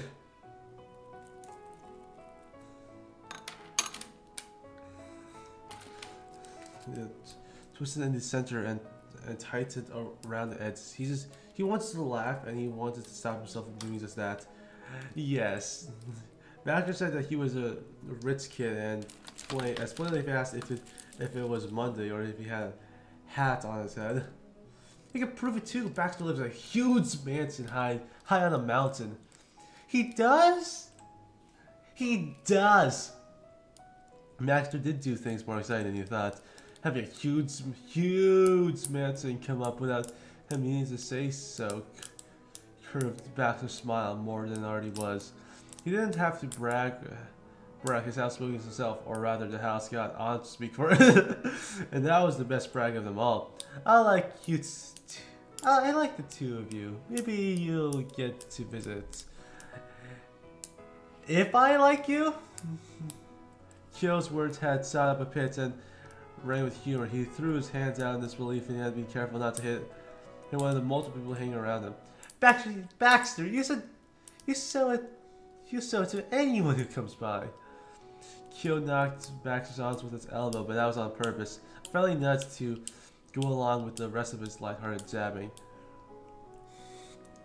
His smile beaming at Baxter, his eyes dancing over towards you and Tamarack.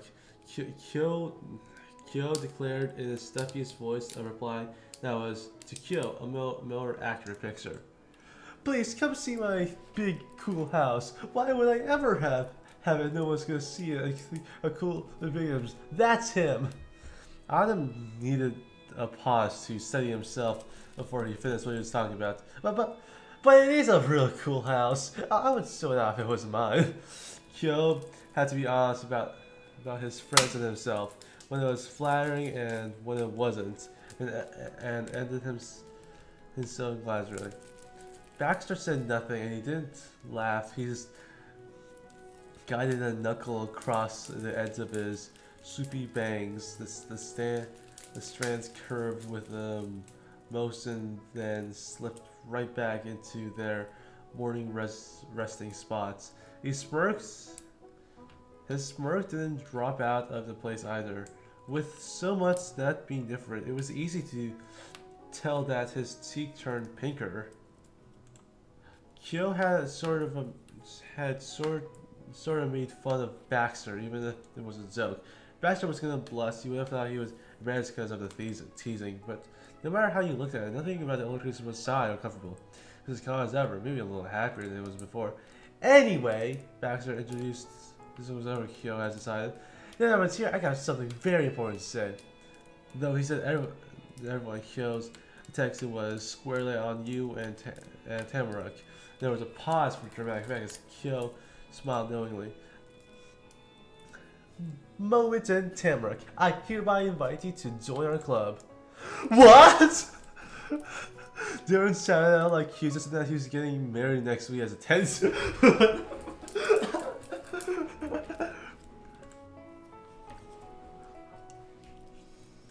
Not so loud, please. The gentle scolding was way more startling than Darren's yelp. You forgot Mrs. Murray was still at her desk.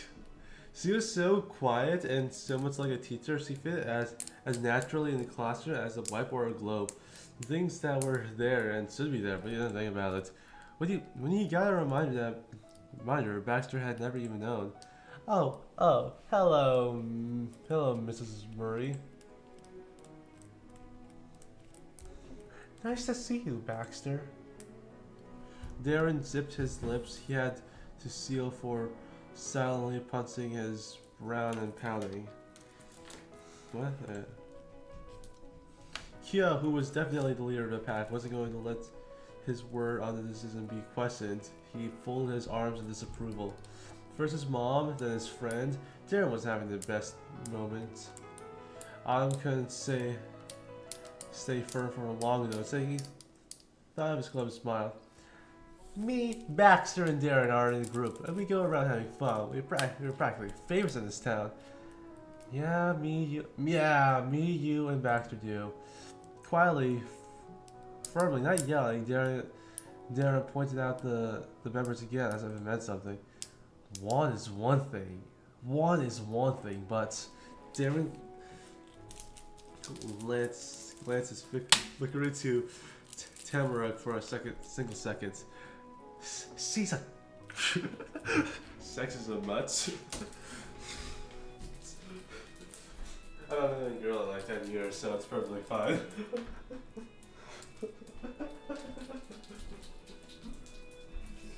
I'm gonna take a big spoonful of my cereal.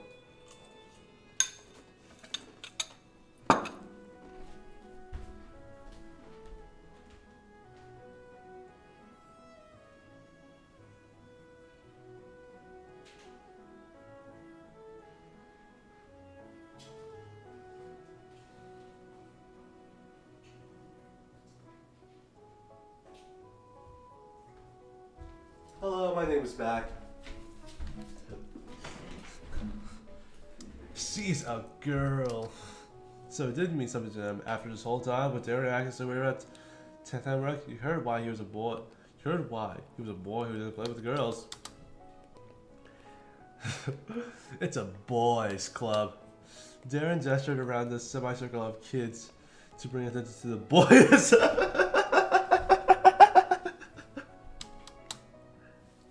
How can we be a boys' club if we're not all boys? He whined in a whisper. Even if you and Tamarack and Baxter were right, Darren was trying to keep the conversation between him and Kyo alone. Unfortunately, it was Autumn he was talking to, and Kyo made extra efforts to include the two of you. He freely giggled at the problem he's been presenting. Darren, your mother's a teacher. And guess what? Kyo gave a little look over her shoulders towards her possible new group mates. His dad, he's also a teacher at a different school. So the sake of his head, Kyo smugly tilted his face. And you don't even know problem solving. Listen, okay, so I'm a boy, it's my club. That means it's a boys' club. What's the issue with that? He didn't get an answer though. Kyo didn't expect to. Darren could only gawk at as if he was with this massive. Okay, it should be. I should be able to do it now. Rumble. For literally 1 minute.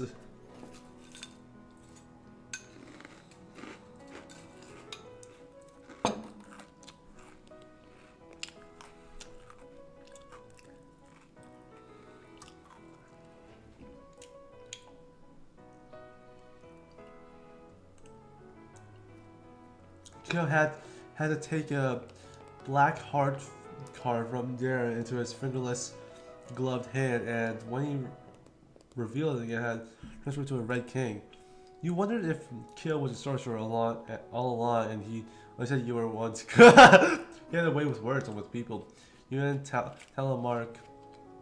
Tamarack became new there. What wasn't what gave Kyo an advantage? He was like that no matter what. The actor chuckled, a pleased audience member of the event, and then he shrugged with his hands in his pockets. I don't mind if they tag along, as long as they can keep up. Great! Baxter's agreement was given directly, and Q took Darren's acceptance of his idea as sure thing, even if he hadn't exactly gone there yet. He expected you and Tamarack to see it too. He had put the choice in your hand. That was the only question. So, what do you think? Nothing. No thanks. I don't want to. For all of Kyo's feats of cognitive wizardry, God damn it.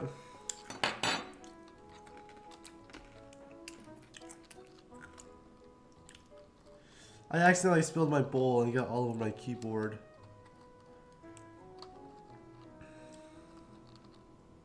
I probably just have to clean the keyboard. Yeah, there's like crumbs all over. Yeah, okay.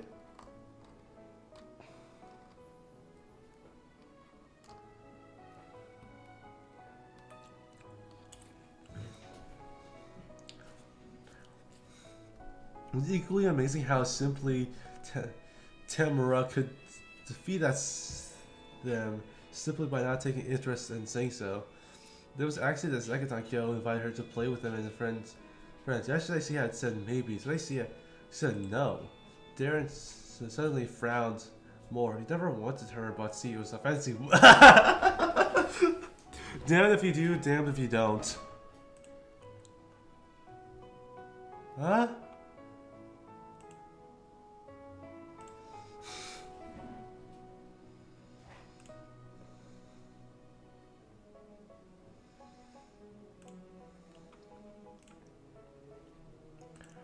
Let's do Bidoof. Let's do...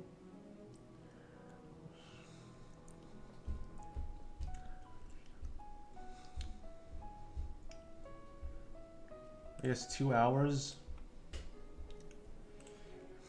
There's only... Yeah, okay. Baxter only worked hard. He already had friends. Being turned away by strangers didn't make any difference. Kyo was disappointed, but Tamara not considering it, and by his friend's unwelcome attitudes, no one seemed to care like he cared. Even when he tried his best to get everyone to get along, his expression was unhappy, even for enough for Tamara to realize what the impacts he had. Yeah. Thanks for inviting me. I like you, Kyo. I'm not sure like those other kids. Two bewildered snorts and one laugh followed that attempt at comfort. Baxter was the one who laughed. That sounds like Baxter.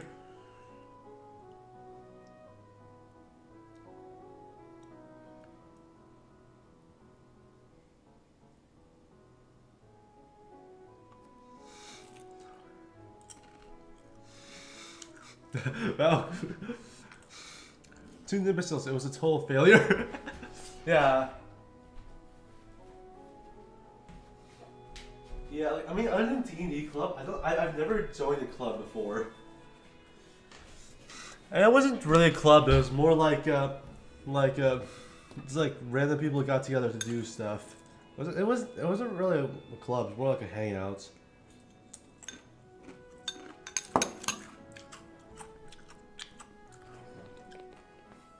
To this dismissal, it was a total failure. Kui still smiled. He could find some sad humor in how badly it all went down. No, we had it so you'll probably regret it for the rest of your life. You don't. No, it's the coolest club there is. And Tamarak, don't listen to Darren. I'm sorry, he said that about you being a girl in our group and that being bad.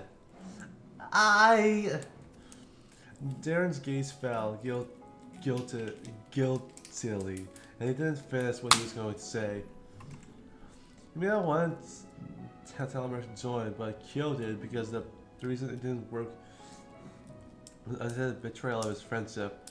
Darren does not know how to talk to girls or how to act around them. I think the only ways he can say more than 10 words are his mom and Tamarak's granny. Kyo! Adam tossed his hand up completely unapologetically. The thoughts of a phrase you heard your mom use before don't suit the messenger.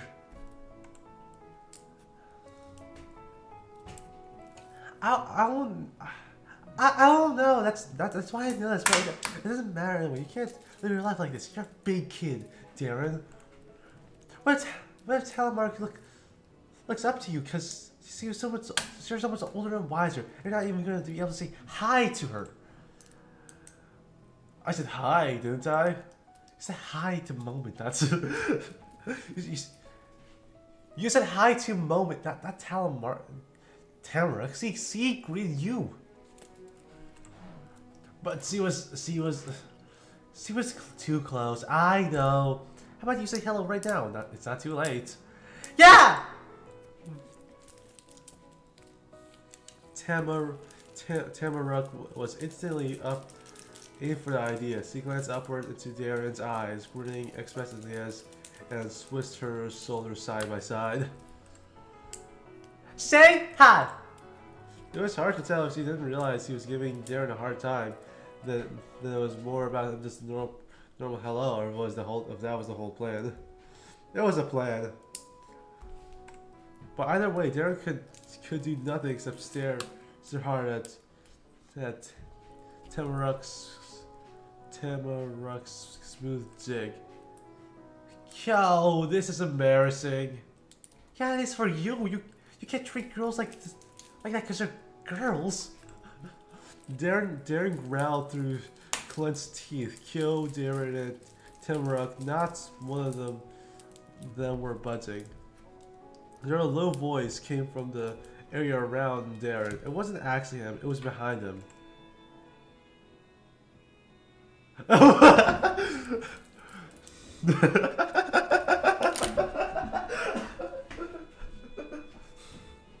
keep forgetting this person's actually funny.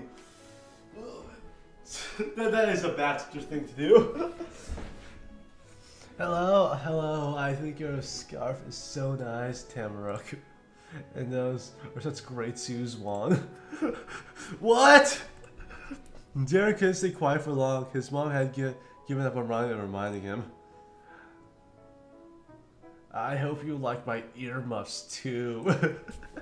Darren spun around the flurry, but the perpetrator had already breezed back to Q's other side. Baxter stood there, so satisfied and silent, like he had been there the whole conversation. He might not have seen it with his own eyes, but Darren knew it was Baxter. He had a pretty distinctive voice, and it wasn't as if anyone else could have done it. It was a pleasing answer to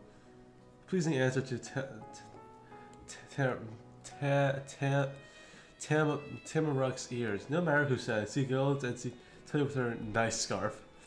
Do you really mean that? The real Darren turned away uncomfortable, and with a face pinker than the accessory in question. Yeah, I like your earmuffs. Me too! Darren turned his head into his vest as much as he could. The main part of his face he could still see were his eyes, which had gone huge and gone from defiant to shy, and maybe a little hopeful. It reminded you of a baby turtle peeking out for itself for the first time. You guys! You had lost hold of the situation. He viewed it from the outside the same as he must have done while watching toddlers tumble. Oh my god, Kyo is me. He even looks like me, or at least what I want to do with my hair. How do you do that? It's like a matter of combing it, or like how?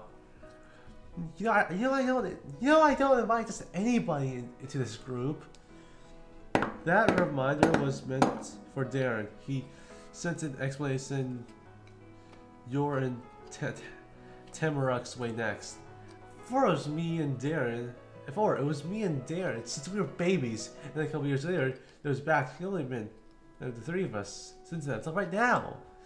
Yeah, it has been, so why do they have to be a part of the club? It's good you asked. Mo broke into my backyard accidentally. They took me on a crazy investigation about a paper airplane. and he got here a day ago, since he's already looking out for me. Normally I'm the one doing that. And Tamaruk was the one who made a paper airplane for a stranger because it would be fun. She's the type of kid who hides from who knows how long the pilot so she can jump out and spook you. What's not to like about that? Lastly, the three of us are all good neighbors. That's gotta count for something. If it doesn't, what are you thinking we do? Run away from them when me, you, and Baxter are in the cul-de-sac? Try to make Tamaruk and Moment leave their own streets? No, we should be friends and hang out together. It makes no sense not to let them join the club. Kyo's debate speech rose Tamara. Her fist was clenched and her expression was very vulgar, but you were sure she wasn't inspired to join Kyo's club. It strengthened your bond as neighbors and only made her flimsy connection with Darren and Baxter more obvious. Darren worriedly put extra space between him and the second girl, Baxter smiling at Kyo, supporting his friend while being totally indifferent as a result of the effort. When it came to yourself, Kyo's description of what he thought used to be a member. What? When it came to yourself, Kyo's description of what he thought used to be a member. Yeah, thumbs up. You didn't have to make someone sound special. Kyo got the sense of his audience mixed reactions. Instead of a full house roaring with applause, like seeing a mostly empty theater with one person clapping in the back row. He worked with it. Well, they haven't been here for long, and I know them better than you two guys know them. And the same goes for Moment and Tamara. They know me better than either of you. It's different from me. I like all four of you. People can join later. Neither of you have to be an official member to do stuff with us. I just like you know what's up. Lots of things bothered Darren, and he showed it. Baxter so far took everything like it was nothing. Kyo went up and he went down, but he always tried to get back up in the end. That was the boy club. Kyo was still Kyo, and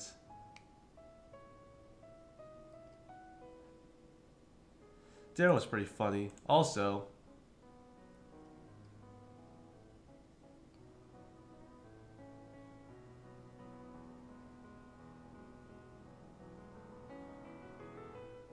yeah, that was cool. Though you didn't want to be in yourself, the club was a lot of fun to meet, and you've got to see the people. Tap tap sound marked the end of the meeting and made you think of a hammer hitting a podium in the very important official ingredient. It was actually Mrs. Murphy as she straightened papers against her desktop. Her teacher placed them down a neat pile as she rose to her feet. It's time to go, everyone. I'm leaving. I can't leave you here alone. Am I giving you a ride? Her glass was squared on Kyo and Baxter with that question. Oh, you like me to call your families? It was you and Tamara who got the look with that one. The first kid with an answer was Tamara. She yelled out with no hesitation. I'm okay! Followed after Tamara, though definitely not talking to her, piped Darren. He and his friends already had plans, but he secretly looked to offer permission to go through with it. Kyo and Baxter can come with us, can't they? Right off, she nodded, and her son smiled, relaxed. Mrs. Murray held up one finger and added a note before anyone got ahead of themselves. They can't stay all night. I need them both of them home before dinner. All right. Thanks for letting us visit. Yeah, thanks. What about you, Moment?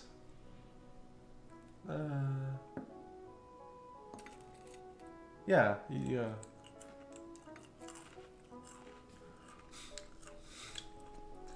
What? Come to my house!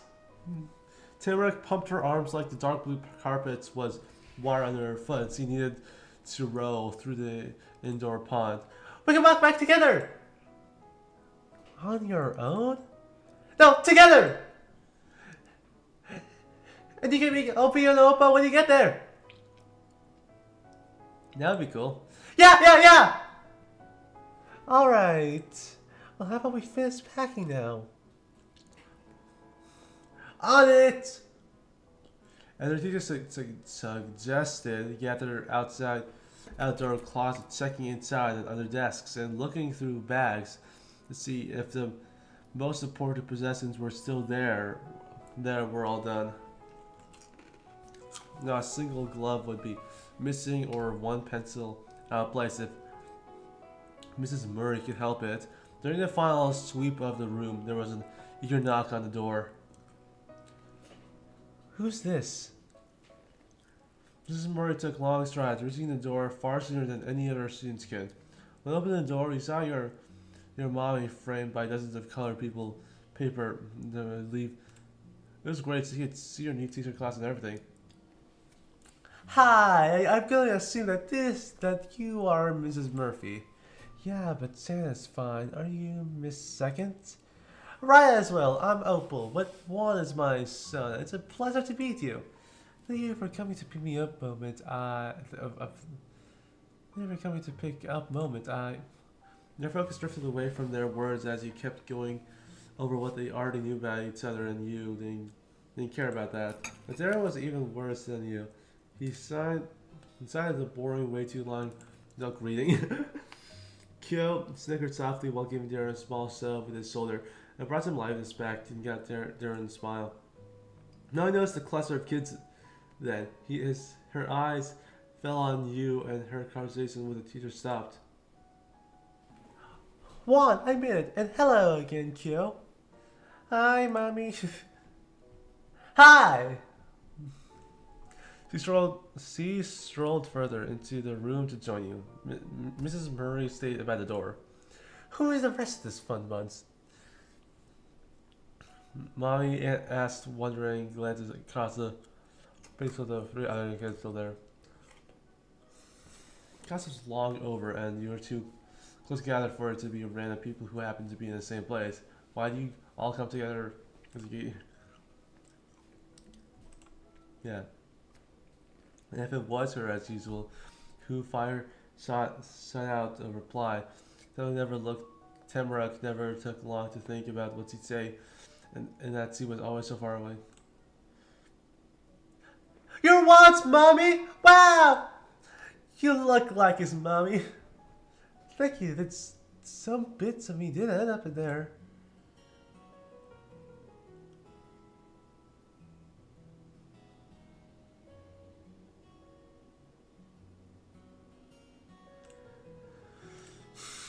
Did your dad look the same too? Juan is like him. Juan is like him in certain ways. Her smile dropped, but Mom had a reply for the question ready before you really heard it. We're family is me and him. It always has been. He won't come by to visit.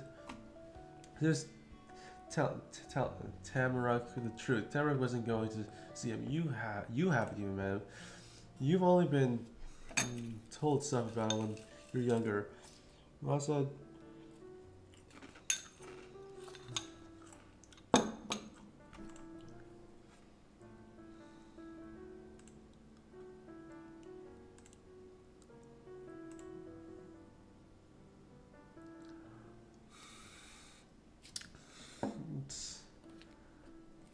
Yeah, I don't really care.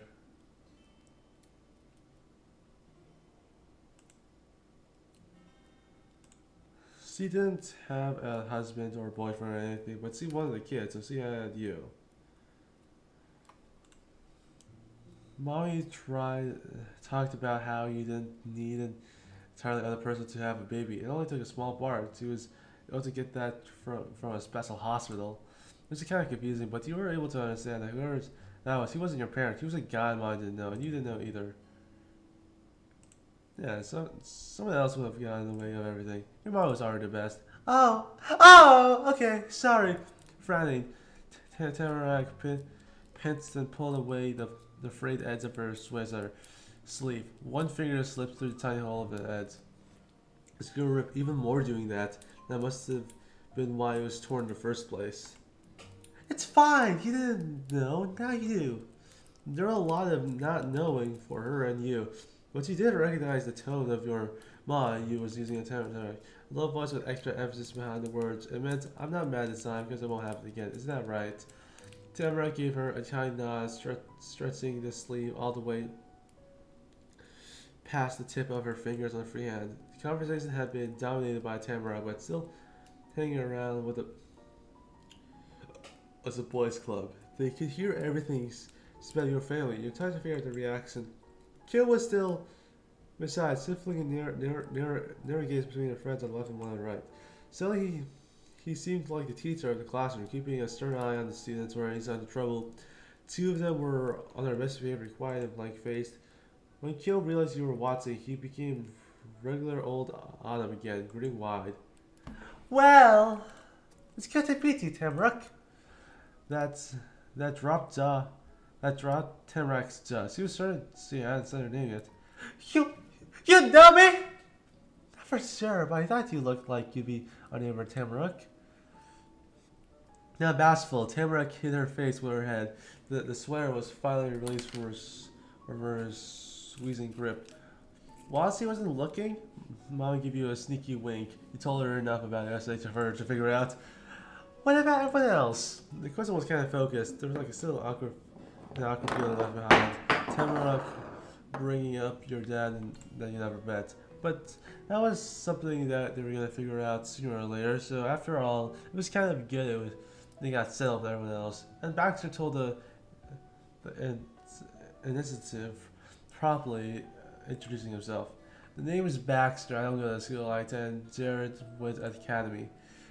You do. That's quite impressive. Thank you. You're starting to think that he couldn't feel uncomfortable if he even wanted to. He was a cool cucumber. So once he got stuck that way, like if you made a weird face for too long, except you were pretty sure adults were lying when they said that could happen. You got the conversation to change though. Your mind was more at ease and gave you a personal look at the other kid who hasn't spoken yet. And you are? I'm Darren. That's my mom. Darren couldn't meet her eyes. Instead, he stared at her shoes, limply lifting an arm towards the door. Mrs. Murray was leaning against the wall there. Her arms were patiently folded. Molly sat her gaze between the group of students and the teacher with a big smile. As a mom, she likes seeing other parents with their kids. It was fun for her, you guessed. It's nice to meet you too, Darren. Her cheeks puffed out frog-like. It was so fast and unexpected. Huh.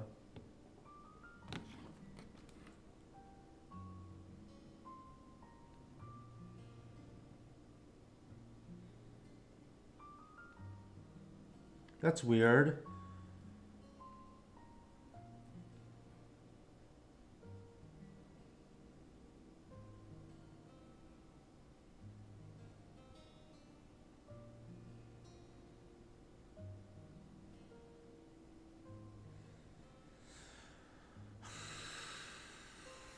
Huh.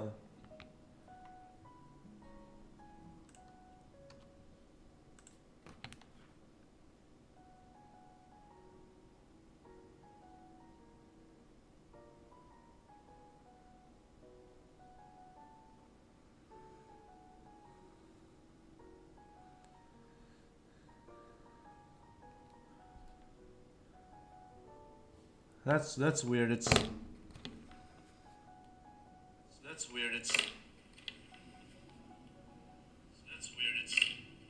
It's not working right now. It's not working right now.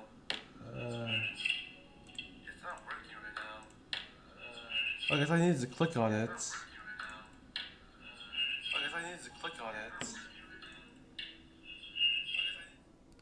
Okay, cool. It's working now. Sorry about that. For some reason, it wasn't working. It's not that everyone's jokes, even the ones that weren't funny. Your mom pressed her palm against her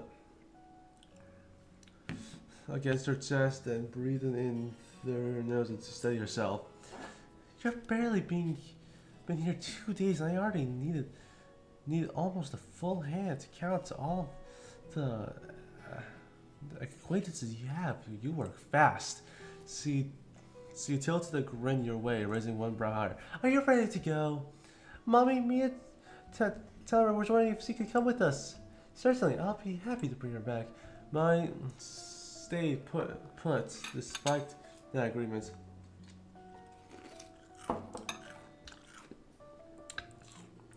My throat hurts so much. I'm just gonna. Actually, no, I can read a bit. That was when Mrs. Murray got out of her perch and came to stand by her son. I'm driving Darien, Kyo and Baxter to my house. I'll call the boys' parents and let them know. It seems to you've all got arranged everything. You got your bags already. We should really be going then. Have a good day, boys. With a parting smile and a hand to follow, Molly turned and walked away. Yeah, see you, everybody. Said bye, and the three of you left all. Yeah. Bye, Queen. Bye, Quo. Bye. Yo. Bye, Quo. Bye, Deborah. Bye, Baxter. Bye, teacher. He said over his shoulder while he close to you, Molly, and after that yelled, Tamarack whispered just to you, "Sorry again." You don't have to feel bad. Molly held the door open for you and Tamarack to trot by. Then she followed you out. Your first day of school was over. You took the same exact path out as you come in, just going down the opposite way, down the stairs through the ticket hall, and out the big door. When you went outside, the way home changed. You had to go through the almost empty parking lot to a car. Whispering clouds hung over the group of trees. Nobody else was out. They already got home or were probably still in the classroom. Tamarack ran feebly across the tarmac. It was easy to find out which car to go to when nobody else was parked anywhere close by. You usually catch up with her and stay by her side. It didn't take long for Molly to rejoin. He broke into a jog, and after it broke, both the kids ran. Once he unlocked it, Molly opened the back door. You were too little to sit in the front, according to her. That meant Tamarack would be too small too. You were way taller than her. But you found out that Tamarack didn't want to sit here. She liked the middle. It was funny how proud and weird it was. She also liked being able to sit up to the front easily. When you both buckled in the Molly got in the driver's seat, Tamarack told you as he poked her a bit from that spot all the time. Even though neither of them were in the car, she was happy to choose the middle anyway. Yeah.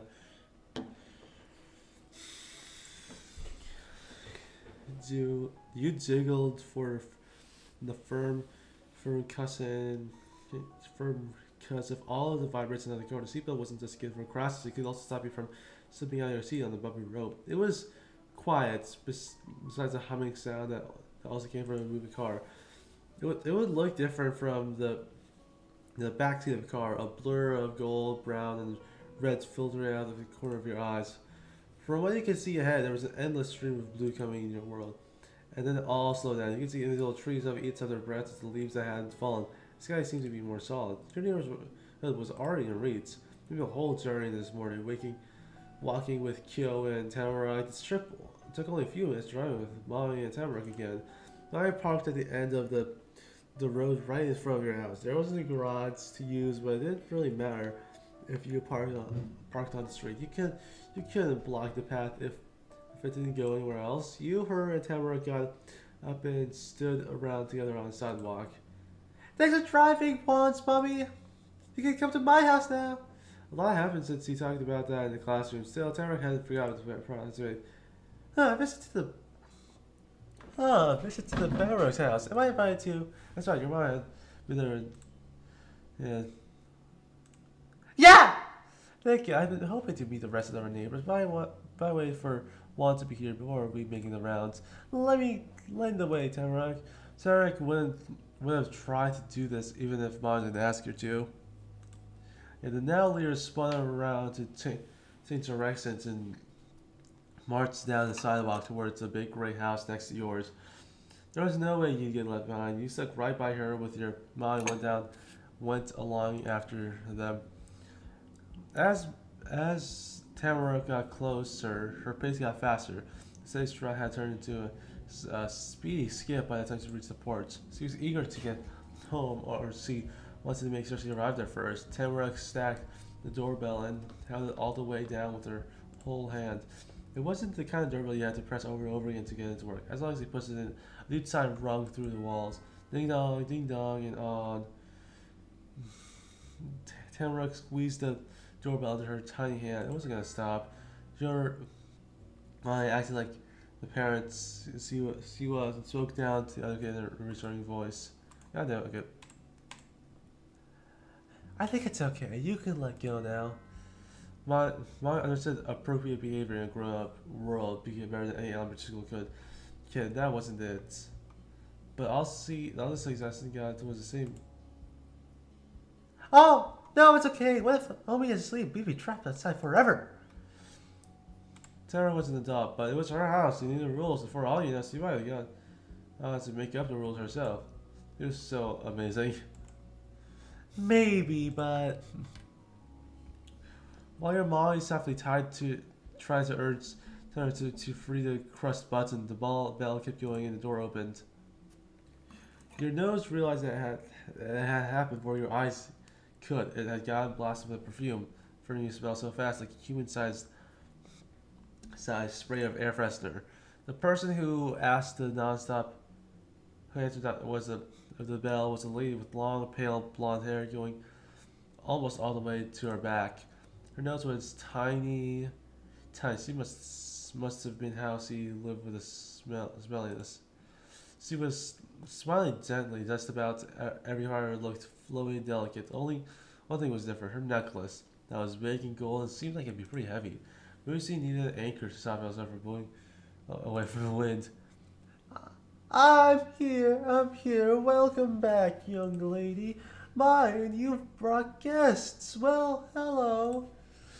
Telemark finally slipped her hand off the button she needed to wave. Hi, Omi! Hello. Good to meet you. I'm Opal Second. This is my son, Juan. The two of us originally moved in. We arrived only yesterday. Ah! Her voice was another fragile thing about her, strained and high-pitched explanation. I thought that was you. I heard you were coming after all, so I swept up the porch and left the welcome mat. Oh, that was you? I appreciate the gesture. Yes, it was my little way of greeting them, the newcomer to our quiet street. You had known that Matt was now placed in front of the Warren house. Another mystery was solved. The culprit was Telemarcus' family member rather than Telemarcus herself. Mrs. Berman hired on like leaving people unexpected stuff. And then, my name is Dorothea. Telemarcus is my only granddaughter. Her father is my only son. I do have a husband. He's still alive. I ought to introduce him to you myself. Lord knows he won't do it on his own. She pressed the top of her hand to the forehead, craning back.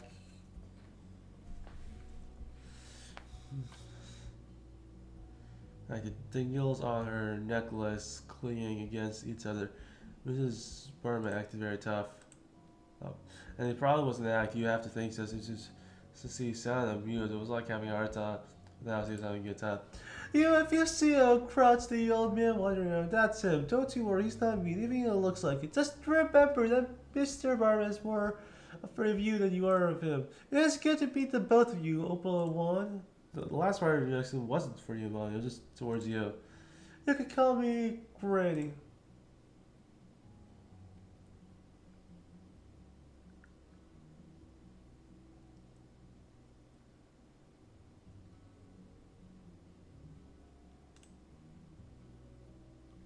That's right. Did Tamara tell you?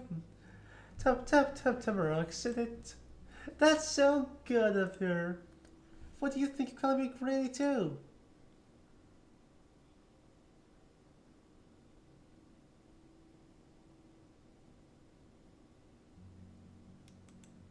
Or can you call me? Hiya, hey, Omi. Tamara cut into the conversation with a.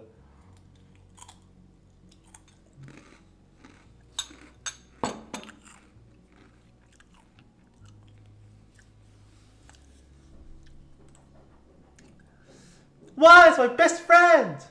That actually caught everyone by surprise, including you, the person it was about. Mrs. Blair's eyes got wide. What was that? I didn't know that. When did you make a best friend? Yesterday! She's so chuckling like your granny was silly for not being able to figure it out. Tamara really thought you were her best friend? That's the best thing ever. You didn't even know. No,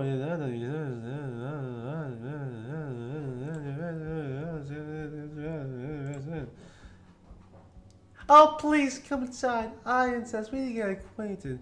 You'll never insisted to see their house before, unless what? You guess that's what Yeah, that would be lovely. Oh my god, so much. I like this game, it's pretty funny. But like I said, it takes forever to beat.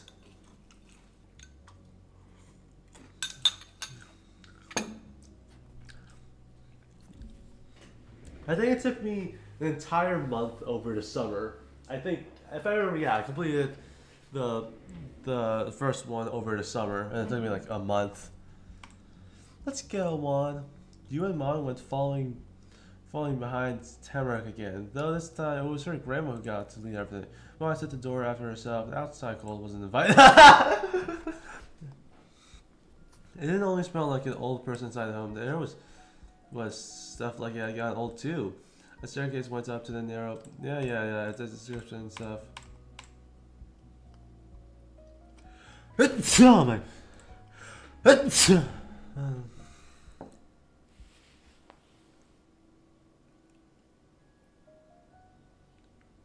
Yeah. Candy was fine, but I wouldn't like actively want it. The only reason I wanted it was because of like a snack.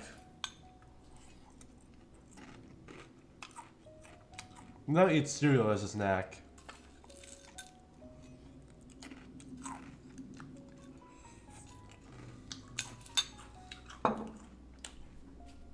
Tamarack's granny showed the way down the hall and through a big opening in the wall. Past that was the living room, or not, where Mrs. Birdman crossed the rug that was also flowered and sat down on the smooth green chair. See, they didn't call it that. So this is the drawing room. I come here and sit on my throne and entertain our guests. You can take a seat, but you be careful. They are antiques. Karen can hover around the table. Hearing adults talk was one thing, but sitting down doing nothing while listening to it was asking for too much.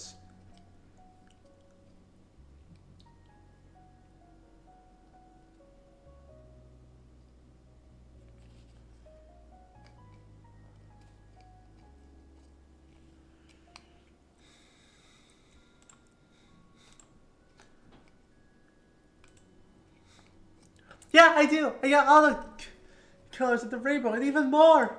That's incredible. Thanks.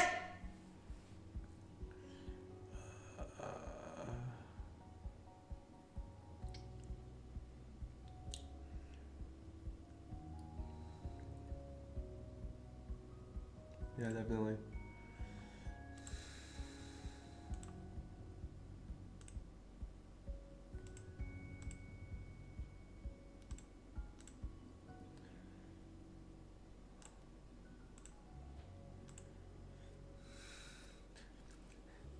It's as if these people think their Habitat will fall apart without him, or he was in construction work, remodeling, refurbishing, repairs. I see. A very apt comparison then. They both laughed. The mom's polite chuckle and compared to hearty chuckle. Now it's true that there's always something or another going wrong somewhere. Golden Grove isn't as young as it used to be. But there's only so much he can do when he's aides at those buildings themselves. The opening is for a second, everyone stopped. Description insult the house herself? No. Heavy steps came from Opa. One hand gripping the armrest on the other side. That's him right now.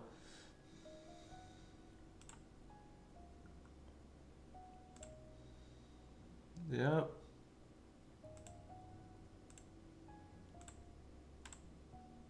Afternoon. His voice cemented an impression that had started to build in you. It was a low, crumbling noise. It don't sound the way his scratchy beard and brushy eyebrows must have felt. The sturdier old colors and rough. It was basically a stone statue that had come in life somehow. And this was still of Mrs. Burr. Hi, Opa! This is Wine, this is Mommy, there are people in the other house! The neighbors. Mr. Bowman mumbled briefly in response, and his eyes sifted away from the seating area. He wasn't talking about the news, but you got the impression he was thinking about it. Good day. He turned his body to match the direction of his gaze. Fine, we'll go hide in your cave. We'll be here if you decide to join us after all. Mrs. Surrender and he lowered herself in the chair again. They will be ready in a couple hours.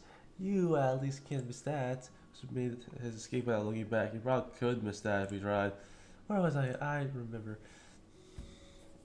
Tamarack's grandpa had only said a few real words. You could count them on one hand. Her granny had have said 100,000 times more than that and still had more to go. But your mom was nothing to do, and you could tell she wasn't ready to be done.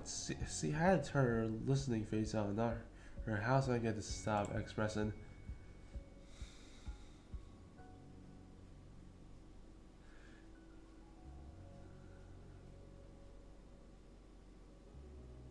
That's the round.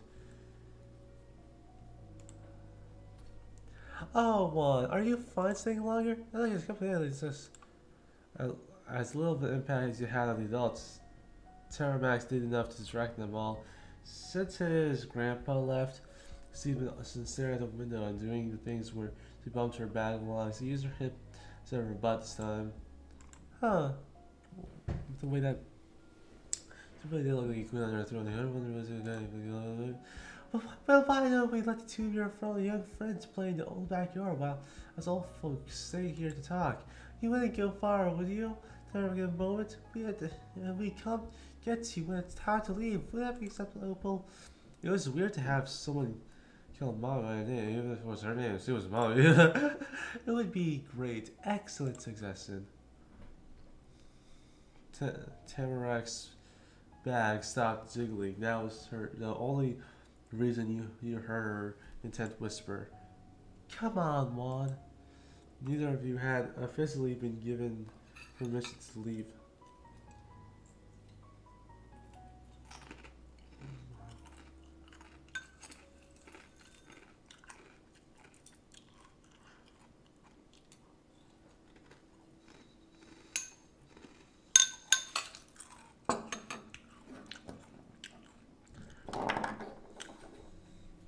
Neither of you had officially been given permission to leave before it seemed out the corner, around the corner in the same direction her had advanced into. He hadn't been the only one who wants to get away. Don't run in the halls, please. Knowing well that let's find out what let's do. What I say. It's alright, you should go and play too. I'll see you soon.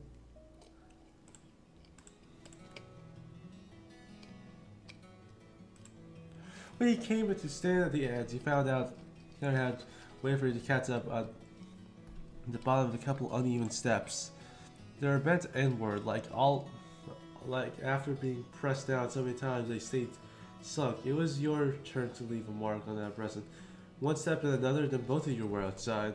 The invisible ribbons of perfume melted off your clothes, unable to live out in the fresh, freezing air. It's like Kyo's backyard.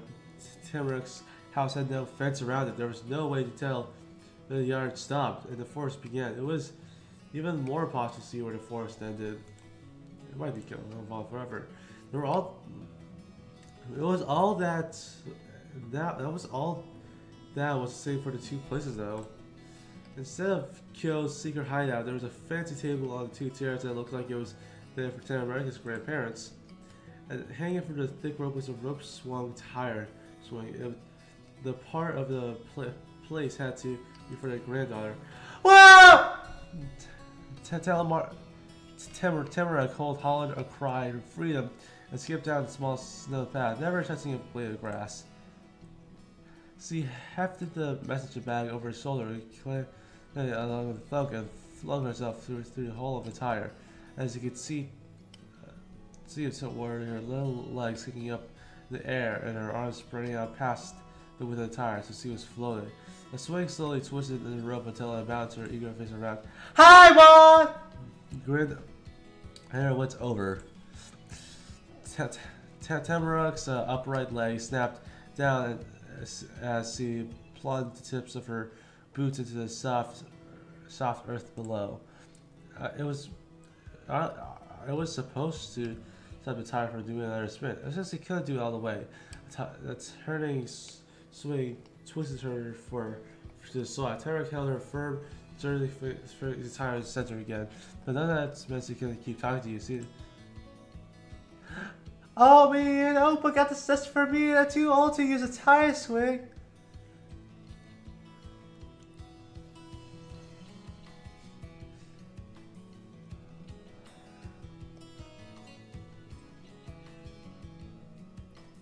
I love it. Thanks! The praise puffed her up proudly. She got too much bigger, so she might not fit inside the tire. But then she wiggled her body and dug her Susan even harder, trying to get out. Let's play sometime!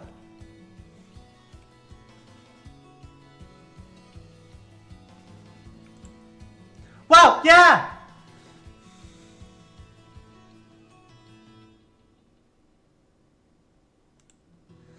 She screeched giddily when you burst towards the swing and her legs went up again. There was no reason to stop the swing from going somewhere.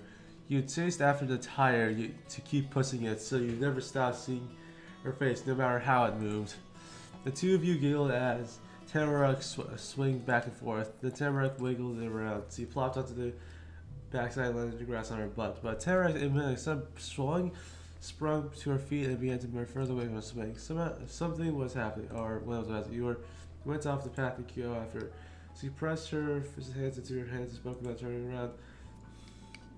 Tamaruk's hair fluttered animatedly with each word because she now while talking. This made it look like a fluffy gold sheep was someone saying it. We better get started soon. It's gonna get dark. Start what?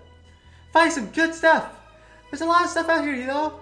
She reached down to collect her big bag, hooked it around her shoulder like normal. That's where she turned around and you were faced with Tamaruk herself, instead of the sparkling lamp side by side of her. Have you been to this place before? Not to this town. I only came here when I moved yesterday.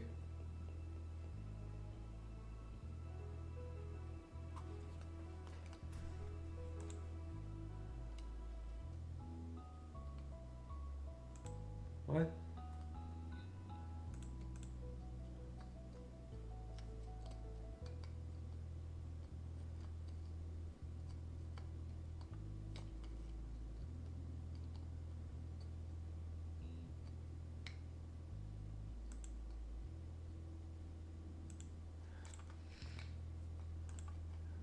Really? Wow, I bet you know a lot about outside and everything. Oh, that's cool, the logs. Wow, I bet you know a lot about everything outside. Yeah, and everything. All the forests, the worlds are different. In some places don't even have forests. So this one is great because there's mushrooms and rose hives and acres and great rocks and more. I can tell you some good spots to find some things since you're do this for us than me. You have thumbs up. Whoa! Let's go looking right now! Yeah. Together, you and Tamaruk began your treasure hunt at the edge of the forest. And bushes at the beds of its under rock across low-hanging branches around fallen logs, and there was left unexamined. When Tamaruk found something worth saving, she placed it on the walls of the flower stone. That was to keep her fingers from it. When you discovered something you wanted to take it with you, you placed it on the table instead. Your pilots moved rapidly, and the two of you dashed back and forth from the clearing near the house and the wilderness. That's like in class, I was fully focused and squinting hard. She only ever stopped snooping to rub her tail and sleeves into the island to keep going. Maybe dirt was getting in her eyes with how close getting to the ground. Maybe bits of the twigs too, since she was afraid to shove her head into a bush. Leaves did get stuck to her hair, same as the first time you ever saw her. As time passed, a sound crept over the yard. An obscuring sweater pulled over the body of the earth as it's getting colder.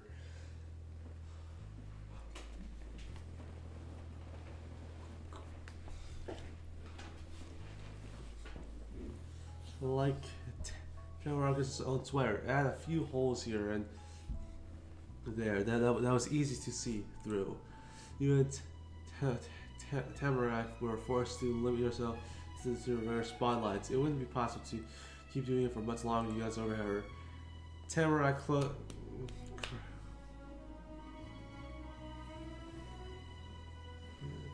crossed in the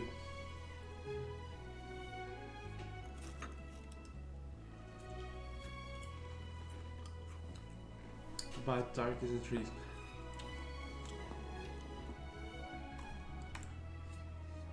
Seeing her there, that way made her so much more sense than when you saw her in school or her grandparents' antiquated house.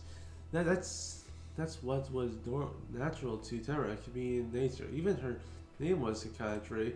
When Tamarack officially announced the end of her hunt, the day was reaching its end, too. There was probably the only reason why she stopped. It didn't mind stopping either. The treasure pile was already getting big and varied. All that was left to go was to gather up. It was either to think that to do your struggle to get each one of your small, mostly round valuables into your grasp. Tamarack couldn't scoop everything in her hand at once. Pebbles and rose harps rolled out of her grasp off the stepping stones. That was close enough for her to embrace the kid. Tamarack rushed over to Soya and went to what she could carry. This is what I got! She nudged her hands full of bustling with wonderful things even here. The acorn dropped to the ground. Here, take whatever you want. But that's yours. I already have a lot of that. I know! You have your own. Well, for yourself, you can take part of mine, so you always have the things to give away. Or maybe you want to share what you got, so I can keep the ones I give you. Something like that. We can share it with our mommy or my oppa. Mommy or oppa or anything. That's the most fun. Oh! That was the answer to a puzzle I'm actually confused by. Tara said that she went out to the woods all the time. She must have found enough things to go to her grandparents' entire house. Her grandparents were definitely not like that. She needed room for her own clutter. That's not her problem because Tamara did come back and collect herself. She spent something out with everyone. Yeah, it's not to give people presents. The exchange couldn't be done smoothly. Neither you had free hands to pass. Selected from the When the tale finished, he had almost the exact same amount, but it didn't feel the same. You know that in one hand you held the treasure you found with your own effort, and the other hand were gifts from your friend. Both were important for different reasons. Still grasping a loose collection of forest finds, Eric matches off the side of her background into yours. Then after her curiously, I'm going to Kyo's house. I'm going to Kyo's house. He's gonna be so surprised. Yeah, that's a great idea. Yo and Tamarack crunched through the long grass and a million leaves. The sidewalk in front of the house was a big half circle, and the back of the curved like that too. When you got more around it, man, you could see the whole entire yard. It was empty and growing wild. There was no Ford or tire swing, no table chairs, not even one little lantern with a blown out light bulb. If you faced away from the house, you'd think you were in the heart of the woods. It's so space, and it was your space. And at the other end of the field, Kyo's fort could be seen towering in the distance. It encouraged Tara to shuffle around faster. The quick steps jiggled her hands, and that caused a few more pieces of her collection to rain down around her. Since it all came from the outside anyway, it wasn't literary.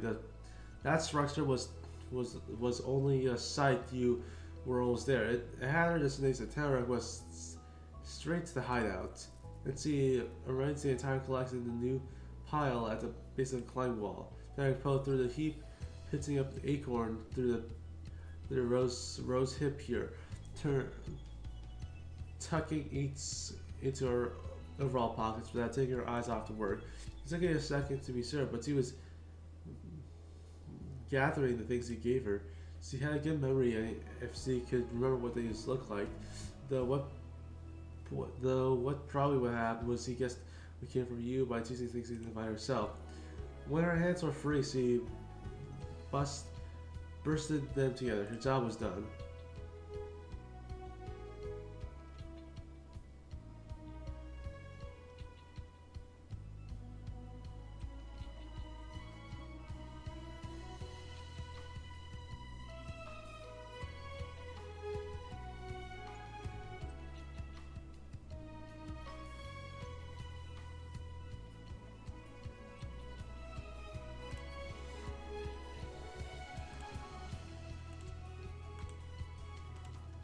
Let's go!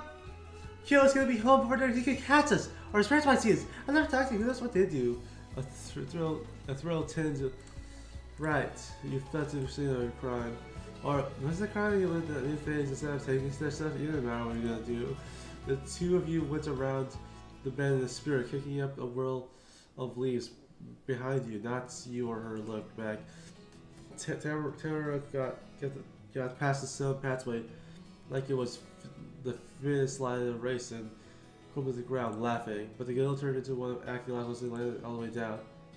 Ow! Ow! Ow! I fell out the rocks in my pockets. So that's some more, and out more. It's one taking its fair share. Are you okay?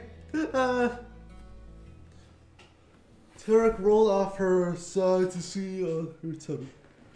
She squished her big cheeks against her little fist, and she kicked her feet in the air.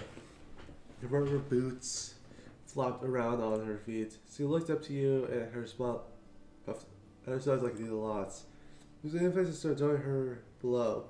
You did, sitting carefully on the cool lawn in front of her. Kyo cleaned up trash, and then he's gonna get a surprise for the first snake kisses. Even though the two of you were on the ground, your moods were as high as the sky. So cool and weird that you're playing in a friend's backyard. When did this happen? How did it happen? You moved into this town, Terex spitting out at you, and you're pretty butts being together since. Even your brains have gotten sick, because Terex started talking about the same thing. Wow! I have all the friends I have here. You're the best one!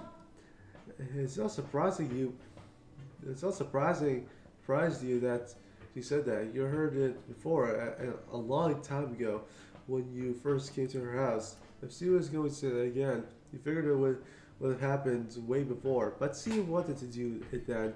She kept going. We came from the same exact neighborhood, almost at the same time, and are the same age. Yeah, plus I do too. I never even met you who was just like me. That's important. That's serious. Tamara had started shouting, then stuck in the loneliness with a breath, and what came out next was low. You had to really listen to it. You and me are going to be friends forever. Those words were something more than a regular promise, more than a pretty promise, too. It was a swear. Not that bad kind of swear! Yeah, best friends.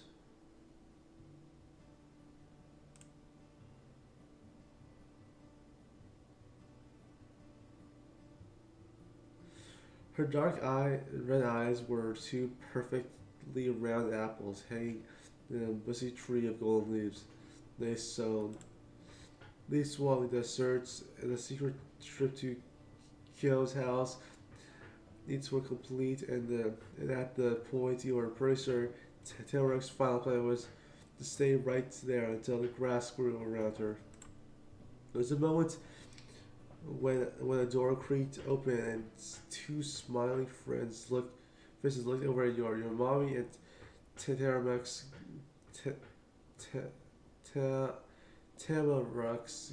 grandma came to see you. It was hard to imagine they really spent a whole time sitting in the living room. Hi, Juan. Sorry to interrupt. We gotta be going soon. Bye, Juan. I'm gonna stay outside. Sending a smile to Molly, you push yourself off your feet. Bye, Tamaruk. By Tamaruk. Mrs. didn't even question Tamaruk remaining leaning on the grass. He left her grand there and got her guest in through the back door and up the front one. Like he's going in the house. It was too late to tell that it was already done once you realized it. Mrs. bounced up at the entrance, opened the door and fitting herself in a rare opening between the furniture to clear the path. Your mom kept going past her nice and orderly. On the porch, Molly. I forgot I have water.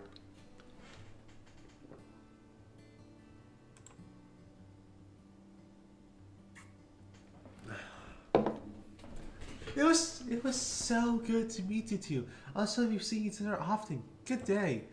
Of course. Goodbye and thanks for the talk. Mrs. Burren nodded kindly, suddenly pressed the door forward. Molly waved until she was doing it to a plank of wood. The door was shut and she let her hands down and talked to you. Busy day, huh? But that was good. The words went high and sounded of relief. Instead of low, which would have been real compliment. Instead of just something good happening, it was more like when you avoid something bad happening. It was still good, but it was a different way if nothing had been mistake. Time to go! Except before you left the Merriman Sports, something made you stop in your tracks. There was a strange stroller in the cul-de-sac, rolling a bike along with them. It was almost as long as the person was tall. The sign had a totally different impact on you. Well, they pulled her forward. Oh, it's Mr. Lin! Mr. Lin, like Mr. Quilin? That was Quinn's dad. He wore a pale gray sporty jacket and also nice black dress pants. His hair was super neat, but styled in a fun way that most grown-ups don't have. That kind of introduced him to the world without needing to say a word. Mr. Lin, whoever was a real business professional. Not all strict about it. Though, wait, why did your mother know that? How do you know him?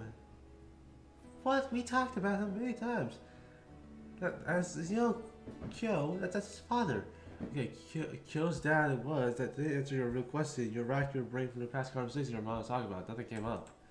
Yeah, I know Kyo, but I never heard anything about his dad. Confused and swelled up her face. He was convinced that that's what's.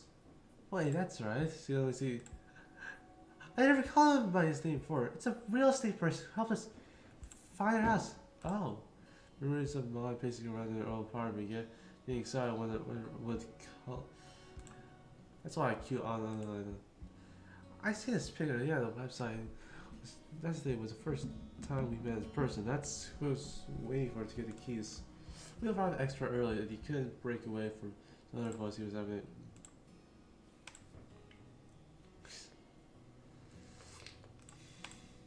Never to turn back to Miles. Yeah. Let's see him over there. It'd be hard to move the bike for him to come here. He kills dad. Reunited the move works. Hello, Mrs. Seconds. Hello, Miss Second. What coincidence running into you out here? Good seeing you again. It's nice to see you too. This is my son, Juan. So he's the one. So he's the one high moments. Your real estate agent folded his arms and tilted his head down. Then the hair in front of his face fell away, letting you see him clearly. This is a big moment. I can finally introduce myself after hearing so much about you from your mommy to, of course, but Kyo has his own contributions. It felt like meeting a celebrity in person. Oh yeah, Kyo told you himself. He was talking to his parents about what happened yesterday. Mr. Lin knew the things about you from two people.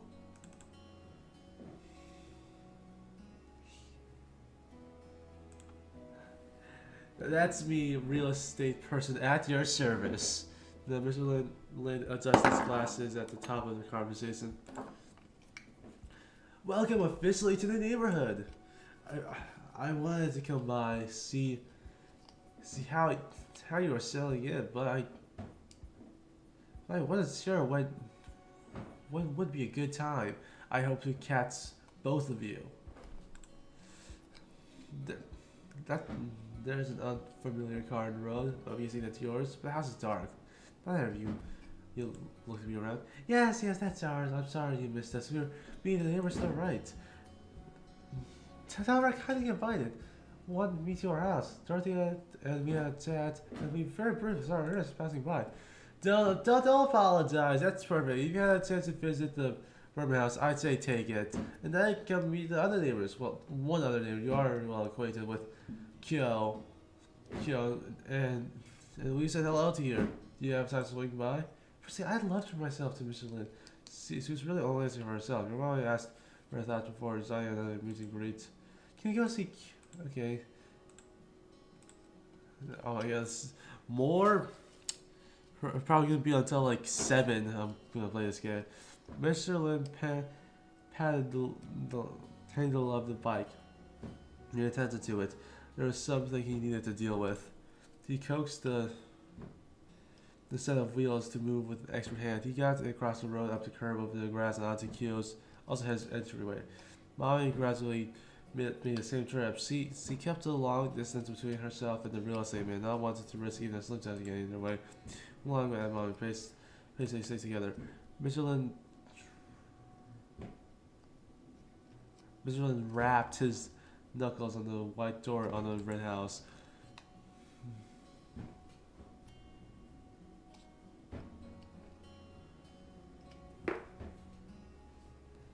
He buzzes himself during the wait by tapping the bike handle instead of humming a soft tune. Someone, though it was probably Kyo's mom, opened it halfway to attend to a guest. The door was thrown open all the way when the second person realized who was there. Hello, honey. Hong, did you lose your keys? With an apologetic laugh, Mr. Lin stretched past the bike from front wheel to greet his wife by kissing her on the cheek. No, I wanted you to come out. Over. I figured this way would be quickest. Wait. Our new neighbors are here. Huh? Mrs. Lin peered further on, and that's when the neighbors, and there were the neighbors, you and I. Still staring ahead, Mrs. Lin stepped forward and just in time to bump into her husband. He'd matched a move to get into the fence area of the porch. Mrs. Lin gasped and the bike uttered a melodic cry. Mrs. Lin hastily grabbed the seat cushion to steady on. She leaned to the right for her next attempt to pass. And then Mr. Lin, Mr. Lin settled on, pressing his back to the little wall by the door, holding up the bucket themselves. Mr. Lin finally managed to shuffle by and reach the sidewalk, but not before muttering bashfully, "Sorry, sweetheart. It's no trouble. Go on." Mrs. Lin let out a breath to recompose her normal self after the unintentional dance with her husband and her husband's bike. Her clothes were light blue, her hair was blue too, way darker than before. Whenever she lifted her legs to walk, the creases in her dress moved like flower petals in the breeze. There's something peaceful about her. Even her voice drifted along gently. "I'm Mrs. Yi Lin. If you're the neighbors, you must be Mrs. Opal and Juan Second. Is that true?" "Yes, precisely." Molly reached forward, offering sake. Mrs. Lin grasped her mom's hand with one of her own and covered the top of her own hand. The two didn't exactly say. Really, they squeezed their hands for a second. They were hugged both hands. After Mrs. Lin carefully unwrapped her fingers from Molly, her gaze drifted downwards. Mrs. Lin curled her into a blueberry ball, bringing her chin to her knees. The edge of her smile began brushed the grass, but it brought her the eye level to you. "Hi." She led up her hand for you to take it too. You never really guess what was going to happen. Most of the act like you were grown up, or that kids can be treated the same way as grown ups.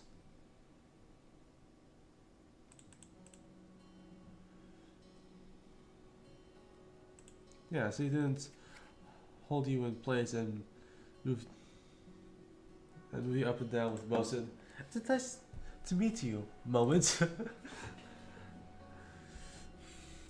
Then she pushed off the ground to stand up perfectly straight in one fluid motion. You'd seen how much Kyo and her dad were like because of the matching confidence. It was the same thing with her mom, except you need a little imagination to make it connect. The Mrs. Lin was a full-on super ultra fast forward. Looks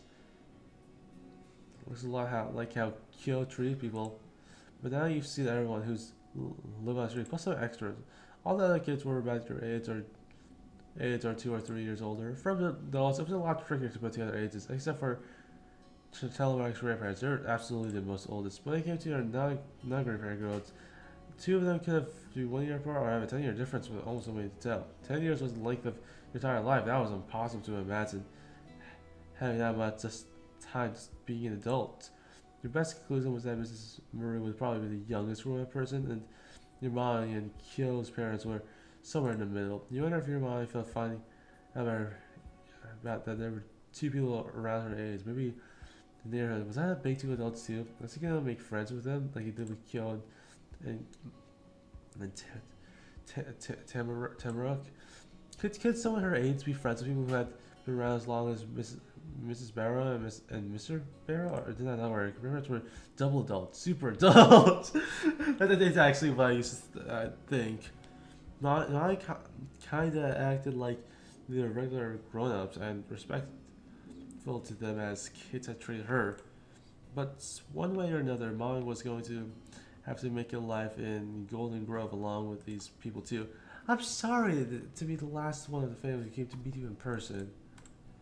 Don't worry about that, Hong. Oh, don't worry about that. Hong has a huge advantage, all things considered. Your mom quirked her lips good humorously. Although Q also beat you to it, and that was a close race. Oh, a joke, a teasing one even. Mom made an attempt at being less professionally polite. You watched on the adult seems. He was very excited. There's never been another child next door until now, when two have come at the same time. Well, I hope one and I have lived up to your expectations. I'd like to make a good expression on them. This Keely Lin. The other Mr. Lin came over and joined the conversation, showing off his now free hands with a shrug. He had gotten the bulky bike into the porch jail beside the mailbox so he could stop pulling it around for a second. Kyo has been out with friends since school ended, so we've yet to hear about what happened when he popped by your house in the morning. Now I'm certain this new neighbor, Miss Opal Second, will get a glowing report over dinner. Thank you. I'm usually the one giving performance reviews. Who knew it was so nerve-wracking to be on the receiving end? Oh yes, terrifying. It was like the time your mom liked. Dealing with you was her whole job. She could play pretend, and it was sometimes challenging. You didn't know Kyo's mom well enough to be sure if she was also a joke, if that was a joke, or she was. But you guess anyway. She sounded actually scared idea, but plus Mr. Lin went for the earnest answer. Says I'm messing around. He knows best. You always have nothing to fear. No one's going to give you a failing remark. Trust me. And I can offer my son is entirely fond of your son. Now that is wonderful news because my mom is as attached to your boy. That's right. Kyo and you were already great friends. The final neighbor you met spoke sweetly on behalf of the entire family. We have to give a praying time to nurture the friendship. Mrs. Lin slipped her arm around Mr. Lin. They were unified physically and legally and in this option. I'm glad that we're on the same side here. Yes, that would be awesome and amazing and the very best thing. Now I need to apologize for forgetting this introductions of sort. You have to get home. There's more unpacking to do before the day's over. I absolutely do want to speak more though. Another time though. Oh, that's fine. Yes, I understand completely. I imagine it's a big job. Getting new house in order always is, even when it hasn't been left to collect dust. A bit. Luckily, it looks as if most of the furniture are already there will be worth keeping. A very good scrubbing policy. Is that so? I thought that'd be the case. It was quite a perk of the property. Seems like a good advice being on location. That was said with a sly smile and aside to her husband. Mrs. Lynn had a steady streak of charm too. Thanks, honey. Mr. Lynn put a hand on the back of his head and one on the corner of his glasses before leaning back to laugh. He wanted to make sure nothing fell off, he guessed. But if you do need help with any heavy lifting, you're welcome to let me know. I'll call Yi. See if there's a call to do more push-ups than me. Suddenly, Mrs. Lyn's dark eyes went saucer wide. She couldn't get them back to normal size, so Mrs. Lynn slammed them shut and said that there weren't any way to get the rosiness off her cheeks. There's a reaction when you see from Kyo's mouth so far. She was the one to start the praising. Han, please, we should both help if it's needed. Your mom got sucked out of the engagement too. There you have it. The Lyns are at your service. Thanks for the offer. Thank you for coming, Opal and Moments. You're both welcome over any time. Goodbye. Good evening. Bye, Mr. and Mrs. Lynn. When they come along, Dexter angled your way. You follow the sidewalk across the center of the street. From there, you started up at the grand old building, and you were always in the living room. It was yours and Mama's. After walking down the road into town, attending the school and visiting with the neighbors, this place was where you were returning at the end of the long day. A thought struck your heart as much as your brain. You were going to seeing that view for a long time. No matter how unfamiliar its sight, sound, and person is, Golden Grove was there. One day and it was going to be normal. That was exciting to picture. You could be like Kyo, someone who knew the ins and outs of everything, someone who actually had memories and bonds with the place they lived in. As if the world or your mommy was trying to prove this world to be a regular thing for you.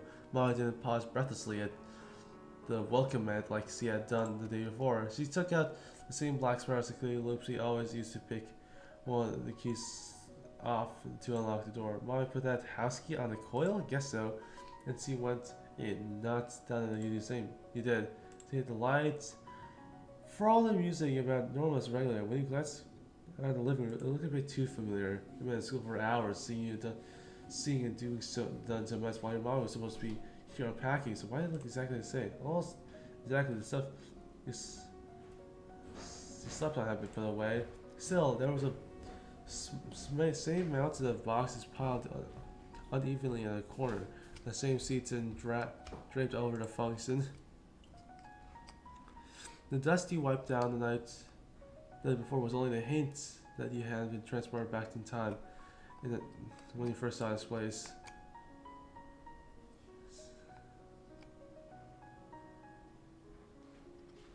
Yeah, suicide and hard things. I am busy, if you can't tell. And I bet you couldn't. Oh, apples. Small stack.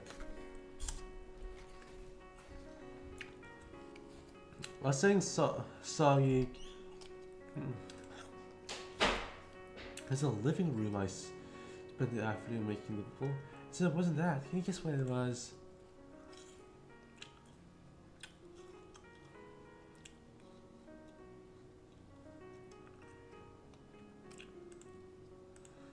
It's ready for you. It's clean and that's free, and I've already.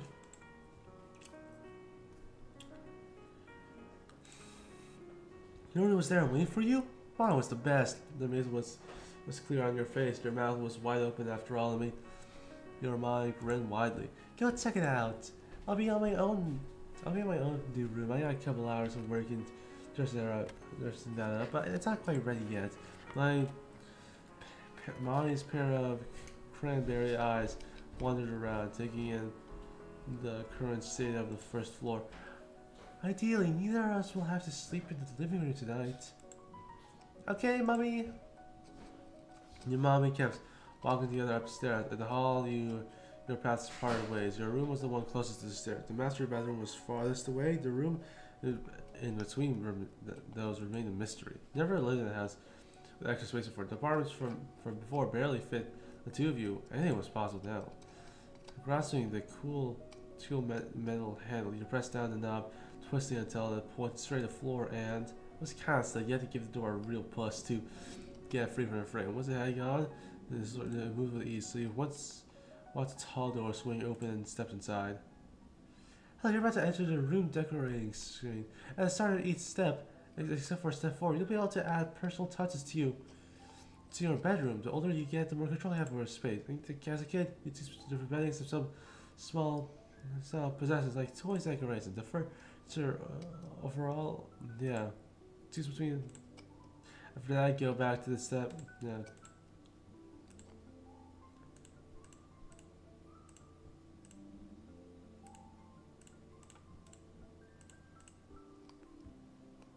Oh, a canopy. Oh, I like that. Yeah, it'll be helmets.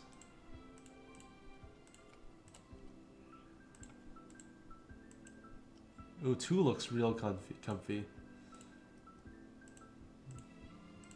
Yeah, make it really lived in. I love that poof animation.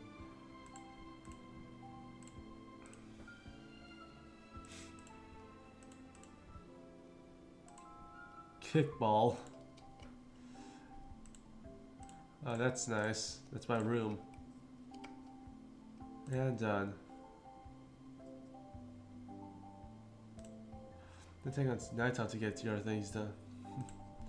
The floor space of the room was bigger than your last one. The ceiling was a lot lower. Though it's sloped with the roof of the house. And the window was aligned towards the treetops and sky. You never even seen a room like that before. It was weird. After that, there was a knock, a voice. What? Can I come in? Yes. Now Diggle and Jerk, the door was strained to secure out the lair. Hello, dear. Not so discreetly, Moise, during your efforts of decorating. Arching your back and holding your breath, your brace for yourself for a second. I was here for hours. I can get messy. But you did unpack and make your room. This room is a game one.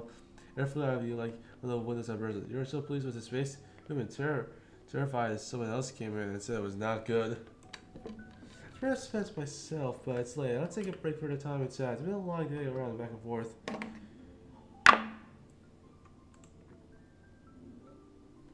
Sarah, mommy. Okay, here it goes. We're still not entirely done, even now. Yeah, I mean, obviously. Your mommy put her folded arms in even more, and your mouth paints too. We're just talking about how things will be once I'm back at work to work. I won't be able to drop you off or pick you up from school most days. I'm sorry. It doesn't seem common for kids in this town to walk or ride bikes to class at least.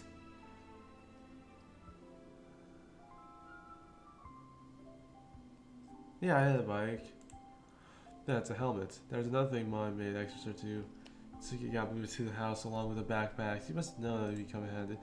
It'll be up to you if you'd rather go on a foot or bike.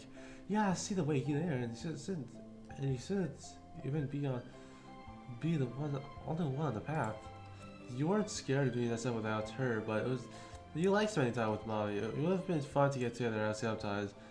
She had to do her job. You just had different kinds of fun. Accepting you're inevitable, your mom. You nod. Alright, here's one matter to attend to. Here, part 2.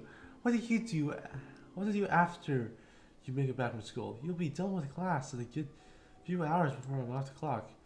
Mrs. Bauman and I were talking while you're outside with Tamarax. He offered to keep an eye on you while I'm away. See, we're tired. It's just there'll be no trouble. That can mean that you can go to Tamarax's house for the afternoon, or it can be Mrs. Barron popping in every now and then to make thinking if you're playing at home or outside. Tamarax is already a friend, so it's not that stuff seems to be mine. You being around regularly. Mommy held up one finger and kept on while it's cleaning. Of course, it's not the only time. We have options. Well, I didn't get a chance to be officially asked. I bet the Lynns would be equally fine if you want to hang out at their place. They're good people. I know Mr. Lynn. He's doing well at this point. Plus, there's someone certainly extended an invitation to visit whenever you want. He's sociable Even I can see you're in with him. I can also look through the lessons and extracurriculars of being offered town. You could do this so that's some days instead of staying in the neighborhood. Maybe you want to take an instrument or learn how to dance. I would be able to come and get you from there where I was being. The hand finally came down. It must have been all the possibilities you could think of. I like how this. It looks like you don't need to worry. Mom stopped squeezing herself again. So there's no reason to play out the rest of our lives together. The first one free is on their own. There's something you heard a lot, no matter what you were through. Your mother never stopped believing you. For it, see, gaze past you and nothing in particular. Totally is feeling strange. Remember how you were actually there with all your stuff, had to keep up at the stop. Maybe your mom felt that too. She blinked and her eyes fell back to you. Mom smiled. But our neighbors are certainly nice, huh? All 6 of them. We had a lot of luck out here. Lucky couldn't even describe it for what movie had brought. No words were needed or to understand your thoughts on it. Your face said enough. With a grin, Molly struck her hands onto her jeans. Now, if you don't mind me changing the subject in entirely different direction, this is me to say it's dinner time. I don't remember how much we've done, and because the loaf of bread is Alan's one, and also because even I wasn't, I did not want to forget our chance. I take it the 2 of us out. I heard that the local diner is a gem. It was good.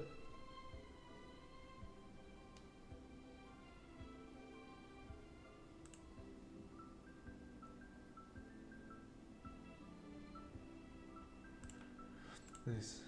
Kill.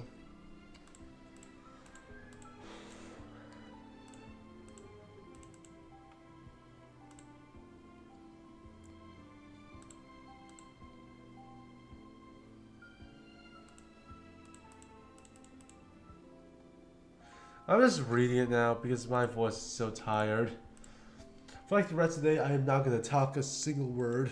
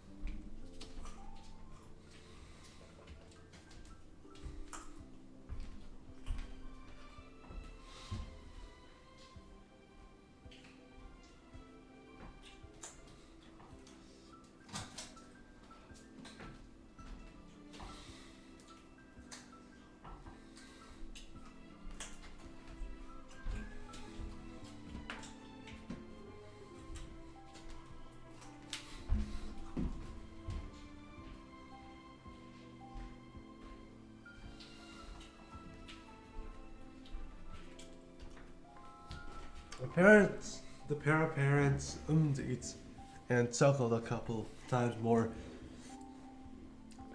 At least you assumed Mr. was in a good mood. A bit weird mom was amused by him being mad, and the call wrapped up. Thank you, alright, goodbye.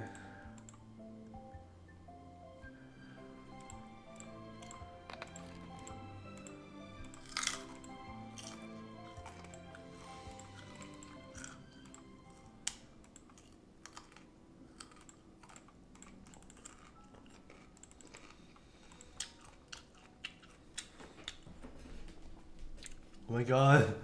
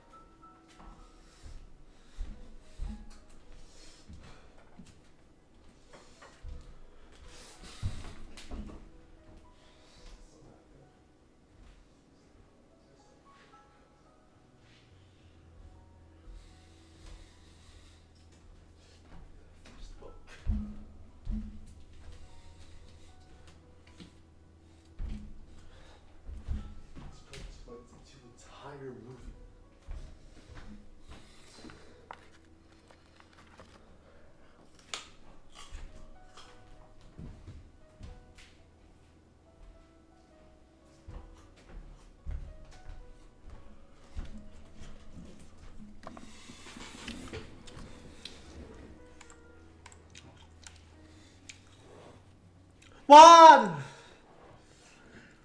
And he zoomed out. The port's meeting you. Tamara went so far her floppy boots had slide off her feet. Tamarack!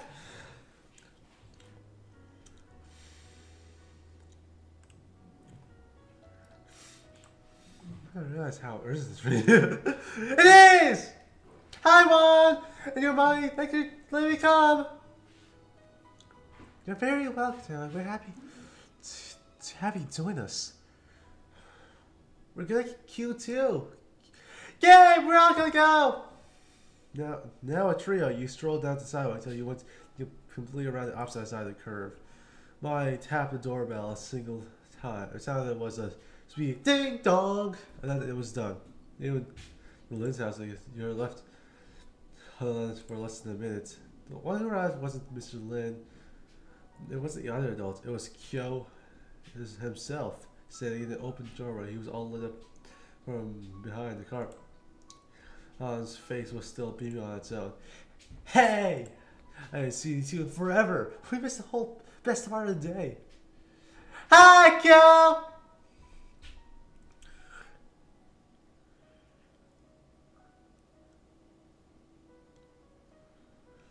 Yeah, way too long.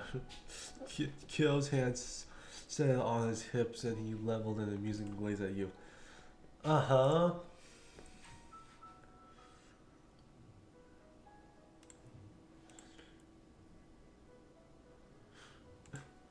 Nice!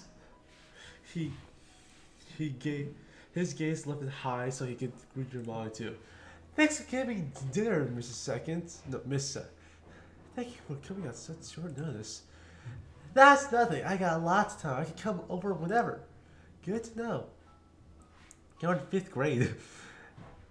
And so, everyone invited to dinner was there. Together you went to the center of the street again. Molly unlocked her car. Tarak asked for the middle again. She got it. Kyo scratched his head over that one. It was kind of serious without her explanation. Tarak was only wanted a window seat at school.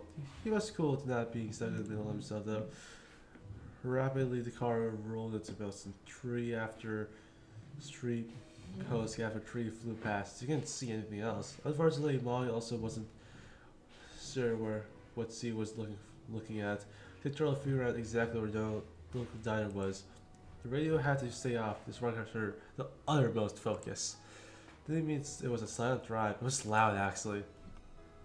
Staying tall on the edge of his seat and gesturing wildly, Kyo offered his best advice on which road to take from wit. At the same time, Tamara was bouncing her seat and sounding out steps. He remembered sitting on her way to the diner for her first time since he'd been there. Neither of them could give directions very well. I was wrong entirely. It was wrong or entirely impossible to understand unless you were within their own heads. Molly was patient though. She never gave up. In the end, on the outskirts of Golden Grove, you found a place.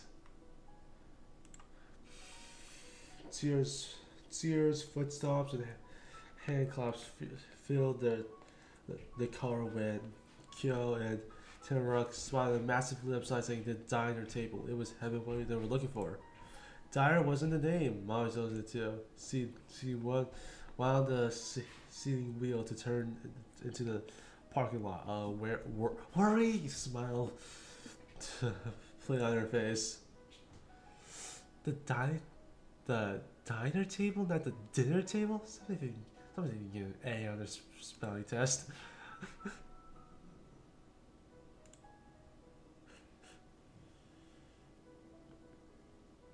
I said you got a perfect score. Oh my god. Yeah. Gift practice stories may be a bit long. Oh, but it makes you know that it was worth it. It's always been named that. That doesn't mean it wasn't an accident originally, but it's memorable at least. The car came to a stop under the glow of the bridge. There's no lamps to parking lot, but that only made the area more noticeable. Light poured from the front windows larger than you were. It was a beacon of hospitality deep in the forest and high on the mountain. And after a quick head count, all four of you went out. While I led the way at entrance, he held the door open and swayed out, swept open her other hand as if to say, "After you." Autumn nights in Golden Grove had such a bite. You could feel a comfortable shiver go outside the diner. And to the inside, it was warm and toasty there. It even smelt warm. The even inviting scent of hot food hit you first, like with smoke underneath. You could picture the grill with. Yeah, definitely going until 7:30. You could picture the grill with charred steaks and hamburgers sizzling. And there was coffee too, which somehow always smelled burnt, even though it was mostly liquid. Yeah, that's why coffee was so dark. Some found a way to overcook water, and other people decided to drink it, including your mom, who never had a morning without it. Impatiently, shifting in place, you craned your neck to glance around more. Who else decided to be there at the diner table until Monday?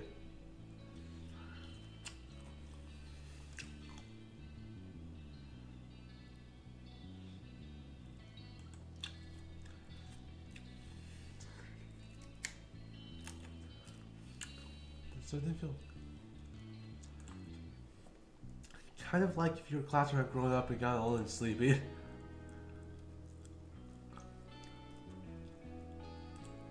Yeah, to your left, at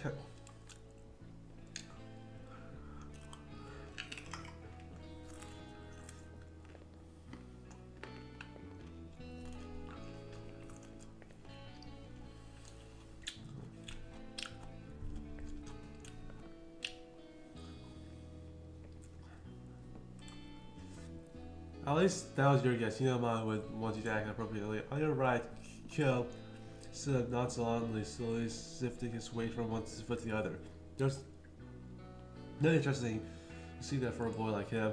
Except for you, he kept smirking whenever he noticed you looking. So a tall lady with a tall hair came after the kitchen table to the main counter. She said she was the hostess and would show you to a table. Your mom is negotiating for a booth instead. Plenty were open after all. The woman agreed to the terms and grabbed some menus off the. Thank you. May left an employee led from there. For her, the biggest treat was going out to eat.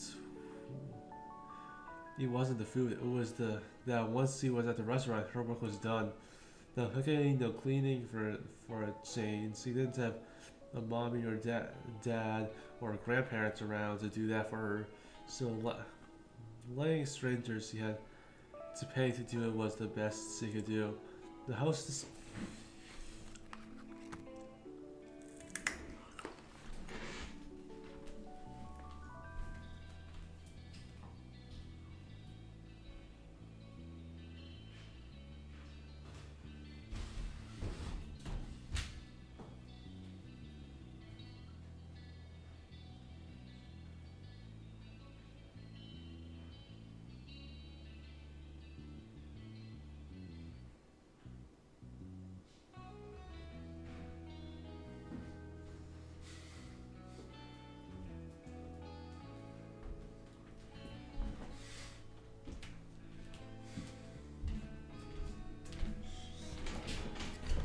The hostess took you farther into the restaurant, past the sweet gals, went as far back as a pancake sweater.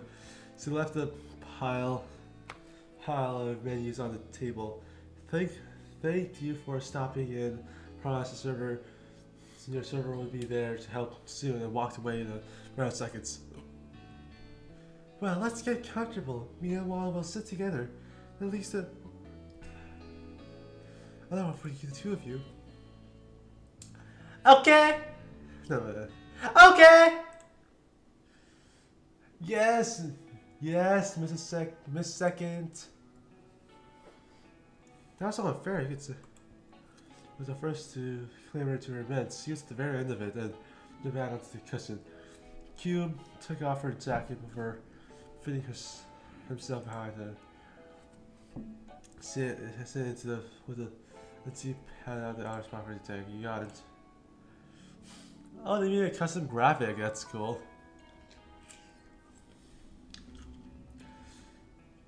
Tamarack bus, but Buzad could still by investigating the area in front of her. She had the same persistence and searching through the forest. She managed to spot a soup student and began fiddling with it. Kyo.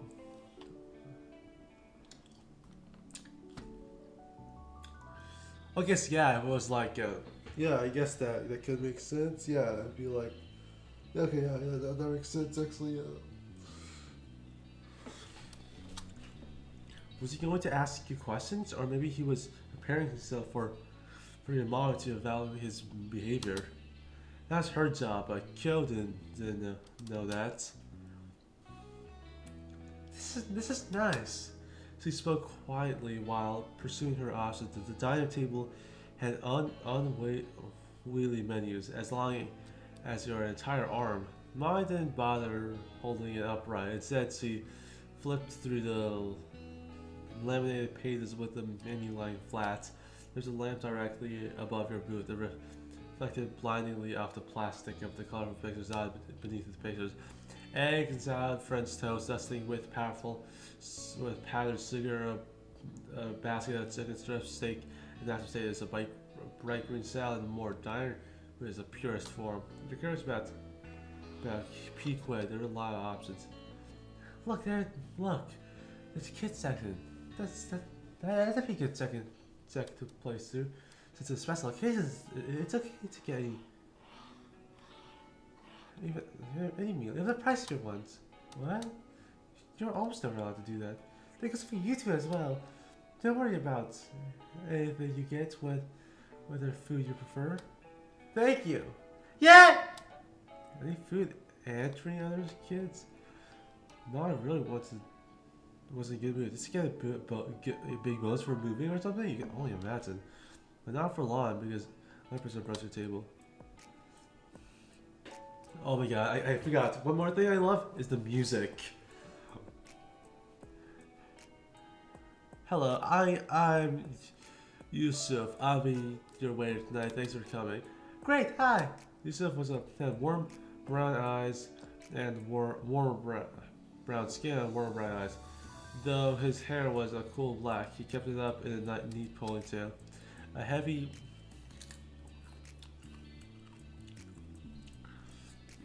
buckled apron with a trigger pattern hit his collar. The short bird conversion matter. His face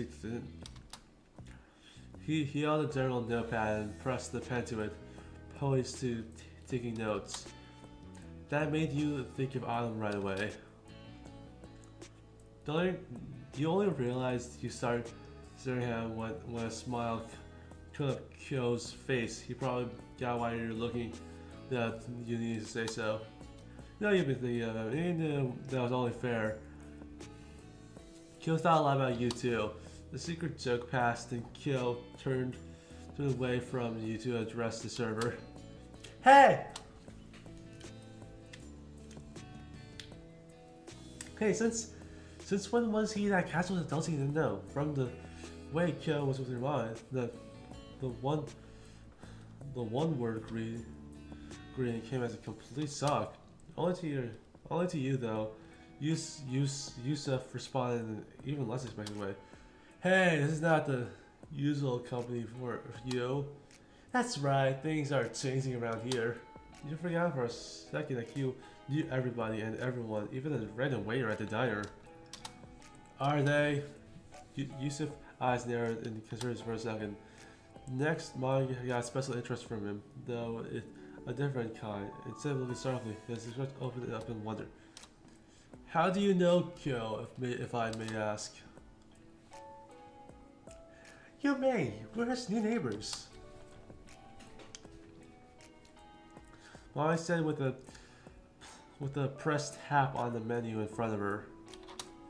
We moved into Golden Grove just yesterday, actually. Immediately, Molly asked a clarification. She bowed her hand in the air between herself and you. Yesterday for me and him. See, then pointed at Tamarok on the other side, and Monica continues, moved in a bit before us. He's not mine. Neither is Kyo, of course. I did hear her to take them out to the diner, however. It's all already aboard. Tamarok smushed the silver spoon into her chest. He grinned at Yusuf and as best he could, killed with the utensil pressing her cheek down. There was an immediate shift in the man's attitude. He took a pen from paper to instead fold his broad arms. Talking to a server or someone behind the country was really different than talking to them when they weren't working. Probably because when a person was doing their job, everyone they were meant to say was decided by the boss or whole time company. And all of a sudden, it seemed like Mr. Yusuf, the waiter, had clocked out. Welcome to town. Can I ask you your names? Ah, sir, I'm Opal Second. This is my son, Juan.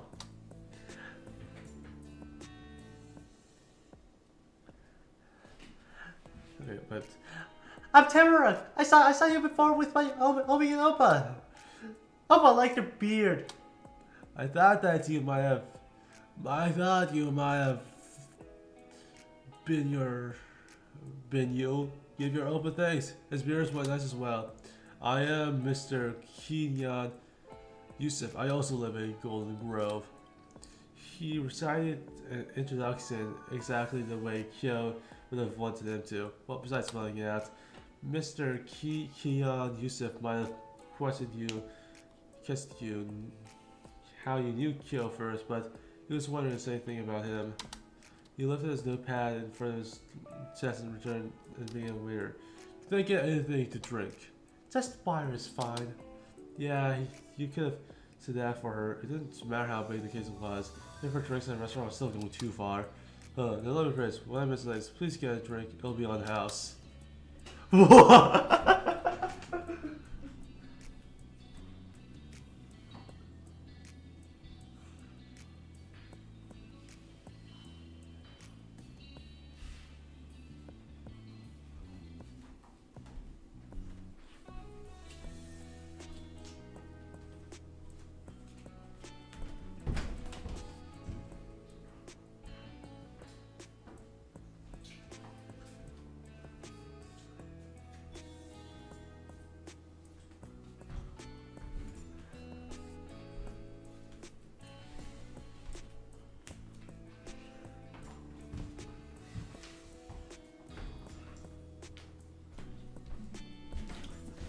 Oh no, you don't need to do that. I know, but I would like to do it. I'm only feeling it as a service side. I'm allowed to make those decisions. Even when insisting on something, Mr. Yusuf had a insistent way of putting his words. He could have been the narrator of a storybook, no problem. We are all neighbors in a town this small.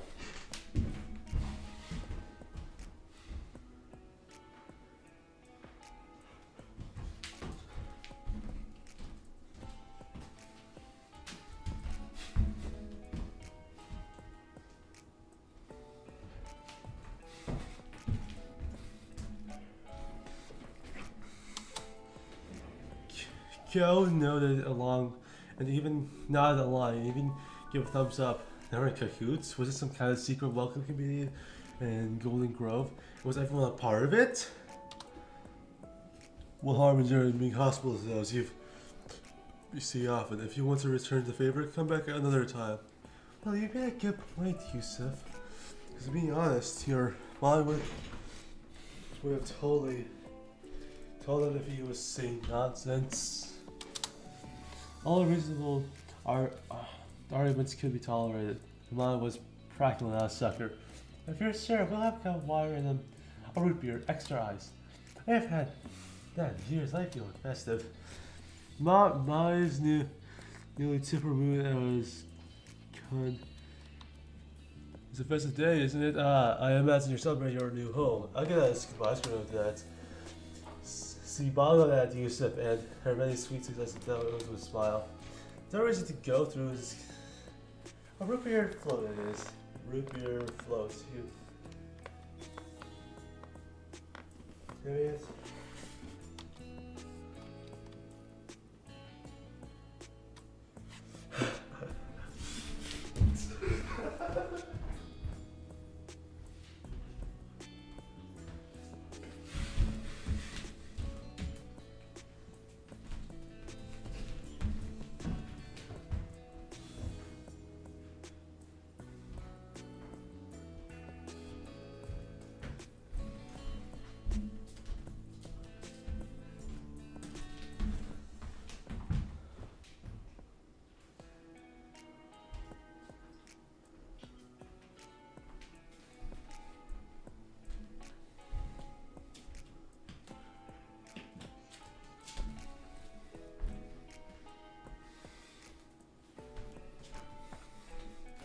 Waiter, give me a hot chocolate.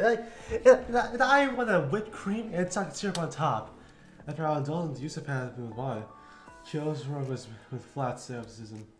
Kyo returned Yusuf's syrup with a $1 million smile. You used to act like you're a rich person when nothing has to be paid for it.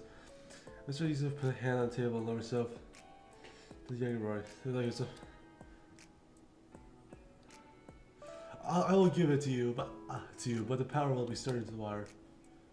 Water? Is he lactose intolerant?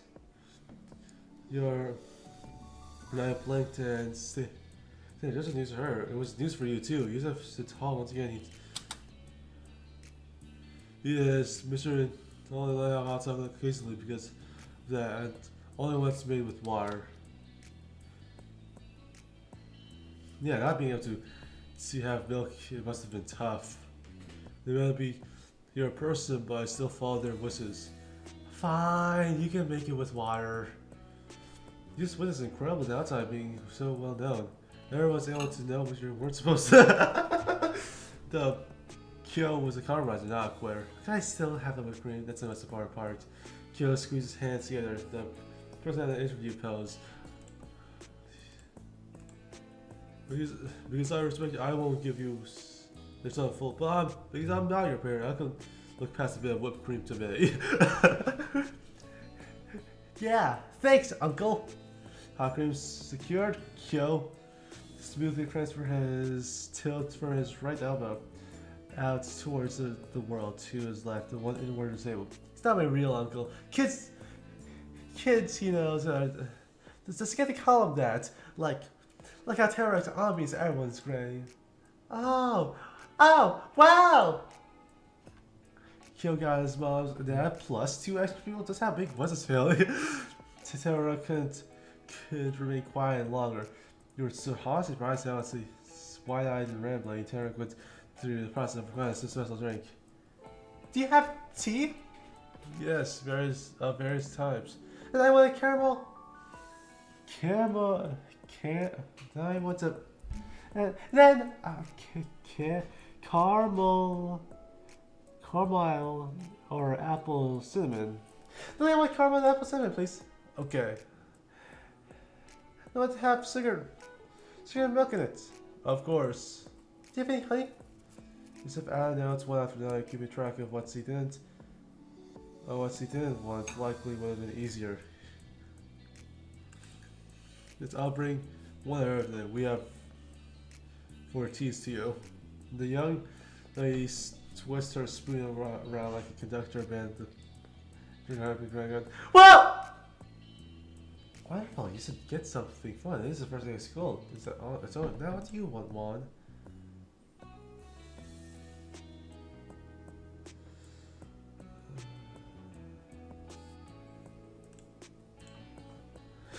It's so much!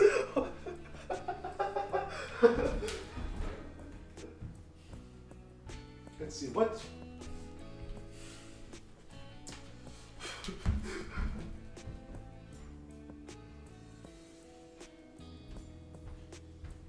Let's see, in real life, I'll probably get like a Sprite or something, but... a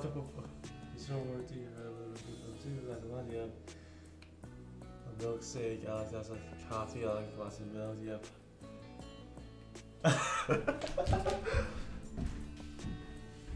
Yeah. I probably have soda, especially nowadays where acne is a problem, but now I imagine like I one time heard that drinking water is healthy, and I'm now always trying to get water.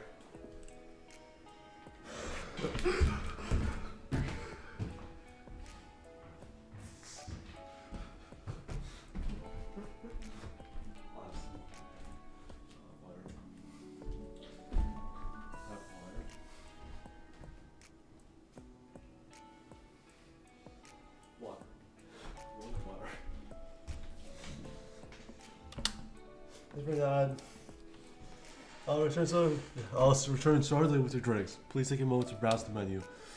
He left you there, leaving with wide, purposeful strides. Molly watched them walk away. Small town hospitality is a real treat, isn't it? Yeah.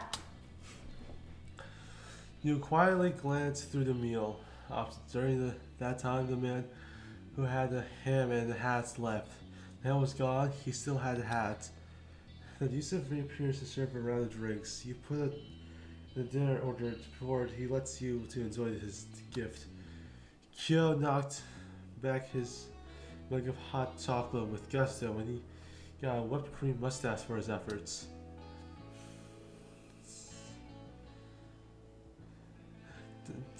Tamarok poured in so much milk, sugar, and honey that her tea spilled over the top of it. So yet, the little back down by bringing her face near the table and sucking up the drink without touching the glass.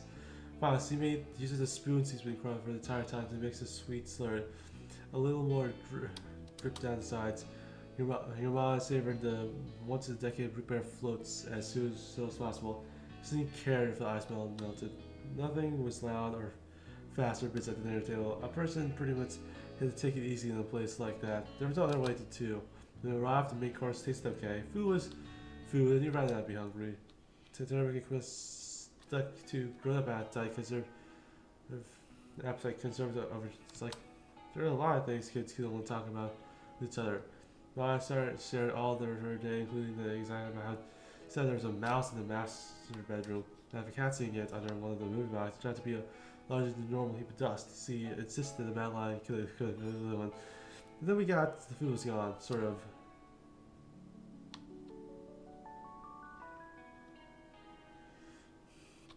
I know when I was younger, I had a pretty big appetite. But I hardly touched half the sides that came with her homestyle meatloaf. So we had to take them home to add to her lunch menu. In a rare way, Kyo and Haruka and you were all until the mats. They left not one crumb, not a single drop either. The plates that were empty got slacked and used napkins were piled on top. Their mom made sure that the table was as neat as a messy dirt stuff could be. That tower, this is caught your way, and Yusuf approached your booth once more. He always had something to hand when he stopped by. This time it was a Firefox leather folder. Yusuf put it on the table and you got a better look then in gold letters across it. I said thank you. He brought the check before mine needs to ask for it. Hello. I hope you enjoy the meals. That was wonderful. Thank you for asking. Thanks again for the drinks. Maya praised Ragren to Yusuf's face. The local waiter toyed with a buckle on his apron, straightening like he was a medal of honor pinned to his chest. He served his customers well that night. Thank you for coming. In. You pay at the front.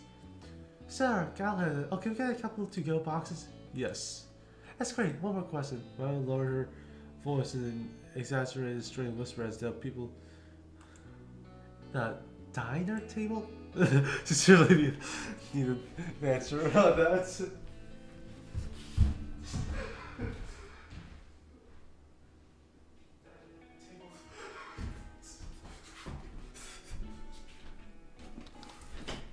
Self-voicing enabled. What? No. Mommy. No, Self-voicing disabled. no, don't do that. Don't do that. No self-voicing. No. No! Is the pun on purpose or did someone miss an N? Grimacing, as if glanced over his shoulder, he stared at her pain and her concern about being heard. I would not have chosen that if it's hard to be, but yes, that is the intended name. Huh, there you have it. We were wrong, Mon. Again, that's all. Thank you for being grace of help tonight. You said we feel extremely welcome. Glad to hear it. Good night, everyone. But you better leave a good tip, mommy. That. Especially recently, I've been saying to my mom, give them a big tip. And my mom's like, no, 5% tip. Yusuf offered one last friendly smile and took off the deposit of 2 cups off the rest. Can you stand up for a minute here? I need to get past. You stood up out of your seat as he asked. I had a few words as he got to the feet.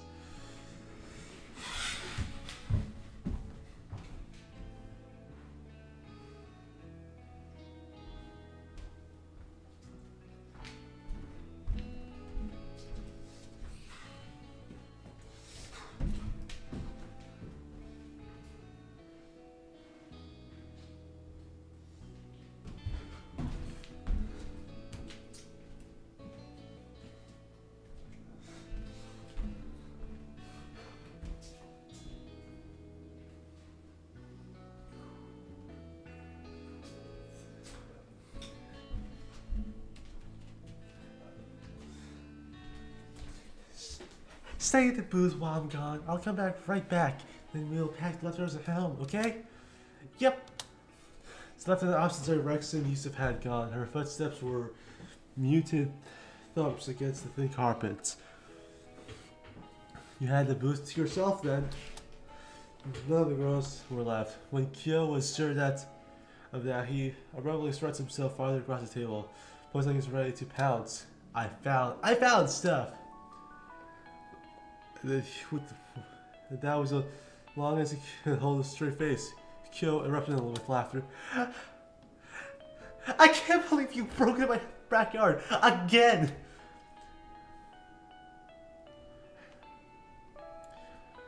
How do you know I've got there before? You have? You have? I was talking about moments. Oh! Yeah, I've gone there through there lots of times. Never want to get to the path.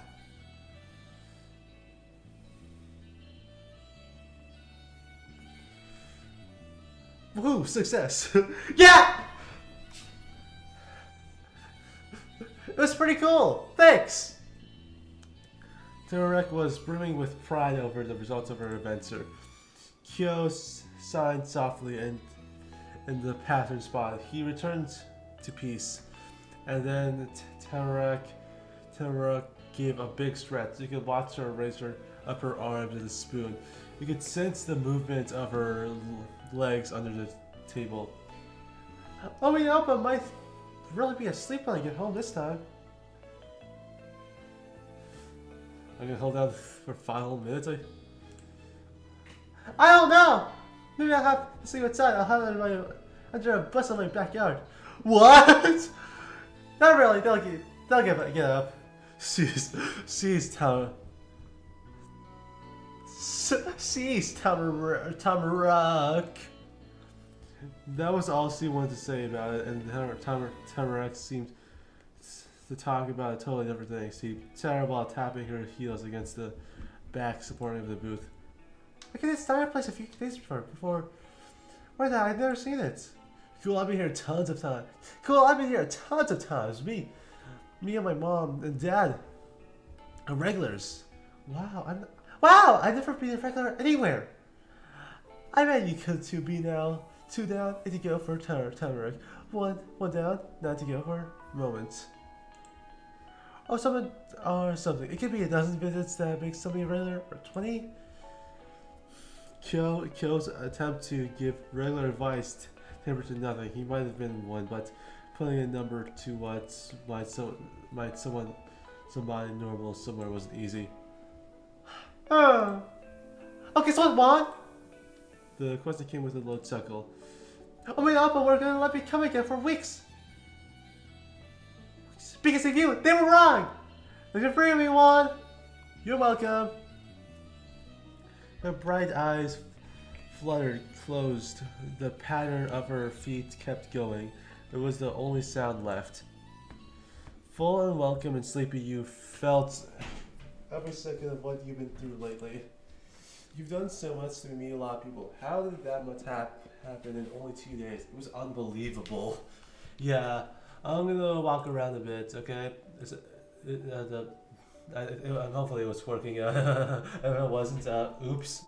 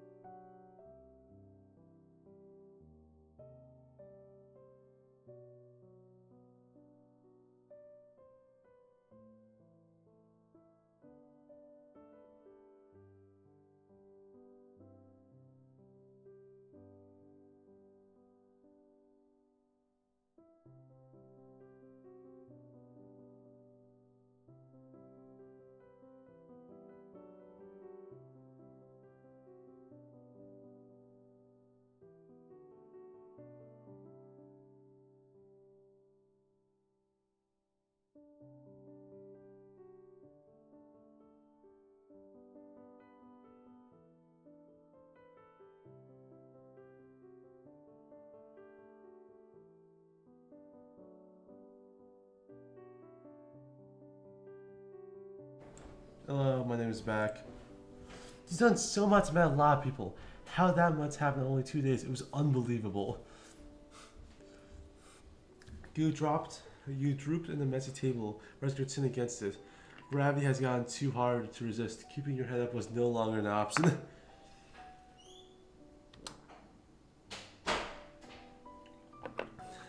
Your drowsy gaze wanders towards the window and the dark night beyond. There being nothing in the parking lot beside the diner, not even lampposts. You didn't expect to look at anything particular, but it was raining. That you could see, water streamed down the glass pane. Some point between when you walked from the car into the diner table, the first sprinkling of fall began. Inside, you couldn't hear it happen, even a little. The thump, thump, thump of Timberrick's boots was a close match, though. Yeah. Actually, even more, you started absent-mindedly at the black panel. Every time you opened your eyes after a slow, heavy blink, pattern of droplets cling to the water stains. There was an endless orange, red, and yellow and gold leaves in the grove. But it wasn't everything striking by the current season.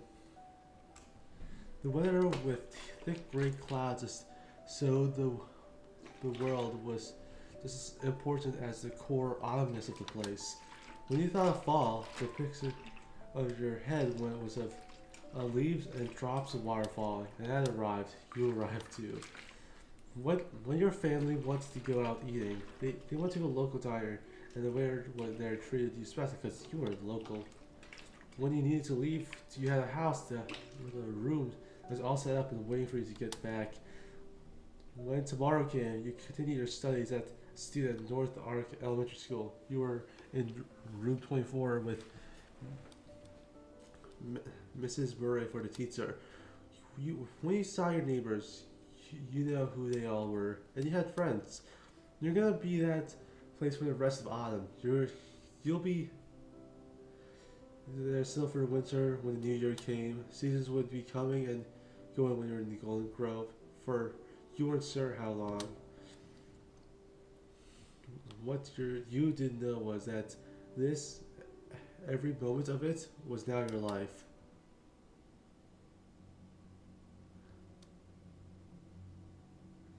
Now that you're beginning your life in Golden Grove, you may want to check back on the details of characters or update them. The info button on the right screen will bring you to a menu with several options. The first option was your details. Here you can change your sticker, swap between multiple set of pronouns if applicable, toggle dress up, sexes on and off, and update your nickname preferences.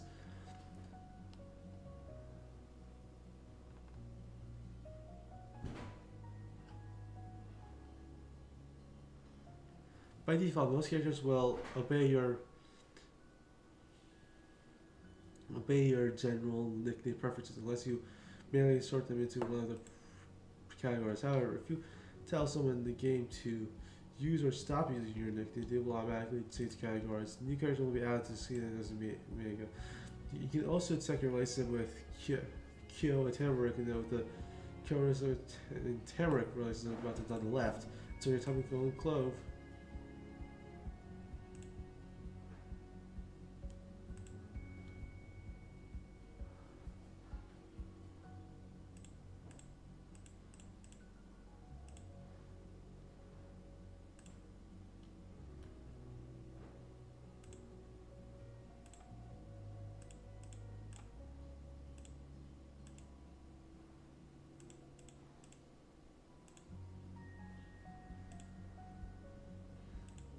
More backgrounds. Diner.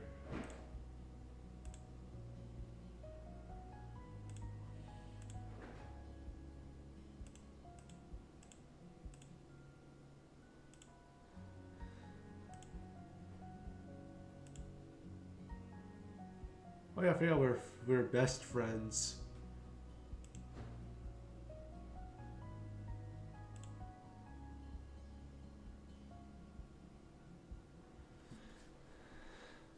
So yeah,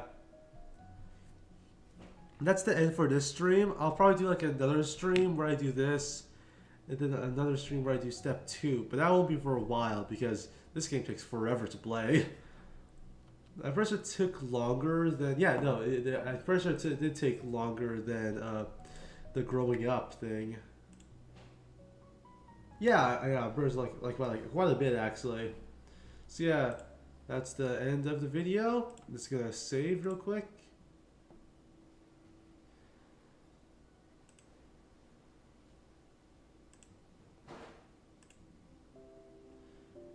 Let's see extras.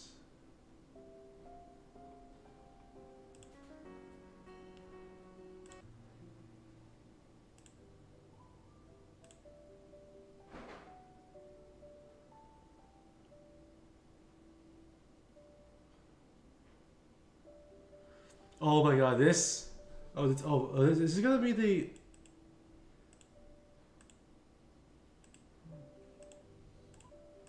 Is this gonna be the song at the end? I remember earlier I loved the song. If it was on like YouTube Music, I would have had it as my in my playlist. Also, 500 songs now. I'm probably gonna make a video on that. Definitely in June, maybe even August, because I have quite a bit to do on June actually. So yeah, bye.